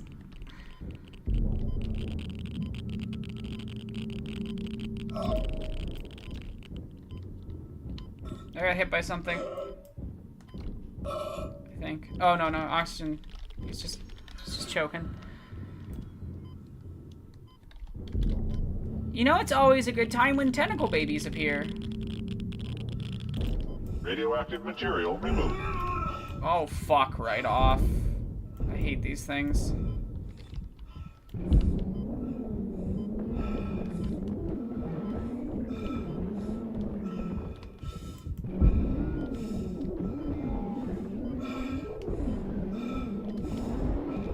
There's just so much claustrophobia to this game that's really well executed.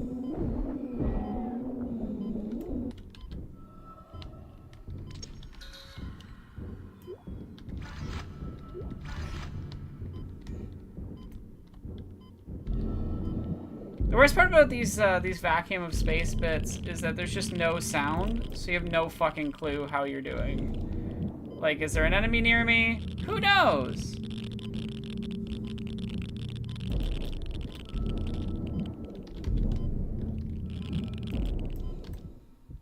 My God, please.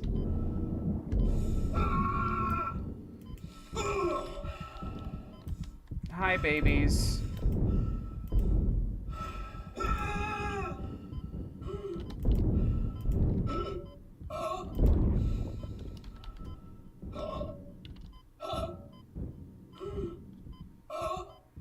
I'm aware, buddy. We're kind of busy. Okay, we gotta run. The map line in Dead Space is just good design, in my opinion. It's something that... like, it doesn't handle the player. There's still things you need to figure out, but, like, it's there if you need the assistance. And there's still exploration to be done and things outside of that.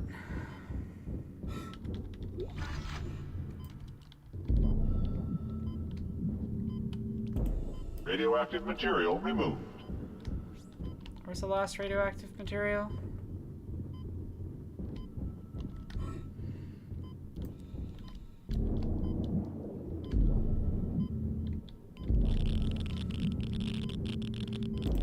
Radioactive material removed.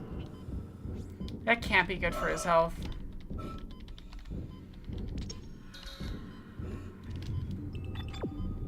Okay, there's still radioactive material somewhere.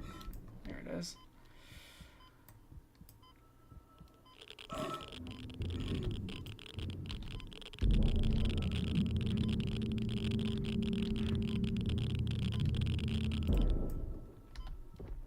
Radioactive material removed. Killian, what are you doing, bud? Oh, so yes. Y'all supported me enough on commenting that Killian's allowed in the room while I'm streaming.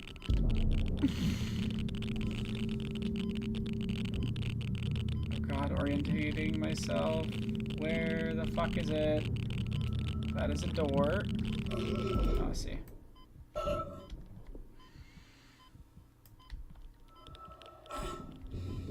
Yeah, if Isaac lives long enough to get cancer, it's probably a good day. Radiation hazard clear. Safety lock released.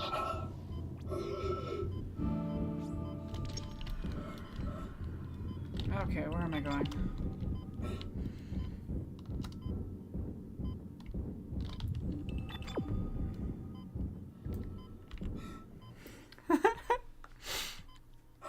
Have a good night. Take care.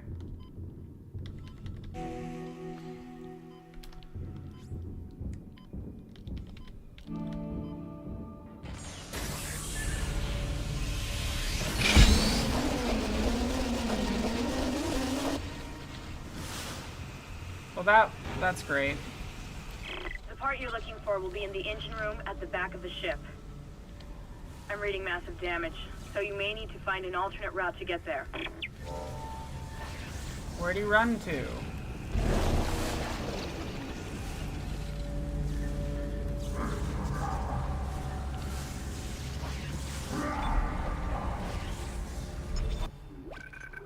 I swear to God, if it's the regenerative one, if it's the regenerating one, I don't want to fight the regenerating one again. I'm pretty sure that one comes back at some point, so.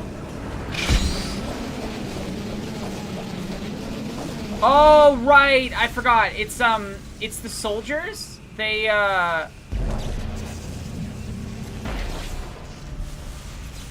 use stasis not to slow things down, but to speed themselves up. And now I've got a super fast. The infection process is doing something strange to these soldiers. They all have built-in stasis units in their body armor.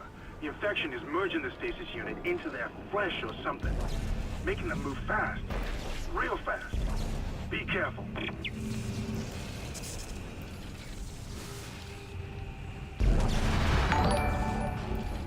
Thank you so much for the subscription. Thank you, Doctor. Okay. What? I heard something.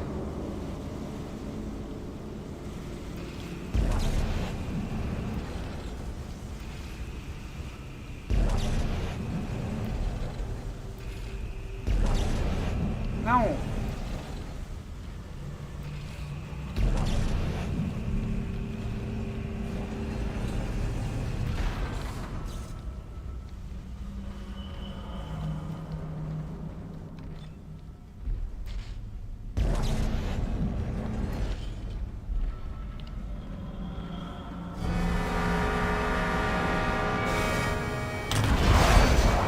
Hi, Killian. Do not jump scare me, cat.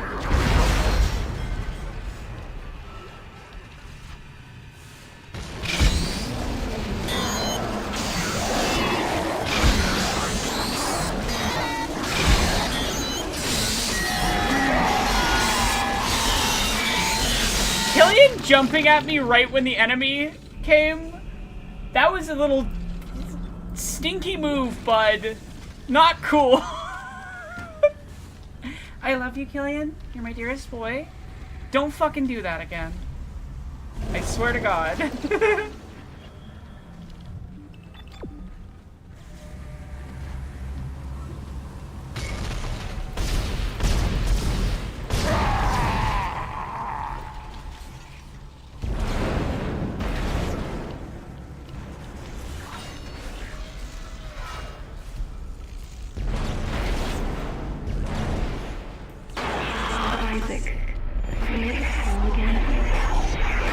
That's not concerning at all. We're fine. Everything's fine.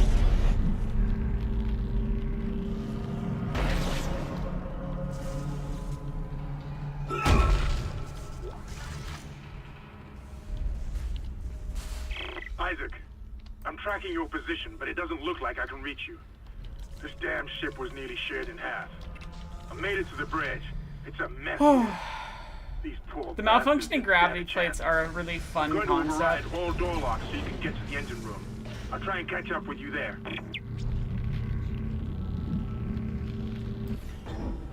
Yeah, like, that really is what the Ishimura is. Profit first, safety never. It's OSHA violations the ship. Like, it was already bad before things started going bad, and it's interesting how much, like, the corporate structure contributes to the danger. You know? Okay.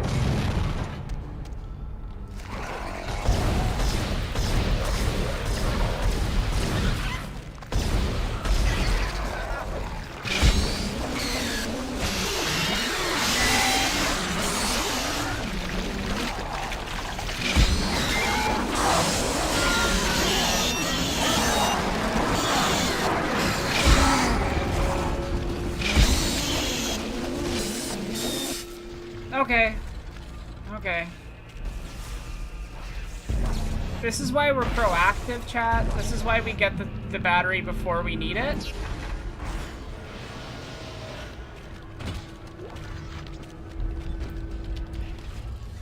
In space, oh, sorry, OSHA can't hear you scream! Oh, that's so good. No, but really, like, there's such an interesting element of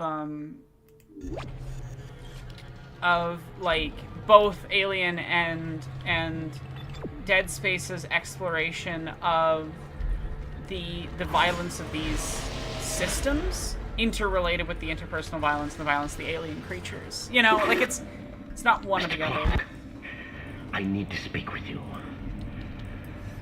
My name is Terrence Kyne, Dr. Kyne. Listen to me. There isn't much time. If you really can repair the shuttle, there is a better use for it than just running away. You must understand, the forces at work here are greater than you can imagine. If you leave now, you condemn all humanity. The planet will never stop, never rest unless the marker is returned. Don't you see? The Church is wrong. This is all a trap. I've seen it. Please, you must help. I'm sure this is fine.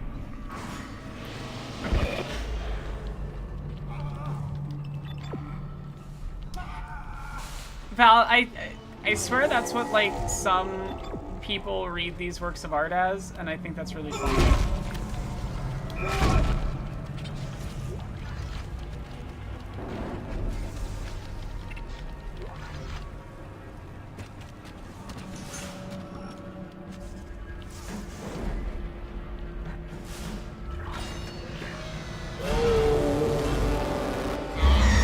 Hi, big man. Come on.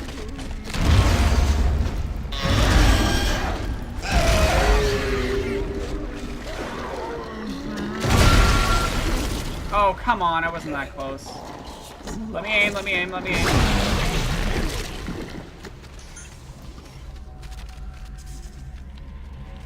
That was clever use of the environment, chat.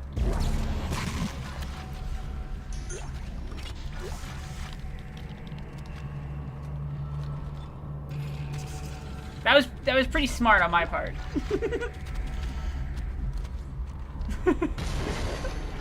This is Commander Cataclysm. We have hostiles on board. This is not a drill. Hostiles are aliens. Repeat, alien and extremely dangerous. All personnel have weapons ready and fire at will. I like how the elite storm, like, you know, fucking soldiers got torn apart.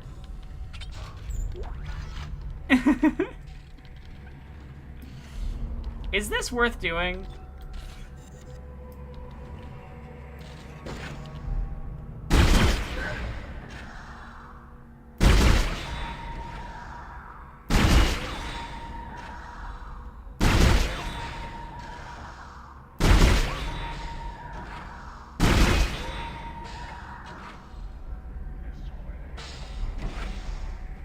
Don't shoot the blue, shoot the red, right?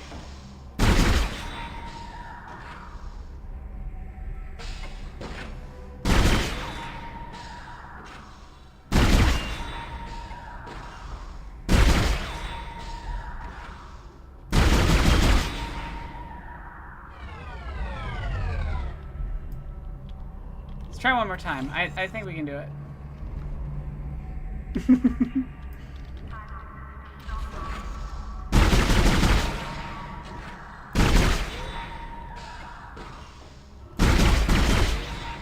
fun that it's infinite ammo while we do this.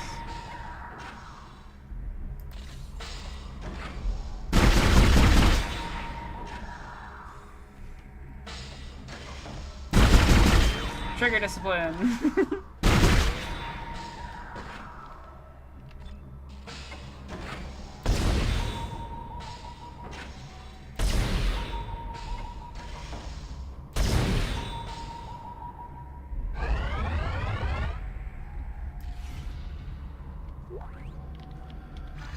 Oh, cool. Free ammo.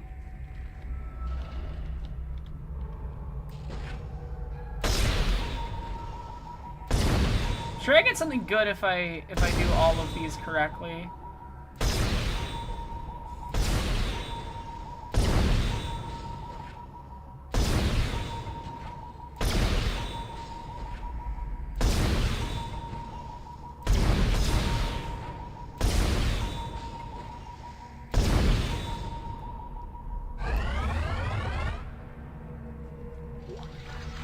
Cool. Give me level 3.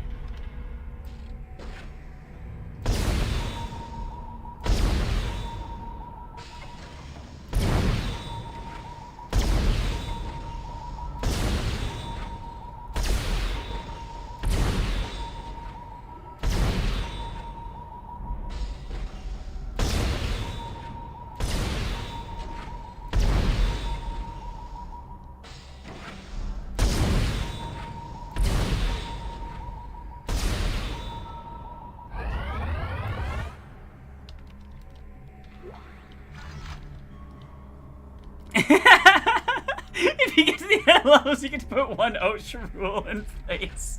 Yes.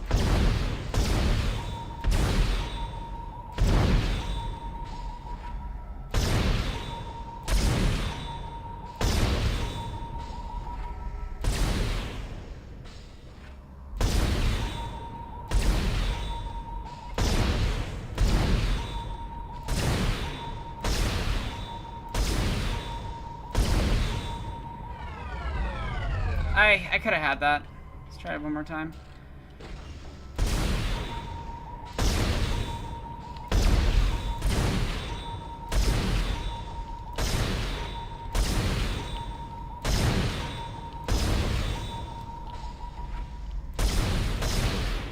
No, I fucking missed one.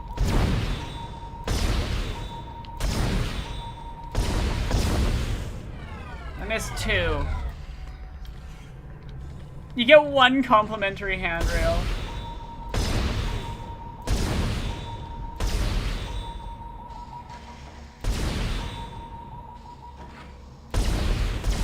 Fuck off, I was aiming at that.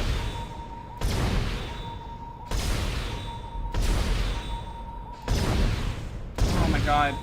This game's aiming controls are not very good, so it's kind of a time. Okay, I could have done it. I could have done it.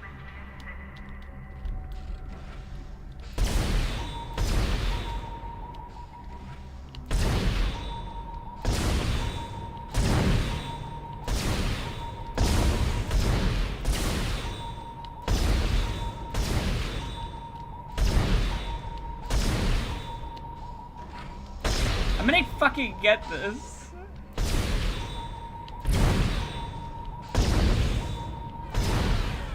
Damn it! Okay, I can't miss a single one.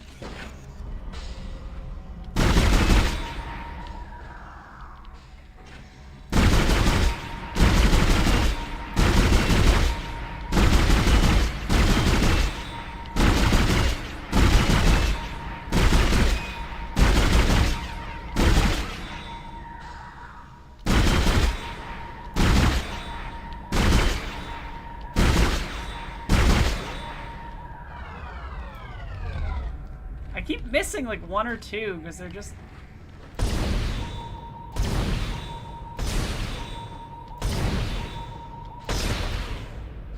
Fuck. They're so janky. And I want to get this level 4 completed because I'm sure I get like a schematic or something useful.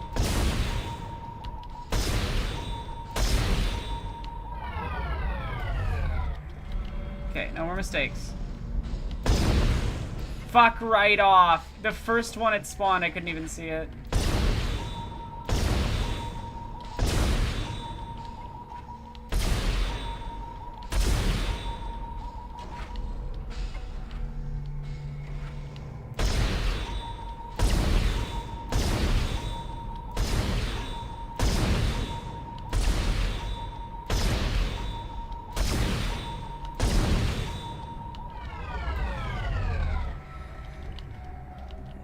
The necromorphs respect my gameplay.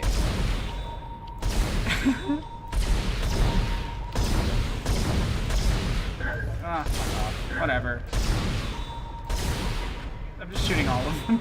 I don't care. I already failed this round. Like, it's so annoying because it's like you can't miss a single one, and they are up for about as long as it takes to aim. Let's do it for real this time. Are you kidding me? Like, if you miss the first one, you may as well give up then.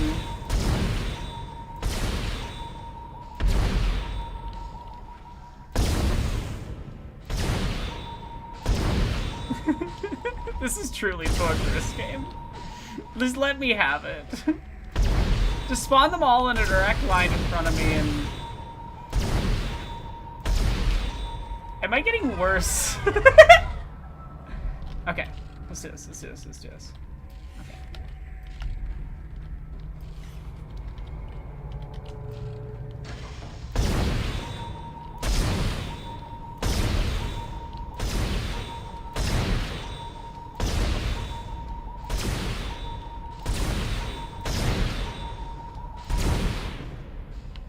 Fuck off that missed. That front right one is really easy to miss.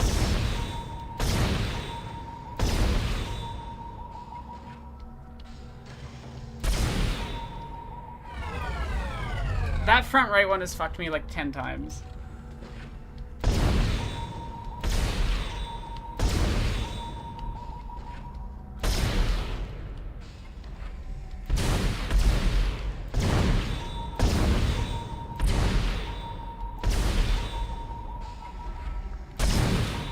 Truly just ass design sometimes.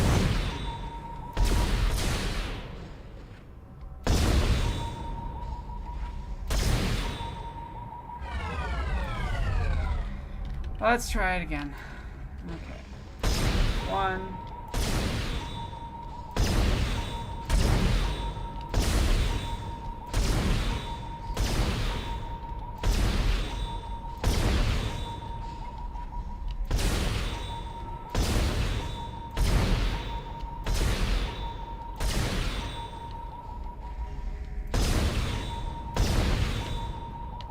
I did it! I'm a god! Ruby Semiconductor, fuck yes, that's 10,000. That's basically an upgrade node for free. Other than like a lot of wasted time. That was the final level, right? There isn't another one? There isn't anything else I can get from this?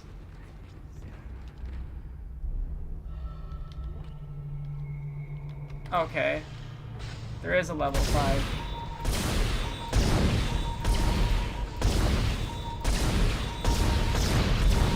Can someone look up what level 5 gets you? It's even worth pursuing.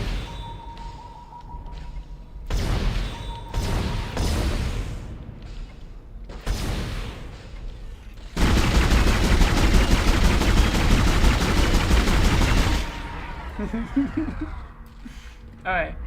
What does level 5 give you? Shooting range, Dead Space, 2008. Okay. You just get a power node if you do it. Okay. I kind of have to, right? There's a limited number of power nodes in the game, but oh my god. Did you see how fast they were going?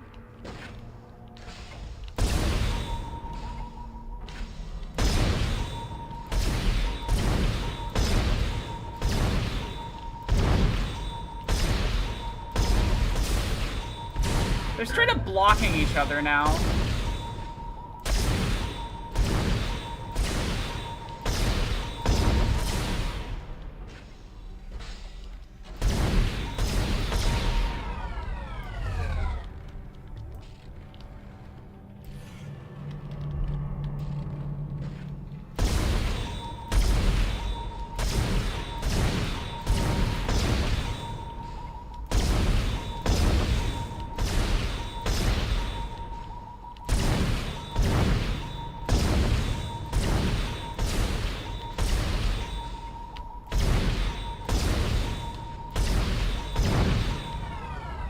No, I missed one?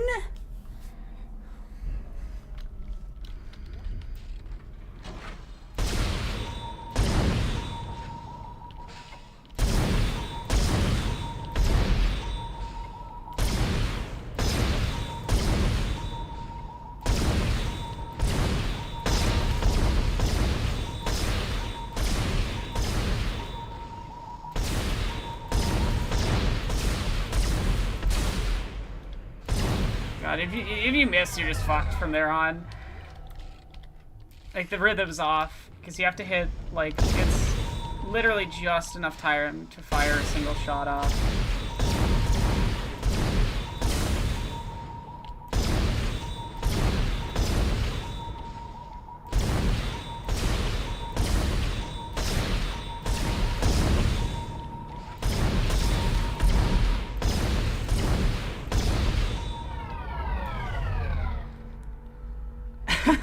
No, this is an actual level of the game.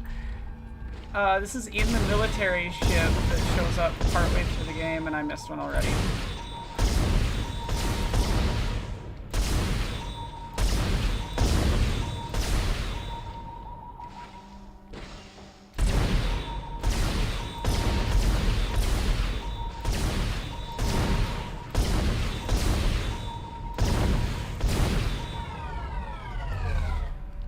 I can do it. I can do it. I know I can do it.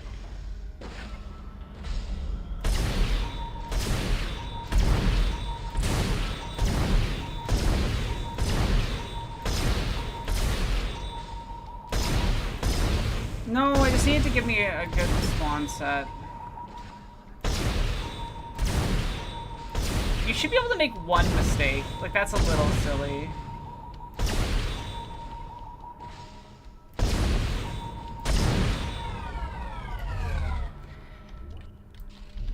Actually, looks like Isaac's quite a good soldier.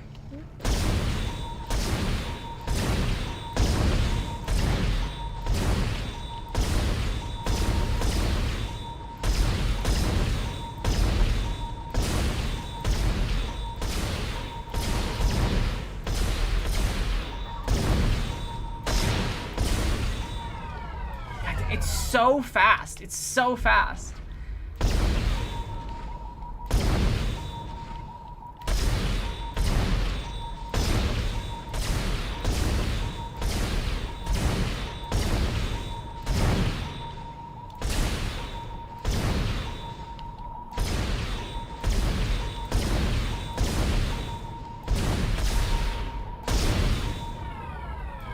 It body blocked the one behind it.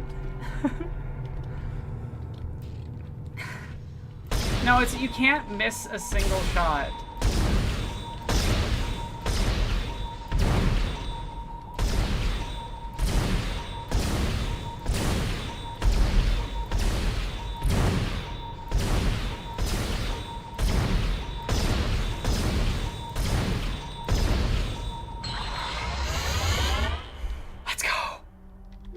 Give me the power node! Yes! How many do I have? Give me a health upgrade. Give me a health upgrade, please. Damn it, I only have 2.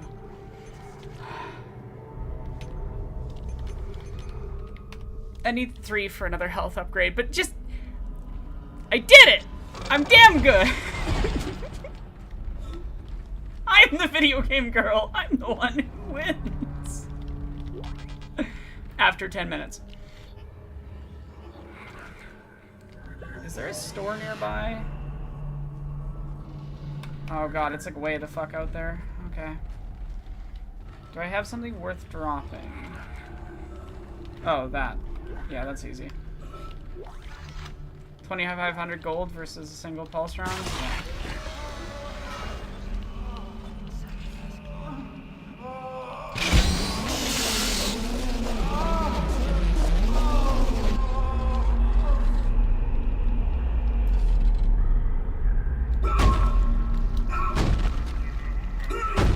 Do not let them get resurrected.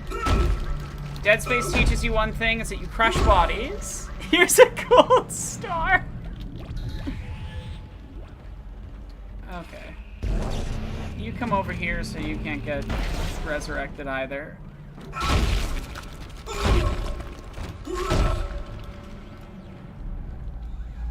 The soldier was innocent. What his body was gonna do once he was dead was not. And that's an important distinction.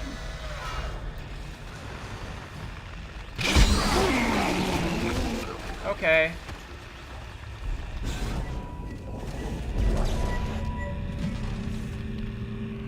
Okay, I need the large backpack. What do I drop? Medium air canister. That's just too useful of a schematic to not get.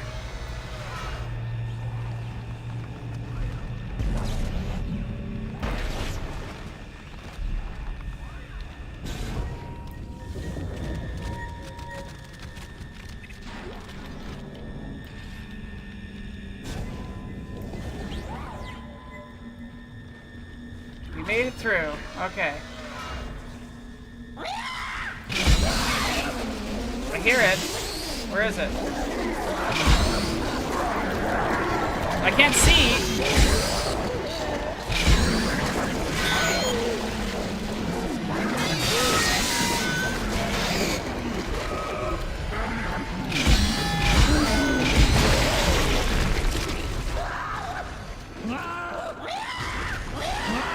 Whoa, fuck off. No. Let me run, let me run, let me run, let me run. No! Oh, come on.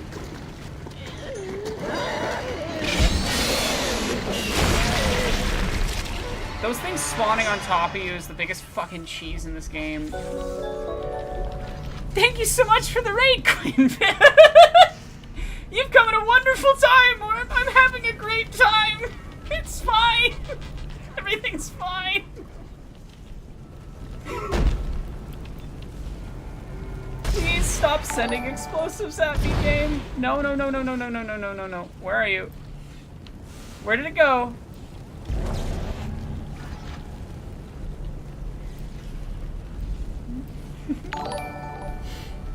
I'm aware you can pick up and throw the arms. I just am kind of bad at remembering to do it. That's the thing, and I was talking about this yesterday when we were playing, which is that, like, Dead Space thematically does something really interesting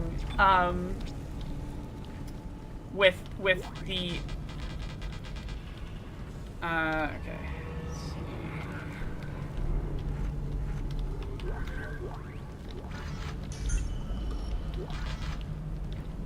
Okay. Thanks so much for following. Sorry, I'm like, oh, not my usual. I'm very anxious about the aliens.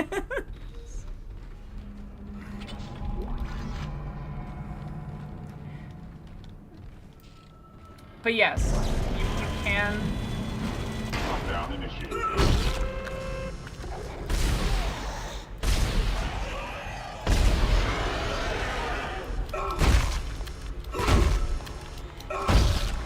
Like, this game totally changes your relationship.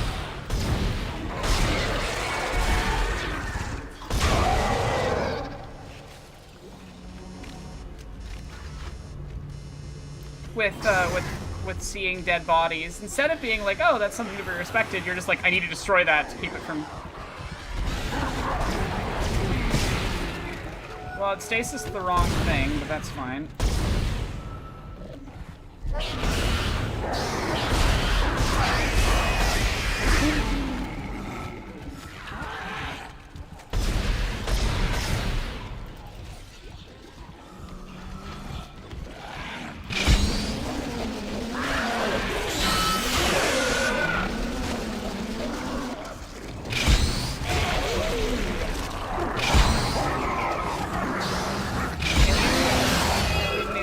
please. I'm busy with other enemies.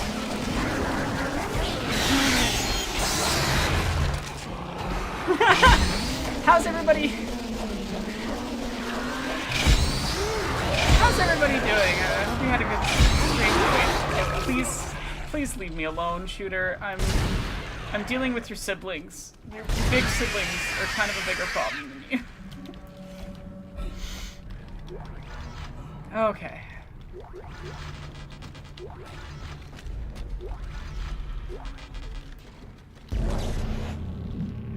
Come on. Give me a limb. Okay. Where are you? I saw you. I know you're there. Yeah, come on. Well, that didn't work. Do you have a spike? No. I want a spiky limb.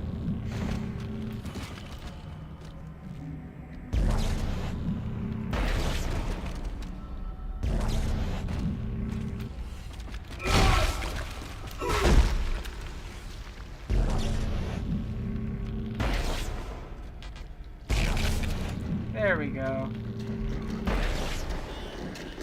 that didn't work. That's fine. Lockdown lifted. It was a nice idea. While it lasted.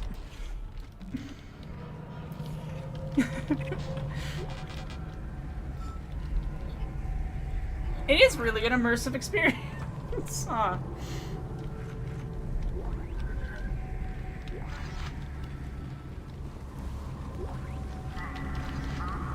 Prioritize plasma energy. It's both more valuable and more useful.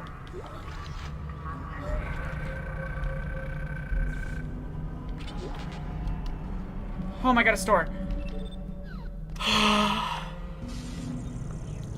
finally found a store. Okay. Anyway, hi everybody who rated in. How are you doing? I'm Aeronok. I'm a trans video essayist and sometimes I stream. Earlier I was animating stuff for Jesse Gender in my upcoming Star Wars project. And I am taking a break by stressing myself out, I guess. In a little bit, we'll be reading some Edgar Allan Poe. So yeah, if the horror game isn't your thing, we won't be doing it for too long anyway, so it's okay. Okay. Got another node.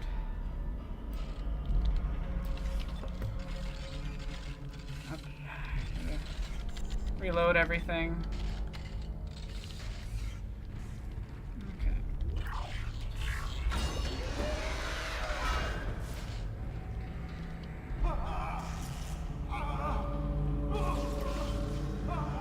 That's a good sound.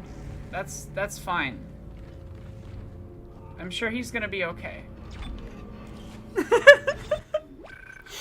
What I find interesting about this level too is just like Isaac, this engineer who's just walking around with construction equipment, is doing way better against the xenomorphs than all of these like trained, you know, soldiers. And it's so interesting.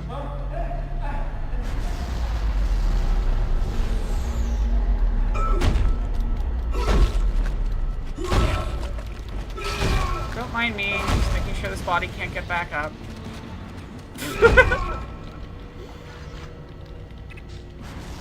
Another regular normal things you say when playing as Isaac Clarke. Okay.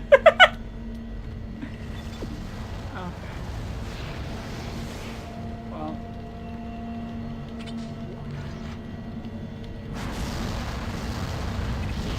I'm sure that noise is fine. Yeah, I got lots of inventory space, it's fine. Not worth backtracking for it. Alright, let's do this.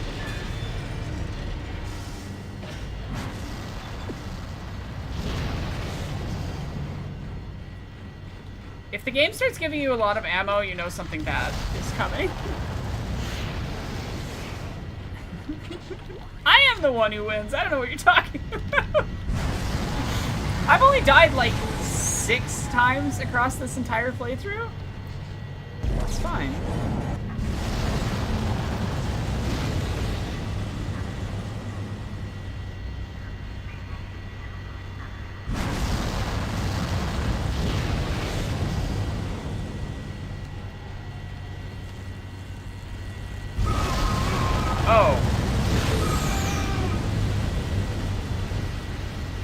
Okay, I survived that somehow. Yeah, okay, I get it! I fucked up. I understand, game. Punish me once, not twice.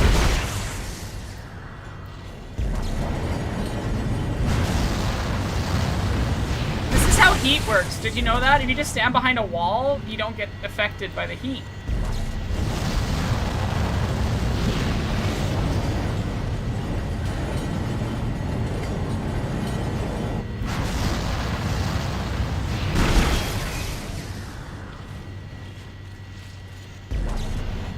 Today in science. Come on!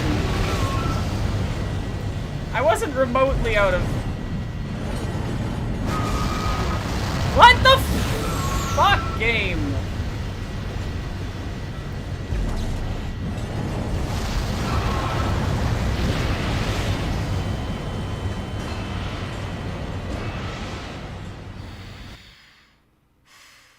Like, if you superheat air around someone...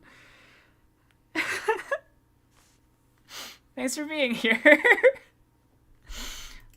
If you superheat the air around someone, you're just gonna boil them in their suit. Like, he's in a metal suit. Your body's mostly water vapor. Yes, famously conductive metals don't conduct things.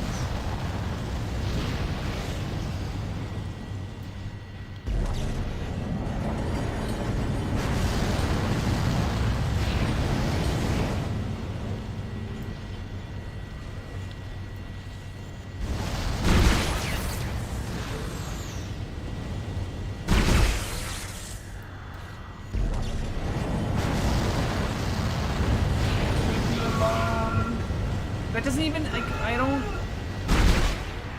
What is the hitbox for this?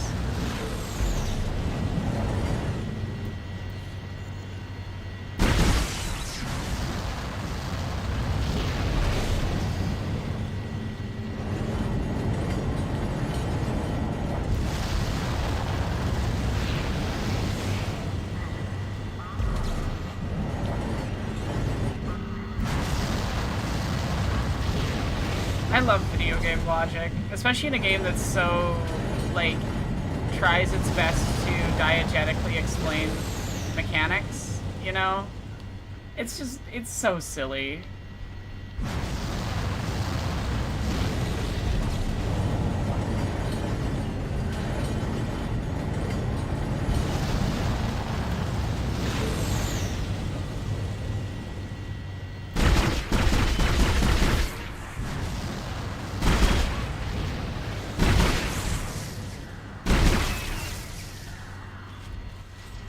Done?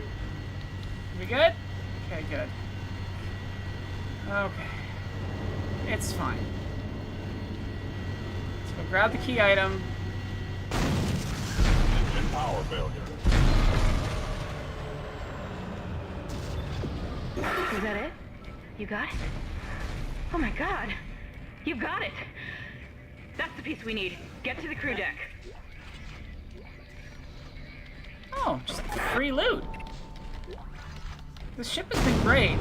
I'm sure there's not something awful gonna happen if I'm getting a bunch of ammo.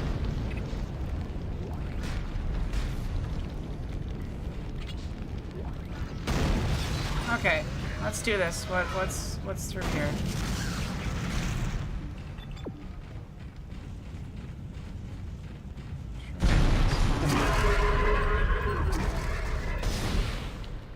Oh, it's Hammond. Over here. I'm trying to reach you. My comm was out. You got the singularity code. That's our ticket out of here. Get that code or something. Don't wait for me. Oh, fuck me. Bye, Hammond. Yeah, it's gonna come through the glass.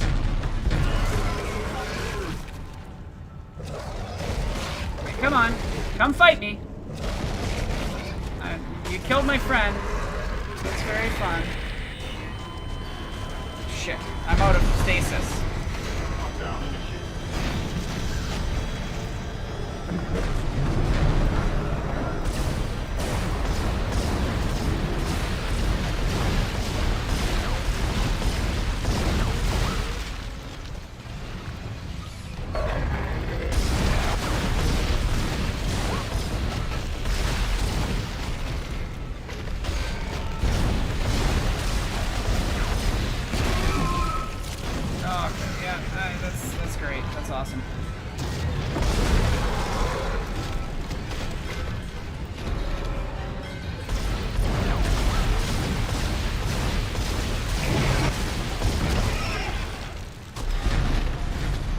some ammo. Down lifted.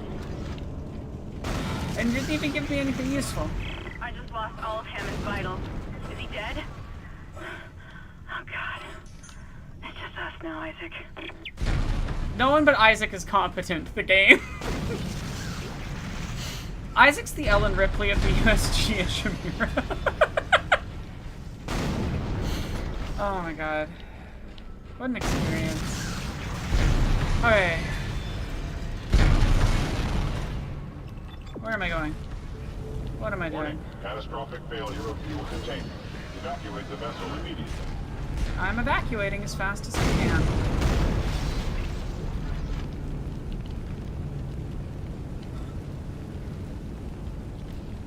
Warning. Catastrophic failure of fuel containment. Evacuate the vessel immediately. Okay, let me out, let me out, let me out.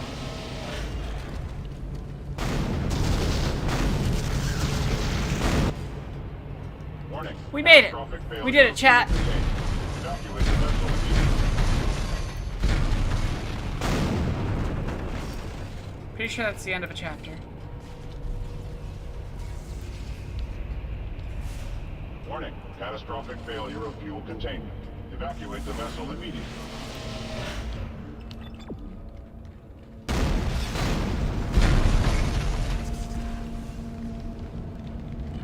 Never mind, there's more running to go.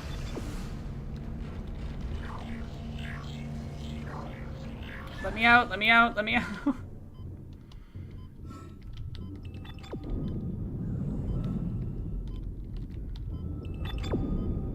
I can't see what I'm doing.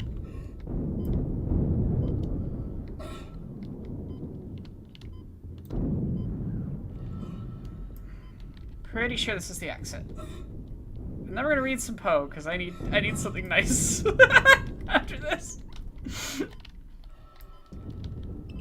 Okay, good. We went the right direction. Exiting zero gravity. Exiting vacuum.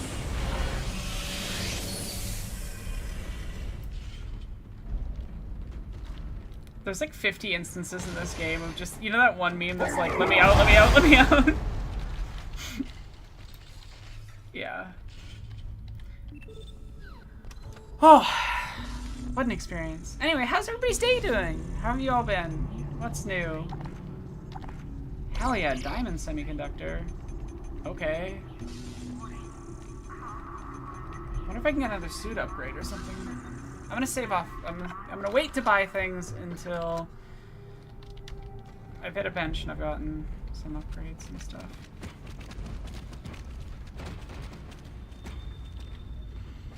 Playing Baldur's Gate 3 now? Nice. Okay.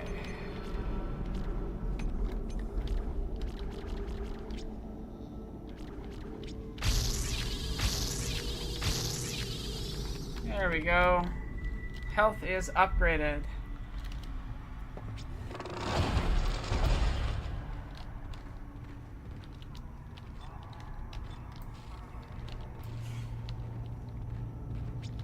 And that is chapter 9. Finished. Awesome. Oh,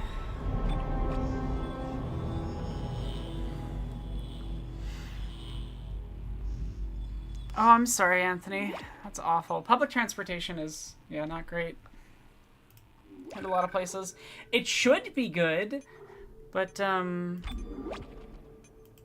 cities are not designed around caring about people, so. If we had good cities, we'd have well-designed, you know, walkable cities, which would also include proper public transportation for disabled people like myself who can't walk very far. But instead, what we have is capitalist hellscapes built around cars and... yeah.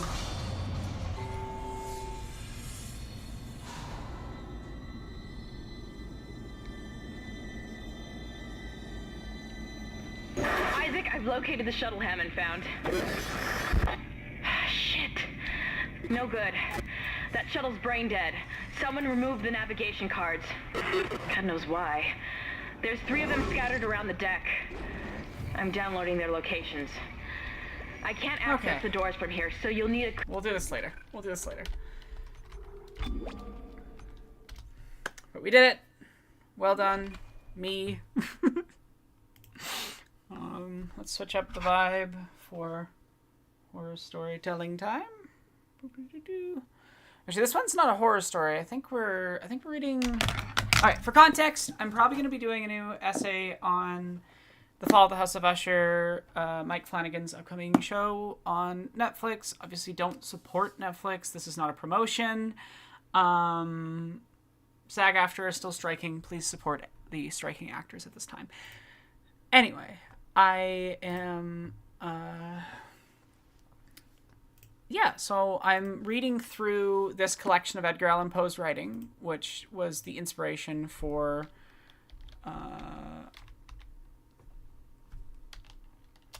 the show, and the one we're gonna be. And I'm just going through, start to finish, and the one we're gonna be doing today is The Murders of the Rue Morgue, which is actually basically the inspiration for every... Oh, come on. Purina 1. No, YouTube, don't do this to me. I just wanted a fireplace. Thank you. There we go. Look at that. I also need a new window to quickly search something. Which is basically the inspiration for Sherlock Holmes, and it's kind of the first like detective story in that style. Because Poe's really cool and very influential. So...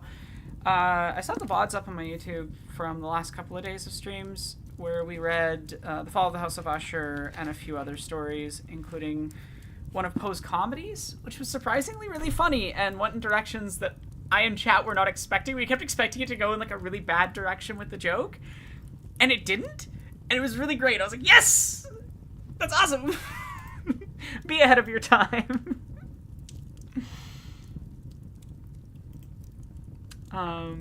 Yeah.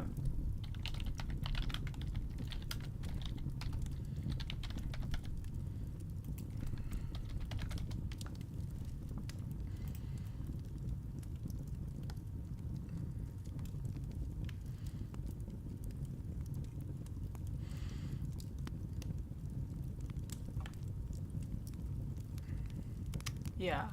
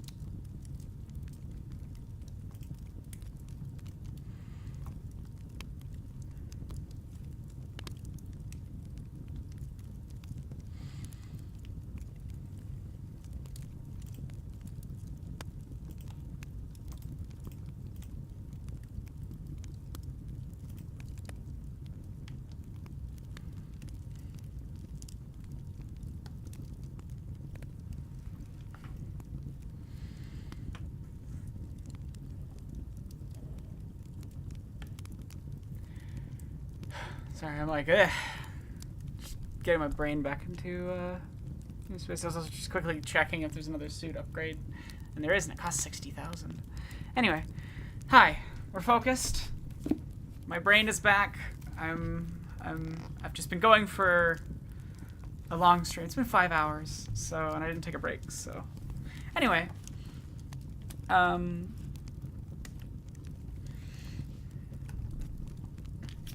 gonna take a quick drink of water, and then we're gonna start. But I hope you're all doing well. Okay.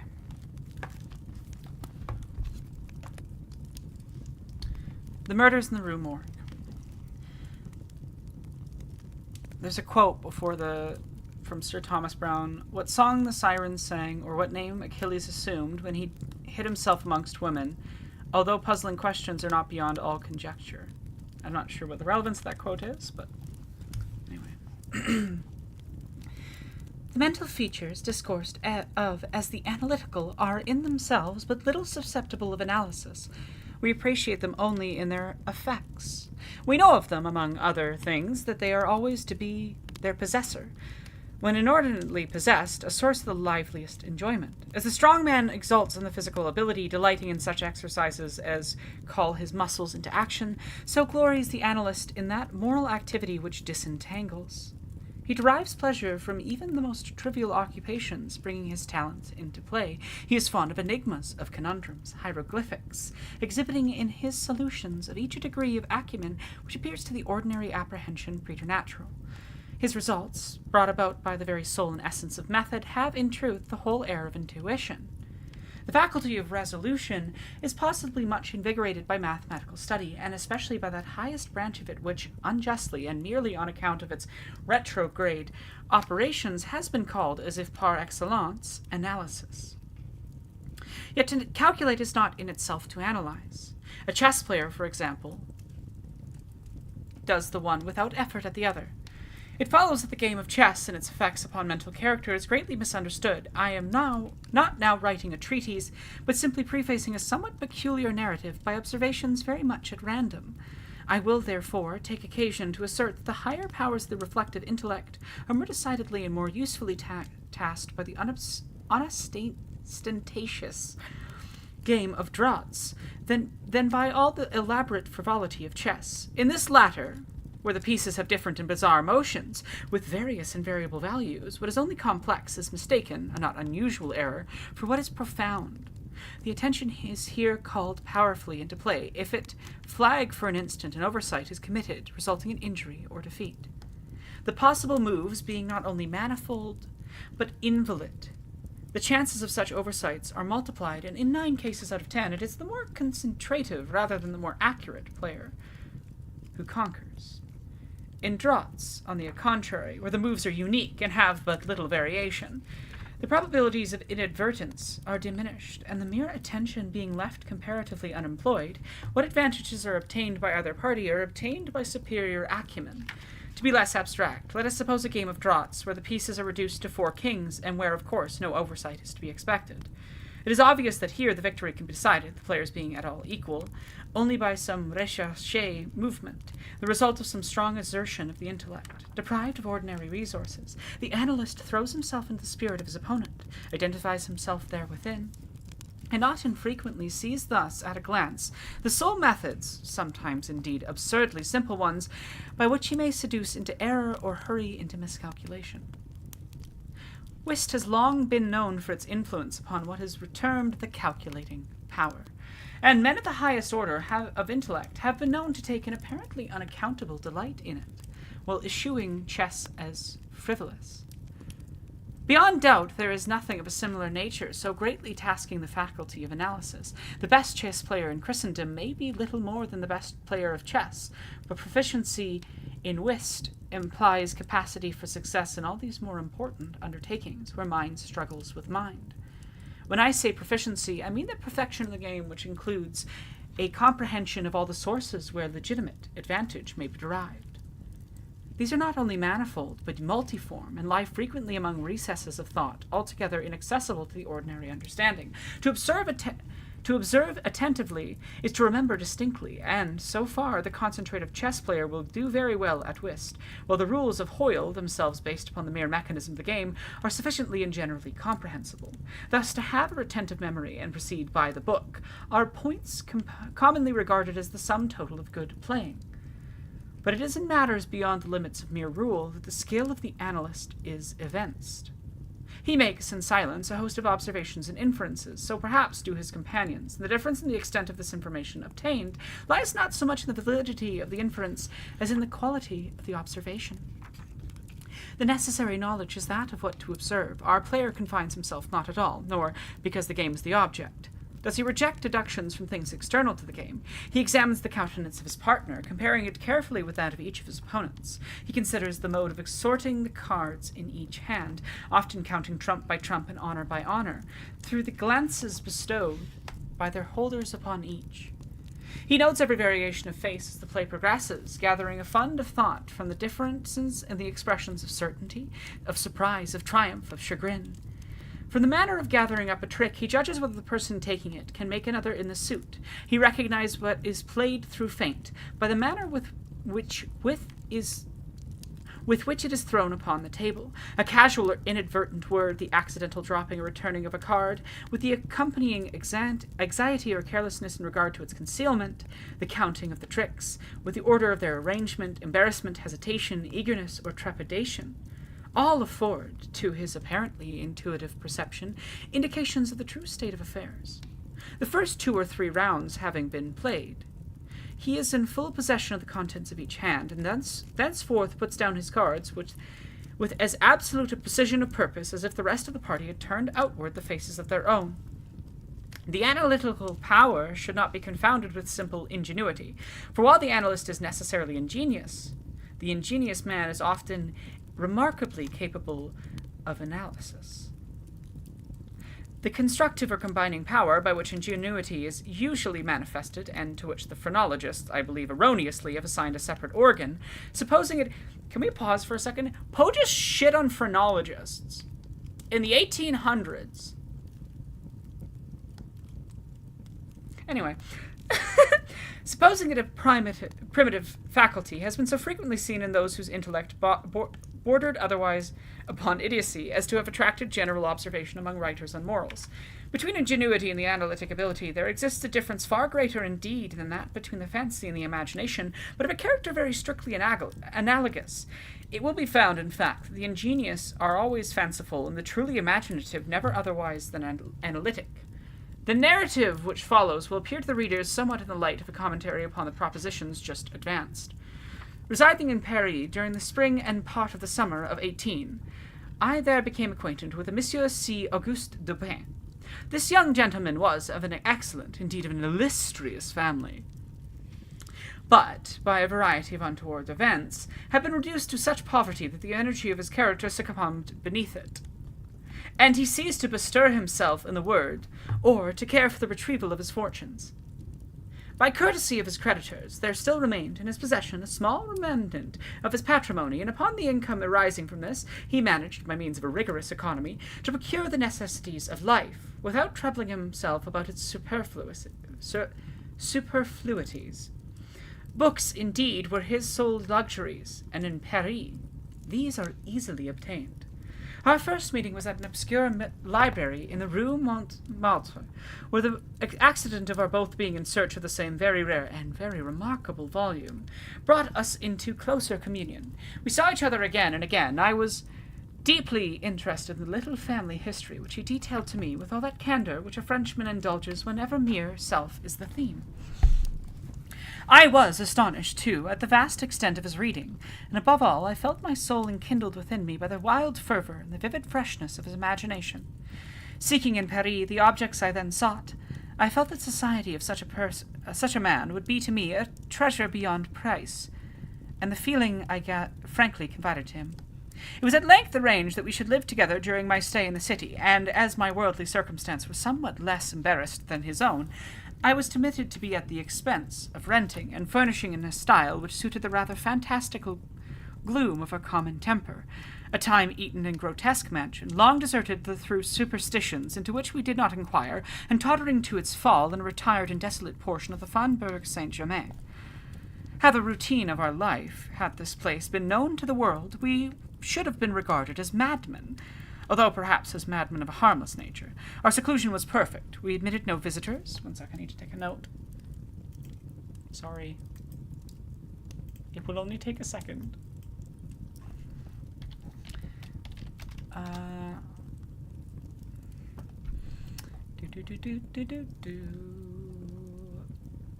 Sorry, just anytime there's mentions of mental illness and stuff, I'm taking a note of them, because I'm going to discuss them. Page 90.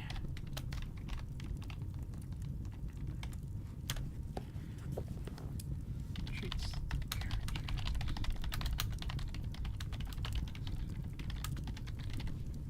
anyway, sorry. Back to the story.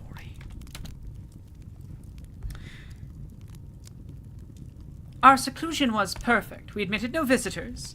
Indeed, the locality of our retirement had been carefully kept a secret from my own former associates, and it had been many years since Dupin had ceased to know or be known in Paris.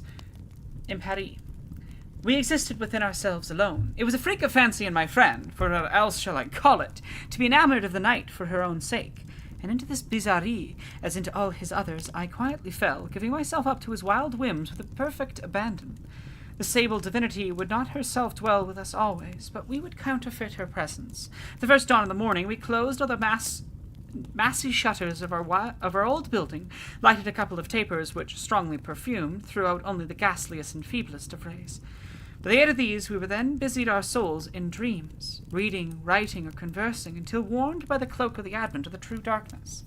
Then we sallied forth into the streets, arm in arm, continuing the topics of the day, or roaming far and wide until a late hour, seeking, amid the wild light and shadows of the populous city, that infinity of mental excitement which quiet observation can afford. At such times I could not help remarking and admiring, although from his rich ideality I had been prepared to expect it, a peculiar analytic ability in Dupin. He seemed, too, to take an eager delight in its exercise, if not exactly in its display, and did not hesitate to confess the pleasure thus derived.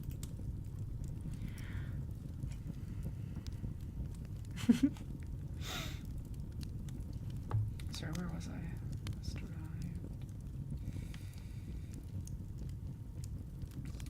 He boasted to me with a low chuckling laugh that most men in respect to himself wore windows in their bosoms, and was wont to follow up such assertions by direct and very startling proofs of his intimate knowledge of my own. His manner at these moments was frigid and abstract. His eyes were vacant in expression, while his voice, usually a rich tenor, rose into a treble, which would have sounded petulant but for the deliberateness and entire distinctness of the enunciation. Observing him in these moods, I often dwelt meditatively upon the old philosophy of the bipart soul, and amused myself with the fancy of a double Dupin, the creative and the resolvent. Let it not be supposed, from what I have just said, that I am detailing any mystery or penning any romance. What I have described in The Frenchman was merely the result of an excited or perhaps of a diseased intelligence. But of the character of his remarks at the period in question, an example will best convey the idea. Sorry, do you take another note? Page 91. 1 second.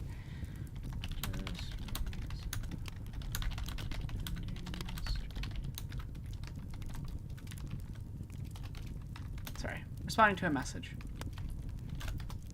Apologies for the rudeness of not continuing the story. How long does this go for? Ooh, it's quite long. We might not get through all of Murders of the Rue in the Rue Morgue tonight. We'll see. Depends where we get to. In the next, let's say, half an hour, I'll make a decision.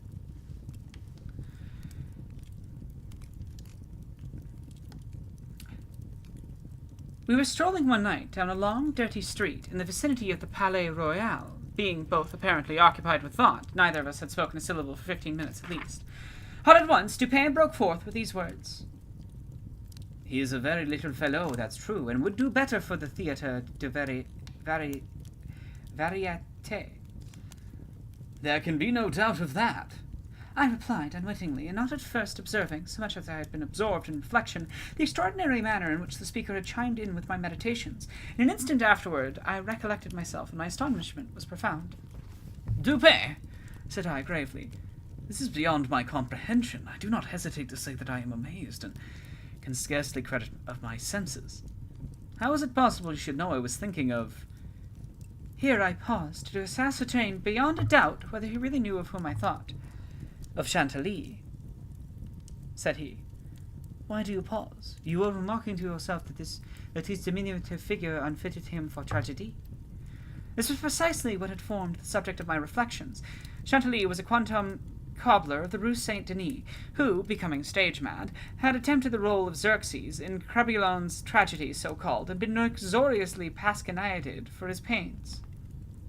"Tell me, for heaven's sake," I exclaimed, "the method, if method there is, by which you have been enabled to fathom my soul in that manner." In fact, I was even more startled than I would have been willing to express. He was the fruiterer, replied my friend, who brought you to the conclusion that the mender of souls was not of sufficient height for Xerxes, et id genus omne. The fruiterer? You astonish me. I know no fruiterer whomsoever. The man who ran up against you as we entered the street, it may have been 15 minutes ago. I now remembered that, in fact, a fruiterer, carrying upon his head a large basket of apples, had nearly thrown me down, by accident, as we passed from the Rue C into the thoroughfare where we stood, but what this had to do with the Chantilly I could not possibly understand. There was not a particle of charlatanerie about Dupin. I will explain, he said, and that you may comprehend all clearly, we will first retrace the course of your meditations. From the moment in which I spoke to you until that of the rencontre with the fruiterer in question, the larger links of the chain run thus: Chantilly, Orion, Dr. Nichols, Epicurus, Stereotomy, the street stones, the fruiterer. There are few persons who have not, at some point of their lives, amused themselves in retracing the steps by which particular conclusions of their own minds had been attained. The occupation is often full of interest, and he who attempts it for the first time is astonished by the apparently illimitable distance and incoherence between the starting point and the goal. What, then, must have been my amazement when I heard the Frenchman speak what he had just spoken, and when I could not help acknowledging that he had spoken the truth. He continued, "We had been talking of horses, if I remember all right, just before leaving the Rue C. This was the last subject we discussed. As we crossed into the street, a fruiterer, with a large basket upon his head, brushing quickly past us, thrust upon you a pile of paving stones collected at a spot where the causeway is undergoing repair. You stepped upon one of those loose fragments, slipped, slightly strained your ankle, appeared vexed or sulky, muttered a few words, turned to look at the pile, and then proceeded in silence. I was not particularly attentive to what you did, but observations become with me of late a species of necessity. You kept your eyes upon the ground, balancing, with a petulant expression, at the holes and ruts in the pavement, so that I saw you were still thinking of the stones, until we reached the little alley called La Lamartine, which had been paved by way of experiment, with the overlapping and riveted box. Here your countenance brightened up, and perceiving your lips move, I could not doubt that you murmured the word stereotomy, a term very effectively applied to this species of pavement. I knew that you could not say to yourself stereotomy without being brought to think of atomies, and thus of the theories of Epicurus. And since, when we discussed this subject not very long ago, I mentioned to you how singularly, yet with how little notice, the vague guesses of that noble Greek had met with confirmation in the late Nebula Cosmogony. I'm sorry to any French person, I'm brutalizing this accent. I felt that you could not avoid casting your eyes upward to the great nebula in Orion, and I certainly expected that you would do so. You did look up, and I was not assured that I had correctly followed your steps.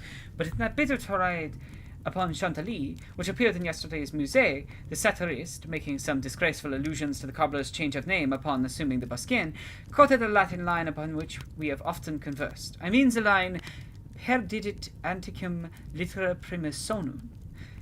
I had told you that this was in reference to Orion, formerly written Urian, and from certain pungencies connected with this explanation, I was aware that you could not have forgotten it. I was clear, therefore, that you would not fail to combine the ideas of Orion and Chantilly. That you did combine them I saw by the character of the smile which passed over your lips. You thought of the poor cobblers of Noléchien. So far, you have been stooping in your gait, but now I saw you draw yourself up to your full height. I was then sure that you reflected upon the diminutive figure of Chantilly. At this point I interrupted your meditation to remark that as, in fact, he was a very little fellow, that Chantilly, he would do better at the Theatre de Variété. Not long after this, we were looking over an evening edition of the Gazette des Tribunaux, when the following paragraphs arrested our attention.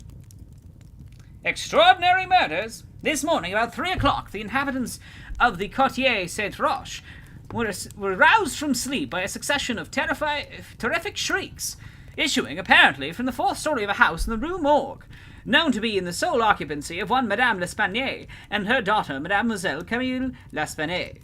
After some delay, occasioned by a fruitless attempt to procure admission in the usual manner, the gateway was broken in with a crowbar, and 8 or 10 of the neighbors entered, accompanied by 2 gendarmes. Sorry, I got the wrong word. Sometimes that happens. I do have a little dyslexia, so...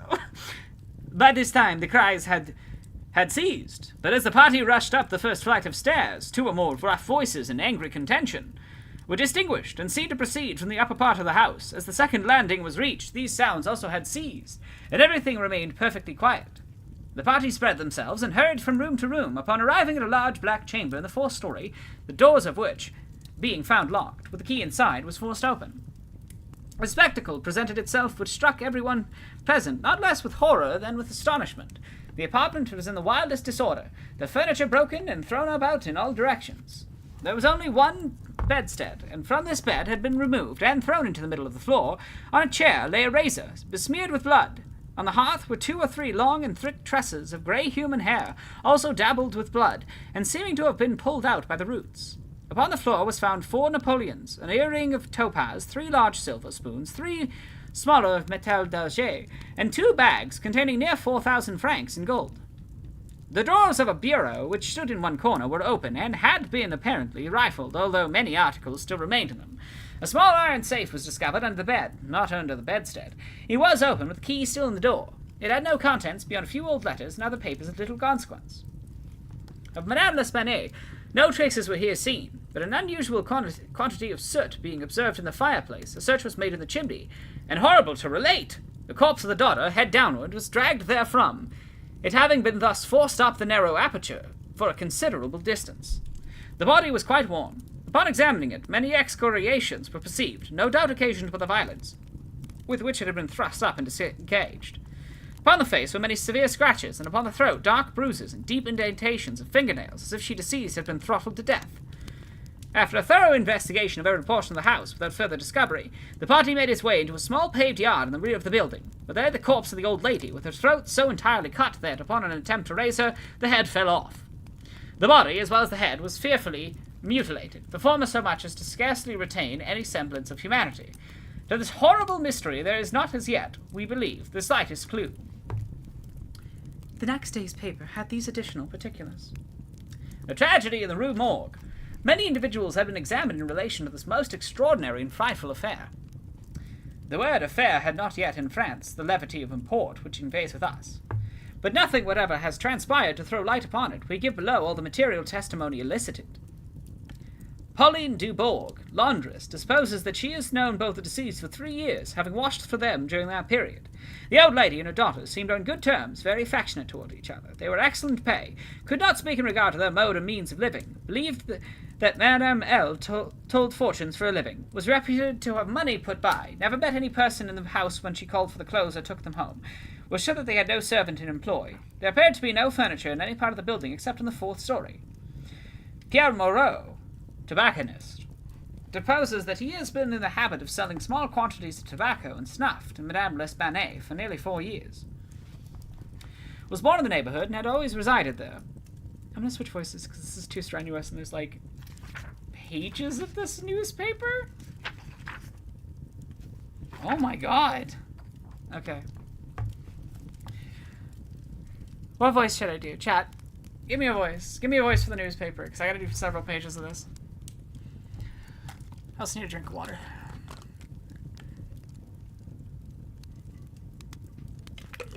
$19.20 an ounce, guys. A little strenuous on the voice. So I don't want to keep doing it. Did I seriously fucking splash water on my book?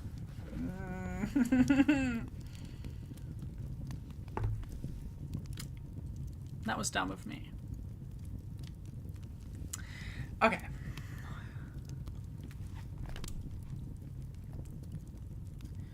The deceased and her daughter had occupied the house in which the corpses were found for more than 6 years. It was formerly occupied by a jeweler, who underlet the upper rooms to various persons. The house was the property of Madame L. She became dissatisfied with the abuse of the premises by her tenant. I moved into them herself, refusing to let in any portion. The old lady was childish. Windus had seen the daughter some 5 or 6 times during the 6 years. The two lived an exceedingly retired life, were reputed to have money, had heard it said among the neighbors that Madame L. told fortunes, did not believe it, had never seen any person enter the door except the old lady and her daughter, a porter once or twice, and a physician some 8 or 10 times. Many other persons, neighbors, gave evidence to the same effect. No one was spoken of as frequenting the house. It was not known whether there were any living connections of Madame L. and her daughter.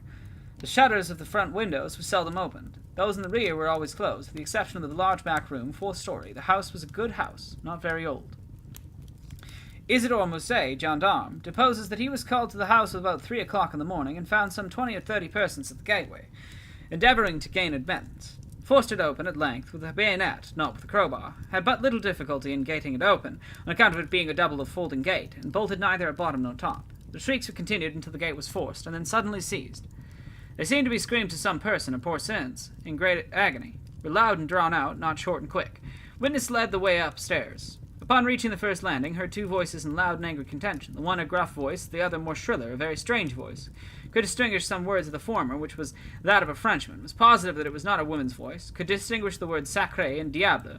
The shrill voice was that of a foreigner, could not be sure whether it was the voice of a man or a woman, could not make out what was said, but believed the language to be Spanish. The state of the room and of the bodies was described by the witness as we described them yesterday. Henry Duval, a neighbor and by trade a silversmith, supposes that he was one of the party who first entered the house, corroborates the testimony of Musée in general. As soon as they forced an entrance, they were close to the door, to keep out the crowd, which collected very fast, notwithstanding the lateness of the hour. The shrill voice, the witness thinks, was that of an Italian. Was certain it was not French. Could not be sure that it was a man's voice. Might have been a woman's. Was not acquainted with the Italian language. Could not distinguish the words, but was convinced by the intonation that the speaker was an Italian. Knew Madame L. and her daughter had conversed with both frequently. Was sure that the shrill voice was not of either of the deceased. Odenheimer, restaurateur. This witness volunteered his testimony, not speaking French, was exhumed through an interpreter. Is a native of Amsterdam. Was passing the house at the time of the shrieks. They lasted for several minutes, probably 10. They were long and loud, very awful and distressing. Was one of those who entered the building, corroborated the previous evidence in every respect but one, was sure that the shrill voice was that of a man, of a Frenchman, could not distinguish the words uttered. They were loud and quick, unequal, spoken apparently in fear as well as in anger. The voice was harsh, not so much shrill as harsh.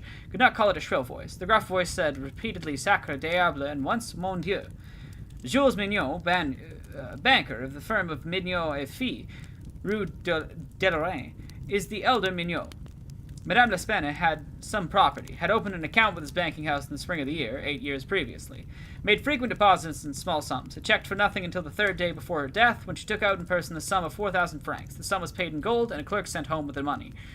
Adolphe Lebon, clerk to Mignon et Fils, deposes that on the day in question, about noon, he accompanied Madame L'Espene to her residence with the 4,000 francs, put up in 2 bags. Upon the door being opened, Mademoiselle L. appeared and took from his hands one of the bags, while the old lady relieved him of the other. He then bowed and departed. Did not see any person in the street at the time. It was a by-street, very lonely. William Bird, tailor, deposes that he was one of the party who entered the house, is an Englishman. I don't know what this accent is. Has lived in Paris 2 years, was one of the first to ascend the stairs, heard the voices in contention. The gruff voice was that of a Frenchman, could make out several words, but could not remember all. Heard distinctly sacré and mon Dieu. There was a sound at the moment as if of several persons struggling, a scraping and scuffing sound. The shrill voice was very loud, louder than the gruff one.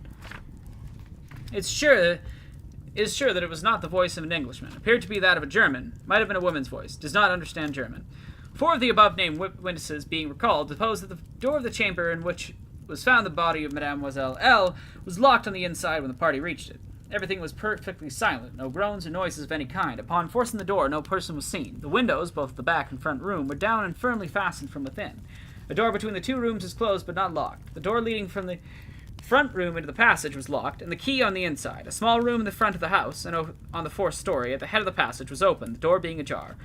The room was crowded with old beds, boxes, and so forth. They were carefully removed and searched. There was not an inch of any portion of the house which was not carefully searched. Sweeps were sent up and down the chimneys. The house was a 4-story one with garrets, mansard. A trap door in the roof was nailed down very securely, did not appear to have been opened for years. The time elapsing between the hearing of the voices in contention and the breaking open of the room door was variously stated by the witnesses. Some waited as short as 3 minutes, some as long as 5. The door was opened with difficulty. Alfonso Garcia, undertaker, deposes that he resides in the Rue Morgue, is a native of Spain, was one of the party who entered the house, did not proceed upstairs, is nervous, was apprehensive of the consequences of agitation, heard the voices in contention. The gruff voice was that of a Frenchman, could not distinguish what was said. The shrill voice was that of an Englishman, is sure of this, does not understand the English language, but judges by the intonation. Alberto Montani.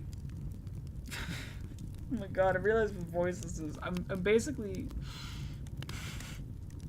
it was fine. Confectioner deposes that he was among the first to ascend the stairs.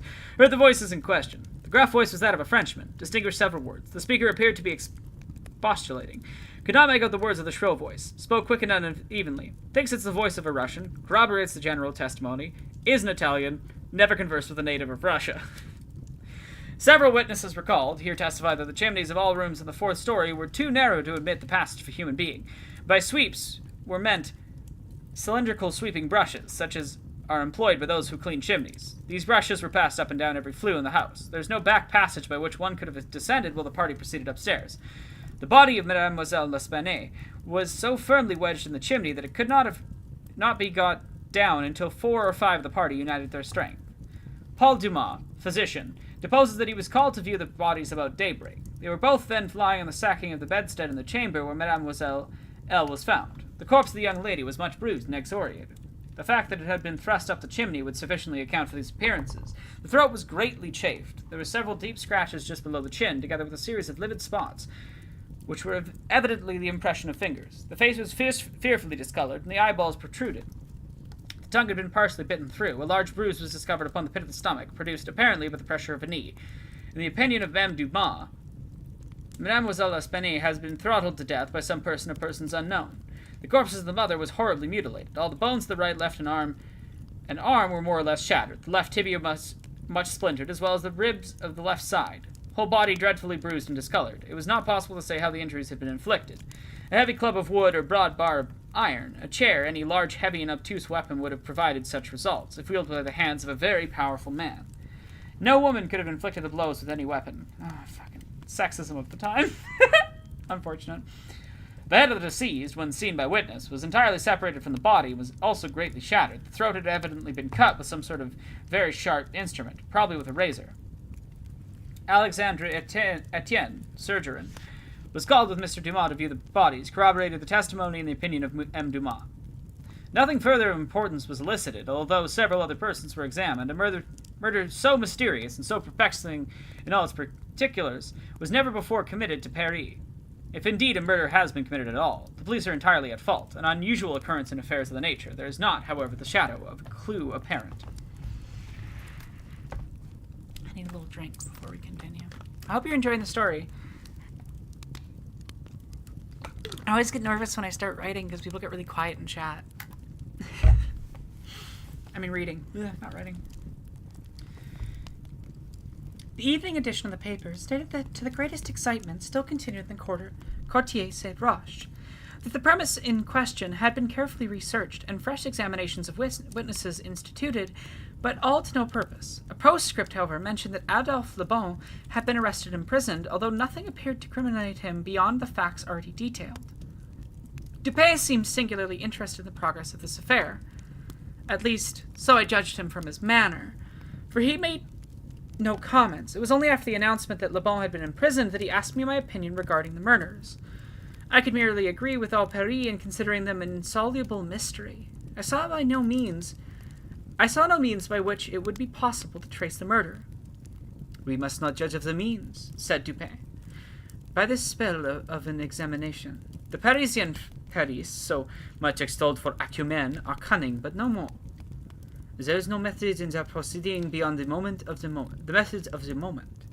They make a vast parade of measures, but not unfrequently they are so ill adapted to the object proposed, as to put in mind of Monsieur Jardin's call for his robe de chambre, pour mieux entendre la musique. The results attained by them are not unfrequently surprising, but for the most part are brought about by simple diligence and activity. When these qualities are unassailable, their schemes fail. Vidocq, for example, was a good guesser and a persevering man, but without educated thought he erred continuously by the very intensity of his investigations. He impaired his vision by holding the object too close. He might see, perhaps, one or two points with unusual clearness, but in so doing he necessarily lost sight of the matter as a whole. Thus there is such a thing as being too profound.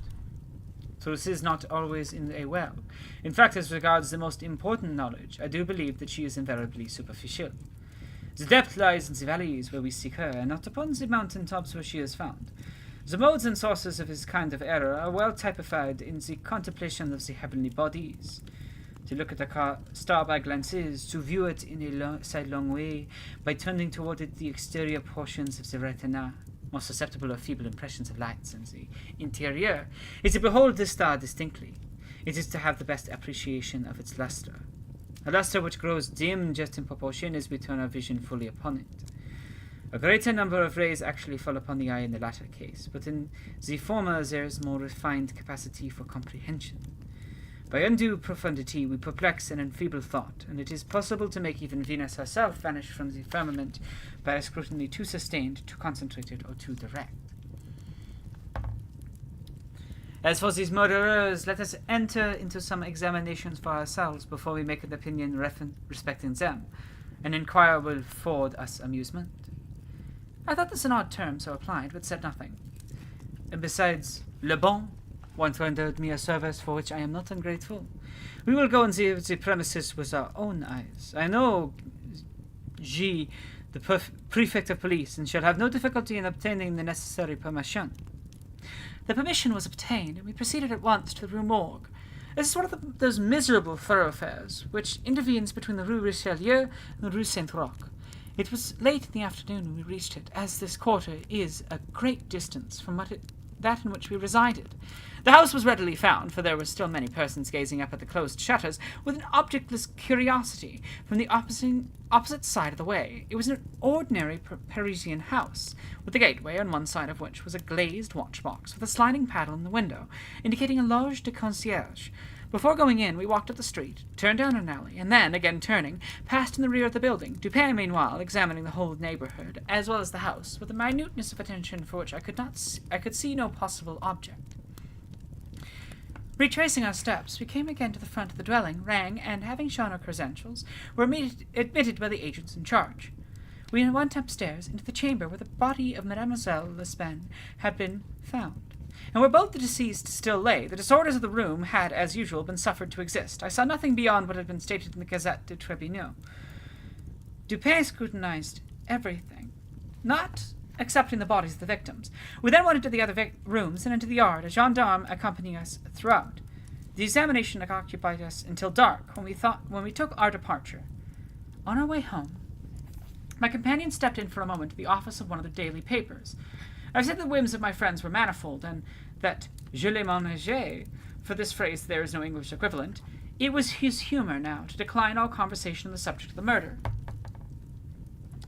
Until about noon the next day. He then asked me suddenly if I had observed anything peculiar at the scene of the atrocity. There's something in this manner of emphasizing the word peculiar, which caused me to shudder, without knowing why. No, nothing peculiar, I said. Nothing more, at least, than we both saw stated in the paper. The Gazette, he replied, has not entered, I fear, into the unusual horror of the thing, but it dismissed the idle opinion of this print. It appears to me that this mystery is considered insoluble for the very reason which could cause it to be regarded as easy of solution. I mean, for the outre character of its features. The police are confounded by the seeming absence of motive, not for the murder itself, but for the atrocity of the murder. They are puzzled, too, by the seeming impossibility of reconciling the voices heard in contention with the facts that no one was discovered upstairs but the assassinated Mademoiselle Lapspanet, and there were no means of egress without the notice of the party ascending. The wild disorder of the room, the corpse thrust, with the head downward, up the chimney, the frightful mutilation of the body of the old lady, these considerations with those just mentioned, and others which I need not mention, have sufficed to paralyze the powers, but putting completely at fault the boasted acumen of the government agents. They have fallen into the gross, but common error of confounding the unusual with the abstruse. But it is by these deviations from the plane of the ordinary that reason feels its way, if at all, in its search for the true. In investigations such as we are now pursuing, it should not be so much asked what has occurred, as what has occurred that has never occurred before.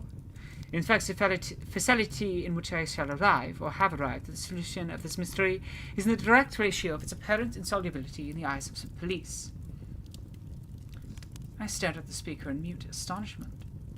I am now awaiting, continued he, looking toward the door of our apartment, I am now awaiting a person who, although perhaps not the perpetrator of these butcheries, must have been in some measure implicated in their perpetration.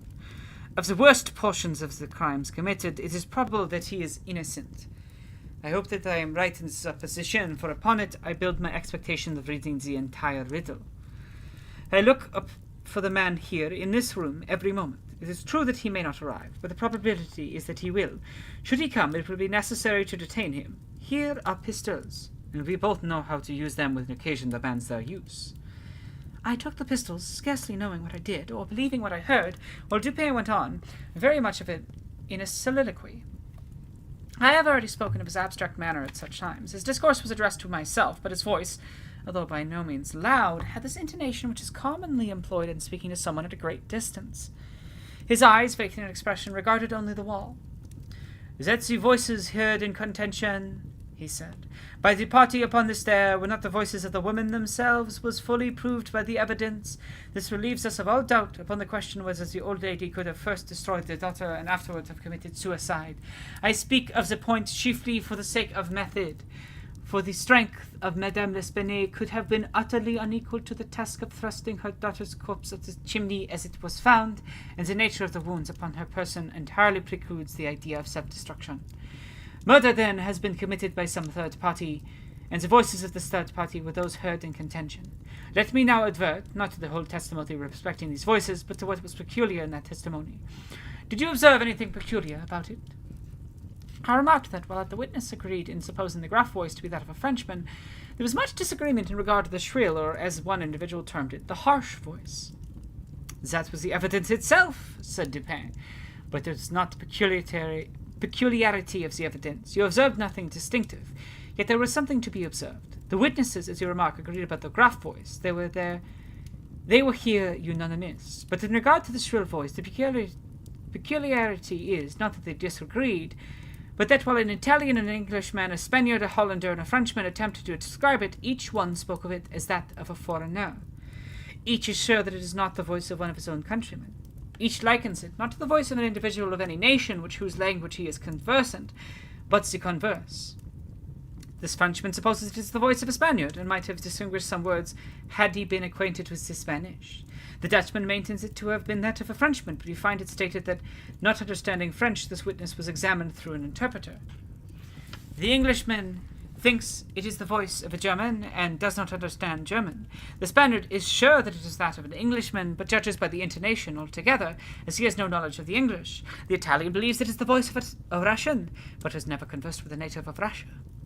A second Frenchman differs, moreover, with the first, and is positive that the voice was that of an Italian, but not being cognizant of that tongue, is, like the Spaniard, convinced by the intonation. Now how strangely unusual must the voice have really been about which such testimony as this could have been elicited, in whose tones even denizens of the 5 great divisions of Europe could recognize nothing familiar. You will say that it might have been the voice of an Asiatic or an African. Neither Asiatics nor Africans bear bound in Paris, but, without denying the inference, I will now merely call your attention to the 3 points. The voice is termed by one witness harsh rather than shrill. It is represented by 2 others to have been quick and unequal. No words, no sounds resembling words, were by any witness mentioned as distinguishable. I know not, continued Dupin, what impression I may have made so far upon your understanding, but I do not hesitate to say that legitimate deductions, even from this portion of the testimony, this portion respected the gruff and shrill voices, are in themselves sufficient to engender a suspicion which should give direction to all further progress in the investigation of the mystery. I said legitimate deductions, but my meaning is not thus fully expressed. I designed so to imply that the deductions are the sole proper ones, and that the suspicion arrives inevitably from these as the single result. What the suspicion is, however, I will not say just yet. I merely wish you to bear in mind that with myself it was sufficiently forcible to give a definite form and certain tendency to my inquiries in the chamber. Let us now transport ourselves in fancy to this chamber. What shall we first seek here? The means of egress employed by the murderers? It is not too much to say that neither of us believe in preternatural events. Madame and Mademoiselle L'Espanaye were not destroyed by spirits. The doers of the deed were material and escaped materially. Then how? Fortunately, there is but one mode of reasoning upon this point, and that mode must lead us to a definitive decision. Let us examine each by each the possibility means of egress. It is clear that the assassins were in the room where Mademoiselle L'Espanaye was found, or at least in the room adjoining, when the party ascended the stairs. It is then only from these two apartments that we have to seek issues. The police have laid bare the floors, the ceiling, and the masonry of the walls in every direction. No secret issues could have escaped their vigilance, but not trusting to their eyes, I examined with my own. There were, then, no secret issues. Both doors leading from the room into the passage were securely locked with the keys inside. Let us turn to the chimneys. These, although of ordinary width for some 8 or 10 feet above the hearths, will not admit through their outer extent the body of a large cat. The impossibility of egress by means already stated being thus absolute, we are reduced to the windows. Though none of the front room no one could have escaped without notice from the crowd in the street, the murderers must have passed then through those of the back room. Now brought to this conclusion in so unequivocal a manner as we are, it is not our part as reasoners to reject it on account of apparent impossibilities. It is only left for us to prove that these apparent impossibilities are in reality not such. I can't do a French accent. This is getting hard. I'm going to switch it up. There are 2 windows in the chamber. One of them is unobstructed by furniture and is wholly visible. The lower portion of the other is hidden from view by the head of the unwieldy bedstead which is thrust close upon it.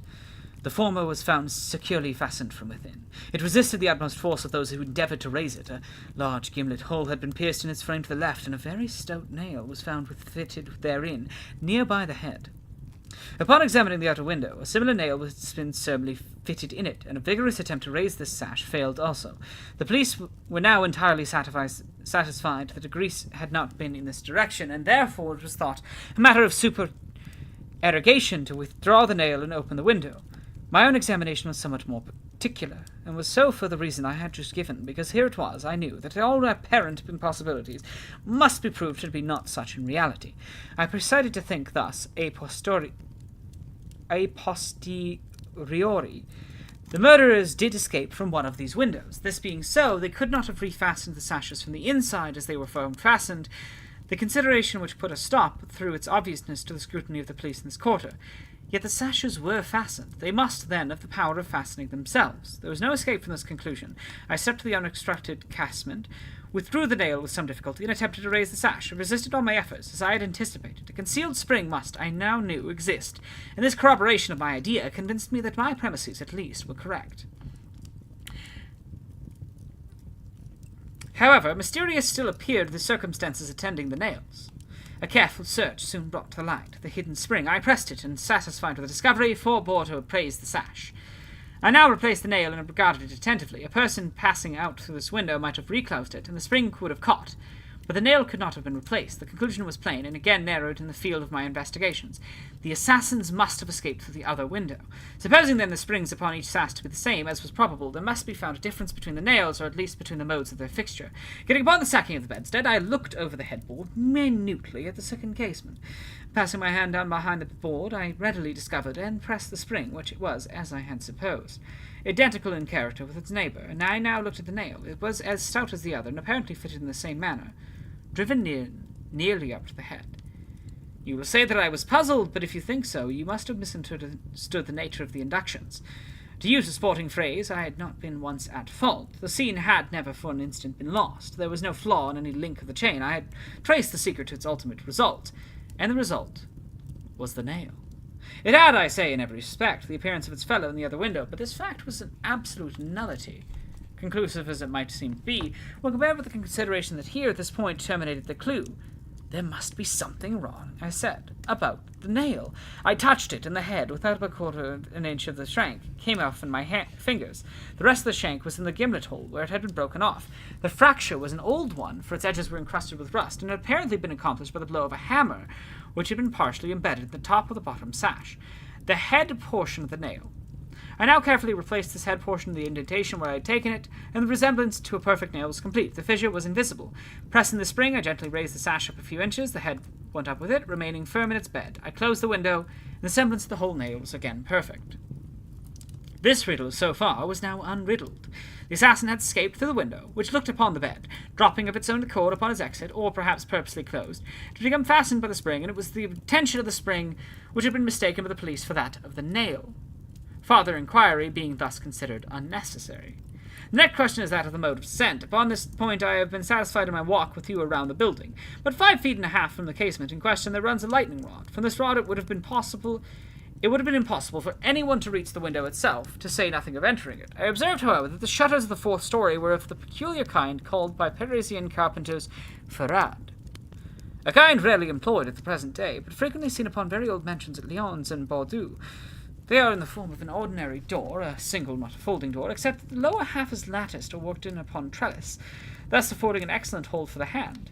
In the present instance, these shutters were fully 3 feet and a half broad. When we saw them from the rear of the house, they were both about half open. That is to say, they stood off at right angles from the wall. It is probable the police, as well as myself, examined the back of the tenement, but if so, in looking at these ferrade in the line of their breadth, they did not perceive this great breadth itself, or at all events, failed to take it into due consideration.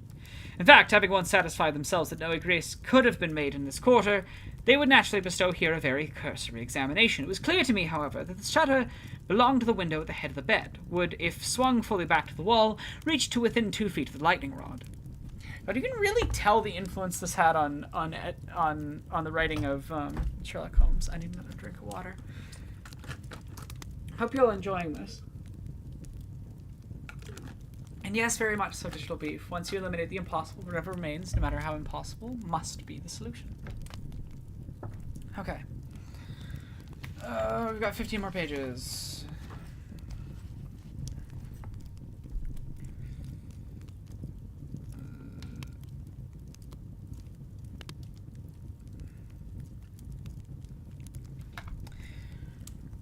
It was clear to me, however, that the shutter belonging to the window at the head of the bed would, if swung fully back to the wall, reach to within 2 feet of the lightning rod. It was also evident that, by exertion of a very unusual degree of activity and courage, an entrance into the window from the rod might have been thus effected. By reaching to the distance of 2.5 feet, we now suppose the shutter open to its whole extent, a robber might have taken a firm grasp upon the trellis work, letting go then his hold upon the rod.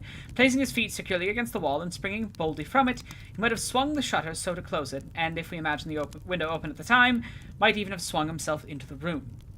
I wish you to bear especially in mind that I have spoken of a very unusual degree of activity as requisite to success in so hazardous and so difficult a feat.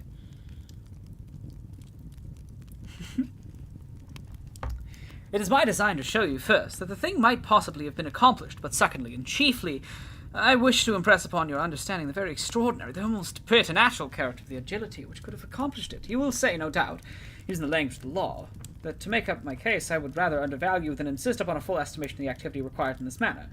This may be the practice in law, but it is not the usage of reason. My ultimate object is only the truth. My immediate purpose is to lead you to place in juxtaposition that very unusual activity of which I have just spoken, with that very peculiar, shrill, or harsh, and unequal voice, about whose nationality no two persons could be found to agree, and whose utterances no syllabification could be detected.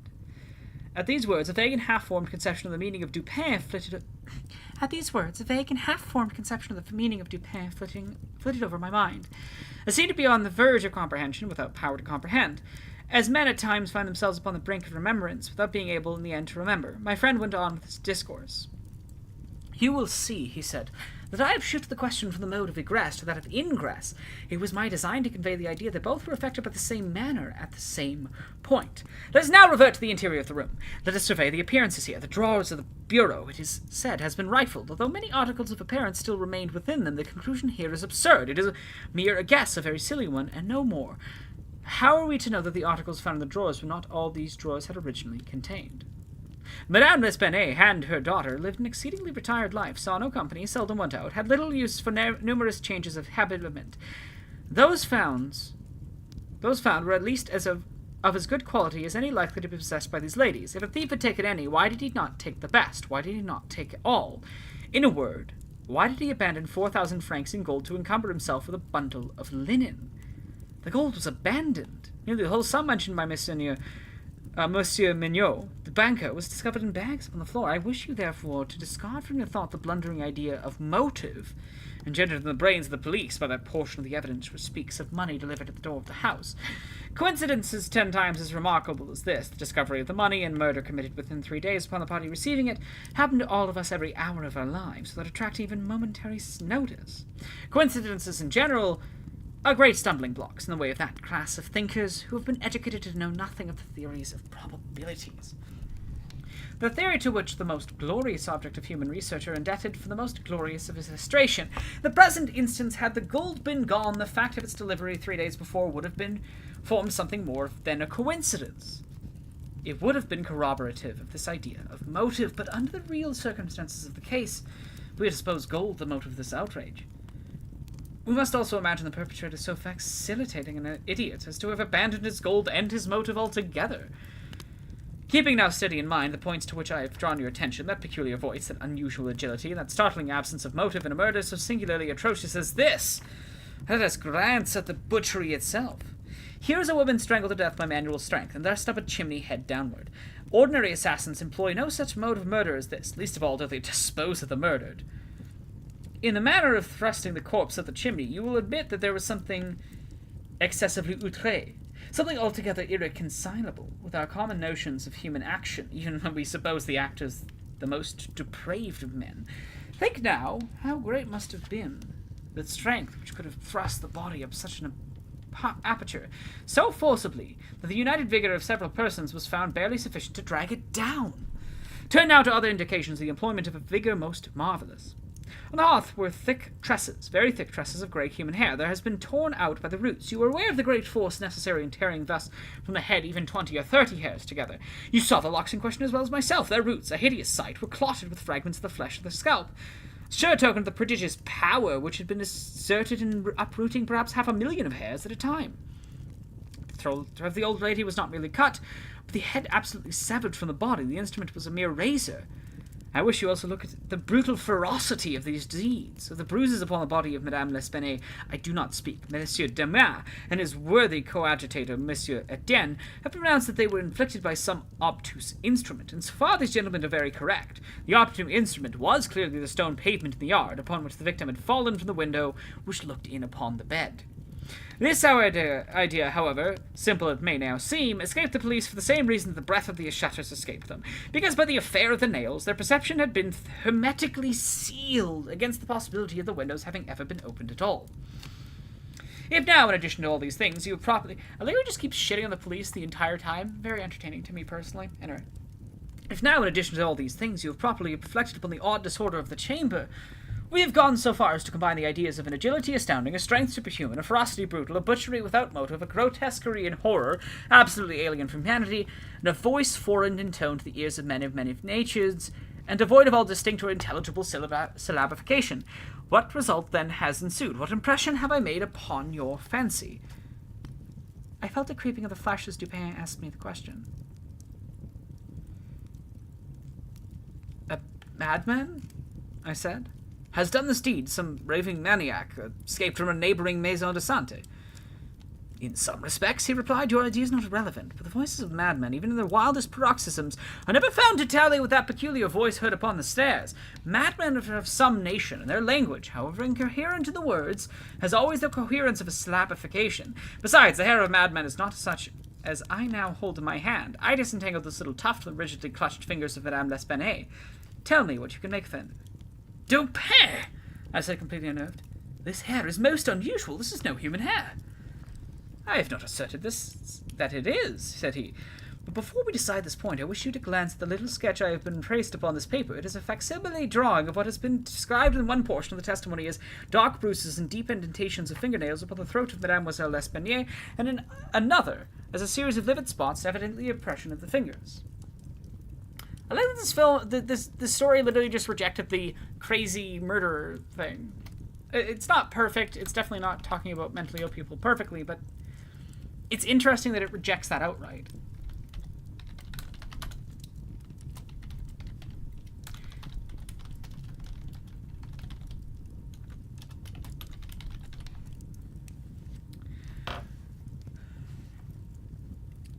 You will perceive, continued my friend, spreading out the paper upon the table before us, that this drawing gives the idea of a firm and fixed hold. There is no slipping apparent. Each finger has retained, possibly until the death of the victim, the fearful grasp by which it originally embedded itself. Attempt, now, to place all your fingers at the same time in the respective impressions as you see them.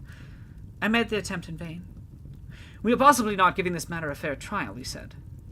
The paper is spread about upon a plain surface, but the human throat is cylindrical. Here is a billet of wood, the circumference of which is about that of the throat. Wrap the drawing around it and try the experiment again. I did so, but the difficulty was even more obvious than before. This, I said, is the mark of no human hand. Read now, replied Dupin, this passage from Cuvier. It was a minute, anatomical, and generally descriptive account of the large fulvous orang-utang. It's spelt really weird, that's why I pronounced it like that. It confused me. Orangutan of the East Indian Islands. The gigantic stature, the prodigious strength and activity, the wild ferocity, and the imitative propensities of these mammalia are sufficiently well known to all. I understood the full horrors of the murder at once. The description of the digits, said I, as I made an end of the reading, is in exact accordance with this drawing. I see that no animal but an orangutan of the species here mentioned could have impressed the indentations you have traced them. The tuft of tawny hair, too, is identical in character with that of the beast of Cuvier, but I cannot possibly comprehend the particulars of this frightful mystery. Besides, there were 2 voices heard in contention, and one of them was unquestionably the voice of a Frenchman. True, and you will remember an expression attributed almost unanimously by the evidence to this voice, the expression "Mon Dieu."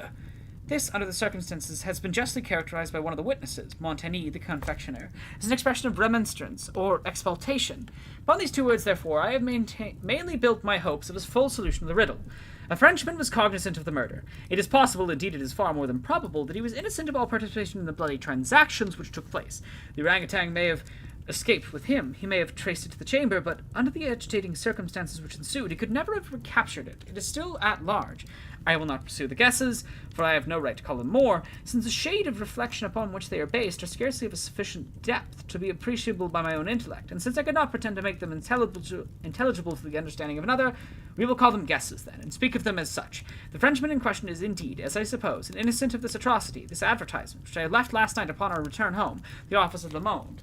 A paper devoted to the shipping interest and much sought by sailors will bring him to our residence. He handed me a paper, and I read thus. Caught in the Bois de Boulogne, early in the morning of the the morning of the murder, a very large tawny orangutan of the Bornese species. The owner, who was ascertained to be a sailor belonging to a Maltese vessel, may have the animal again upon identifying it satisfactorily and paying a few charges arising from its capture and keeping. Call it number Rue. There's these cutouts, like they remove words. So, sorry about that. Faubourg Saint-Germain au Troisième.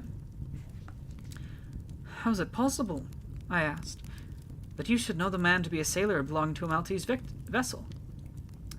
I do not know it, said Dupin. I am not sure of it. Here, however, is a small piece of ribbon, which from its form and from its greasy appearance has evidently been used in tying the hair in one of these long queues of which sailors are so fond.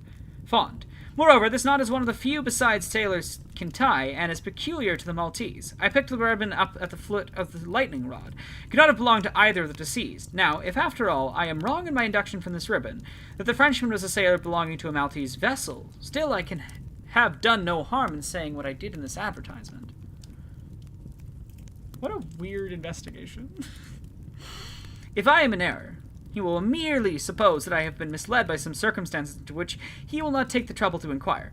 But if I am right, a great point is gained. Cognizant, although innocent of the murder, the Frenchman will naturally hesitate about replying to the advertisement, about demanding the orangutan. He will reason thus. I am innocent. I am poor. My orangutan is of great value. To one in my circumstances, a fortune of itself.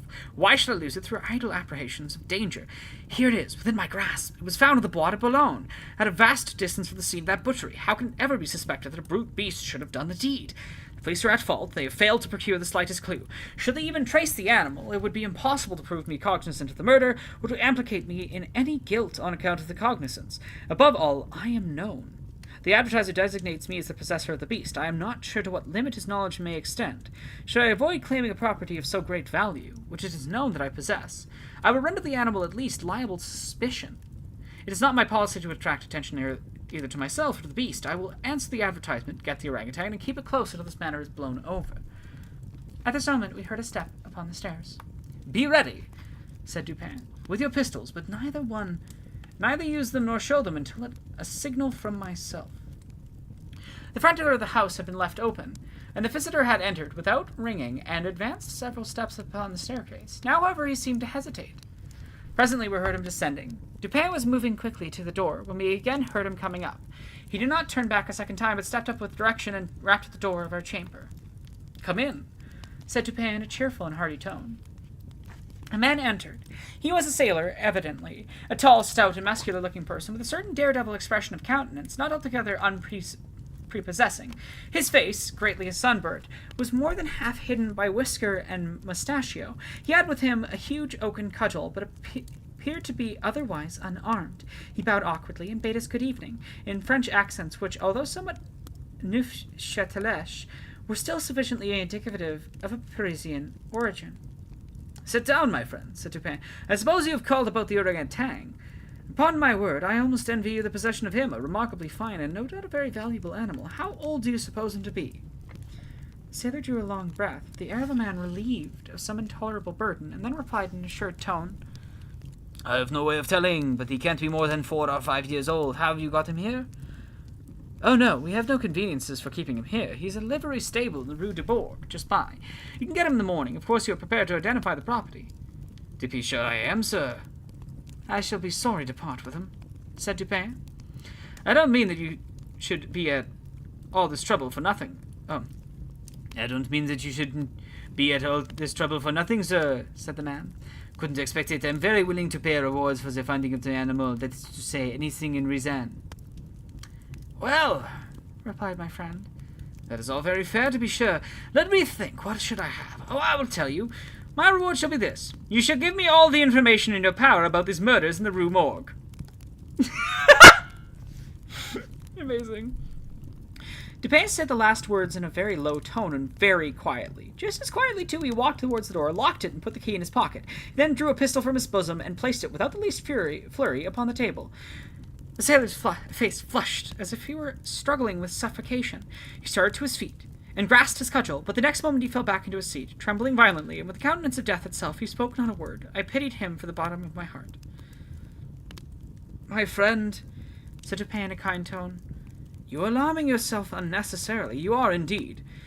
We mean you no harm whatsoever. I pledge you the honor of a gentleman and of a Frenchman that we intend you no injury. I perfectly well know that you are innocent of the atrocities in the Rue Morgue. It will not do, however, to deny that you are in some measure implicated in them. From what I have already said, you must know that I have had means of information about this matter, means of which you could never have dreamed. Now the thing stands thus. You have done nothing which you could have avoided, nothing certainly which renders you culpable. You are not even guilty of robbery, when you might have robbed with impunity. You have nothing to conceal. You have no reason for concealment. On the other hand, you are bound by every principle of honor to confess all you know. An innocent man is now imprisoned, charged with a crime of which you can point out the perpetrator." The sailor had recovered his presence of mind in a great measure, which Dupin uttered these words, but his original boldness of bearing was all gone. "So help me God," said he after a brief pause, "I will tell you all I know about this affair, but I do not expect you to believe what I say. I would be a fool indeed if I did. Still, I am an innocent, and I will make a clean breast if I die for it." What he stated was, in substance, this. He had lately made a voyage to the Indian archipelago, a party of which he formed one landed at Borneo and passed into the interior of an excursion of pleasure. Himself and a companion had captured the orangutan. This companion dying, the animal fell into his own exclusive possession. After great trouble, occasioned by the intractable ferocity of his captive during the home voyage, he at length succeeded in lodging it safely at his own residence in Paris, where, not to attract himself the unpleasant curiosity of his neighbors, he kept it carefully secluded until such time as it should recover from a wound in the foot, received from a splinter on board ship.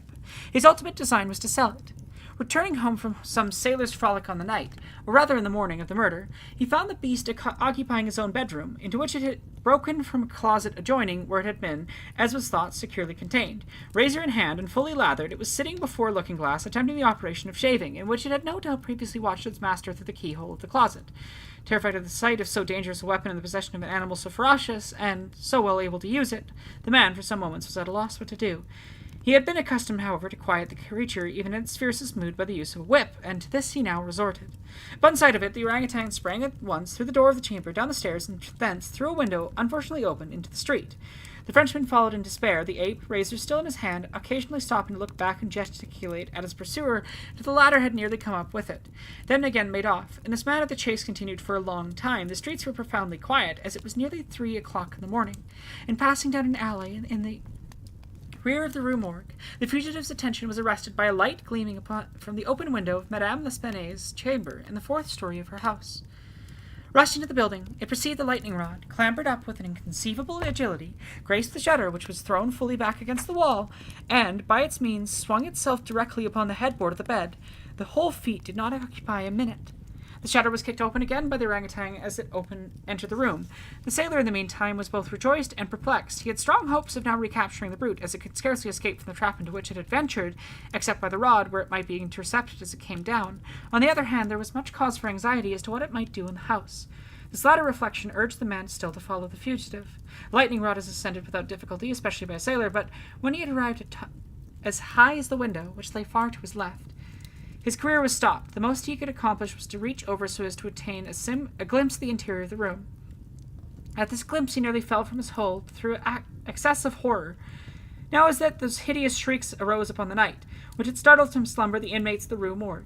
Madame L'Espanaye and her daughter, habited in their night clothes, had apparently been occupied in arranging some papers in the iron chest already mentioned, which had been wheeled into the middle of the room.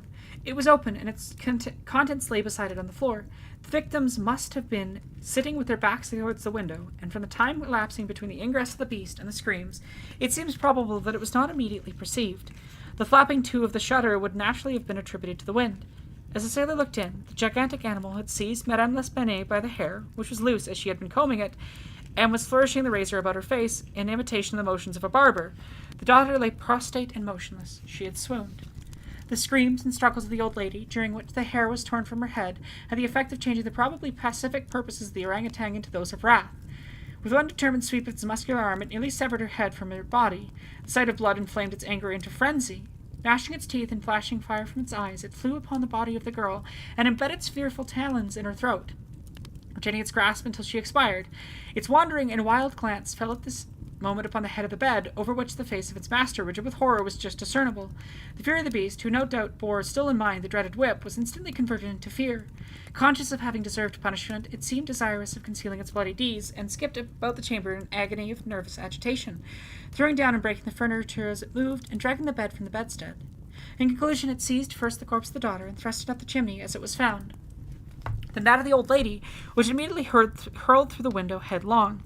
As the ape approached the casement with its mutilated burden, the sailor shrank aghast to the rod, and rather gliding than clambering down it, hurried at once home, dreading the consequences of the butchery, and gladly abandoning, in his terror, all solicitude about the fate of the orangutan.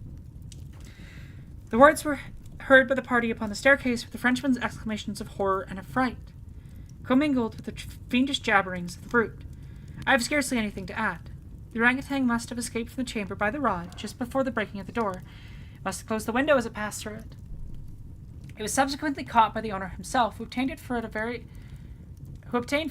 large sum at the Jardin des Plantes. Le Bon was instantly released upon our narration of the circumstances, with some comments from Dupin, at the bureau of the prefect of police. This functionary, however, well disposed to my friend, could not altogether conceal chagrin at the turn which affairs had taken, and was fain to indulge in a sarcasm or two about the propriety of every person minding his own business. "Let them talk," said Dupin, who had not thought it necessary to reply. "Let him discourse. It'll ease his conscience." I forgot what his voice was. "I am satisfied with having defeated him in his own castle. Nevertheless, that he failed in the solution of this mystery is by no means that matter for wonder, which he supposes it. For in truth, our friend the prefect is somewhat too cunning to be profound, and his wisdom is no stamen. It is all head and no body, like the pictures of the goddess Laverna, or at best all head and shoulders, like a codfish. But he is a good creature after all. I like him especially for one master stroke of cant, by which he had attained his reputation for ingenuity. I mean the way he has dénié ce qui est et expliqué ce qui n'est pas.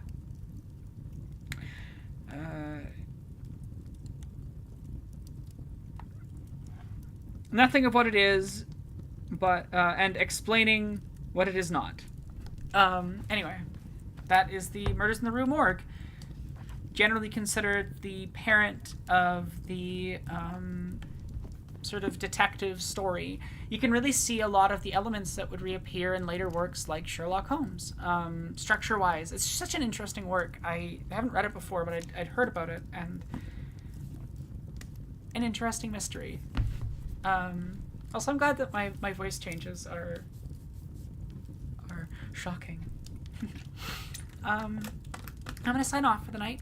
I will be back tomorrow for more streaming of animation and Dead Space and Edgar Allan Poe. That's kind of the plan for this week. Though I might not stream if my dad is visiting. I'm not sure if he will be, so we'll find out tomorrow. But I am planning on streaming. And if I don't, I'll probably post something on Tumblr and Blue Sky if you follow me there. Anyway, you all have a lovely evening. Thank you so much for hanging out with me. I hope you enjoyed the story. If you haven't, if you're new, you don't know who I am. I'm Aranok. I'm a non-binary trans woman. I make video essays and things, so maybe consider go checking out my video essays if you want more. Have a lovely night. Bye. Oh, I need to raid Twitch out. I apologize. Hopefully someone I know is streaming right now. Though at this hour, that's unlikely.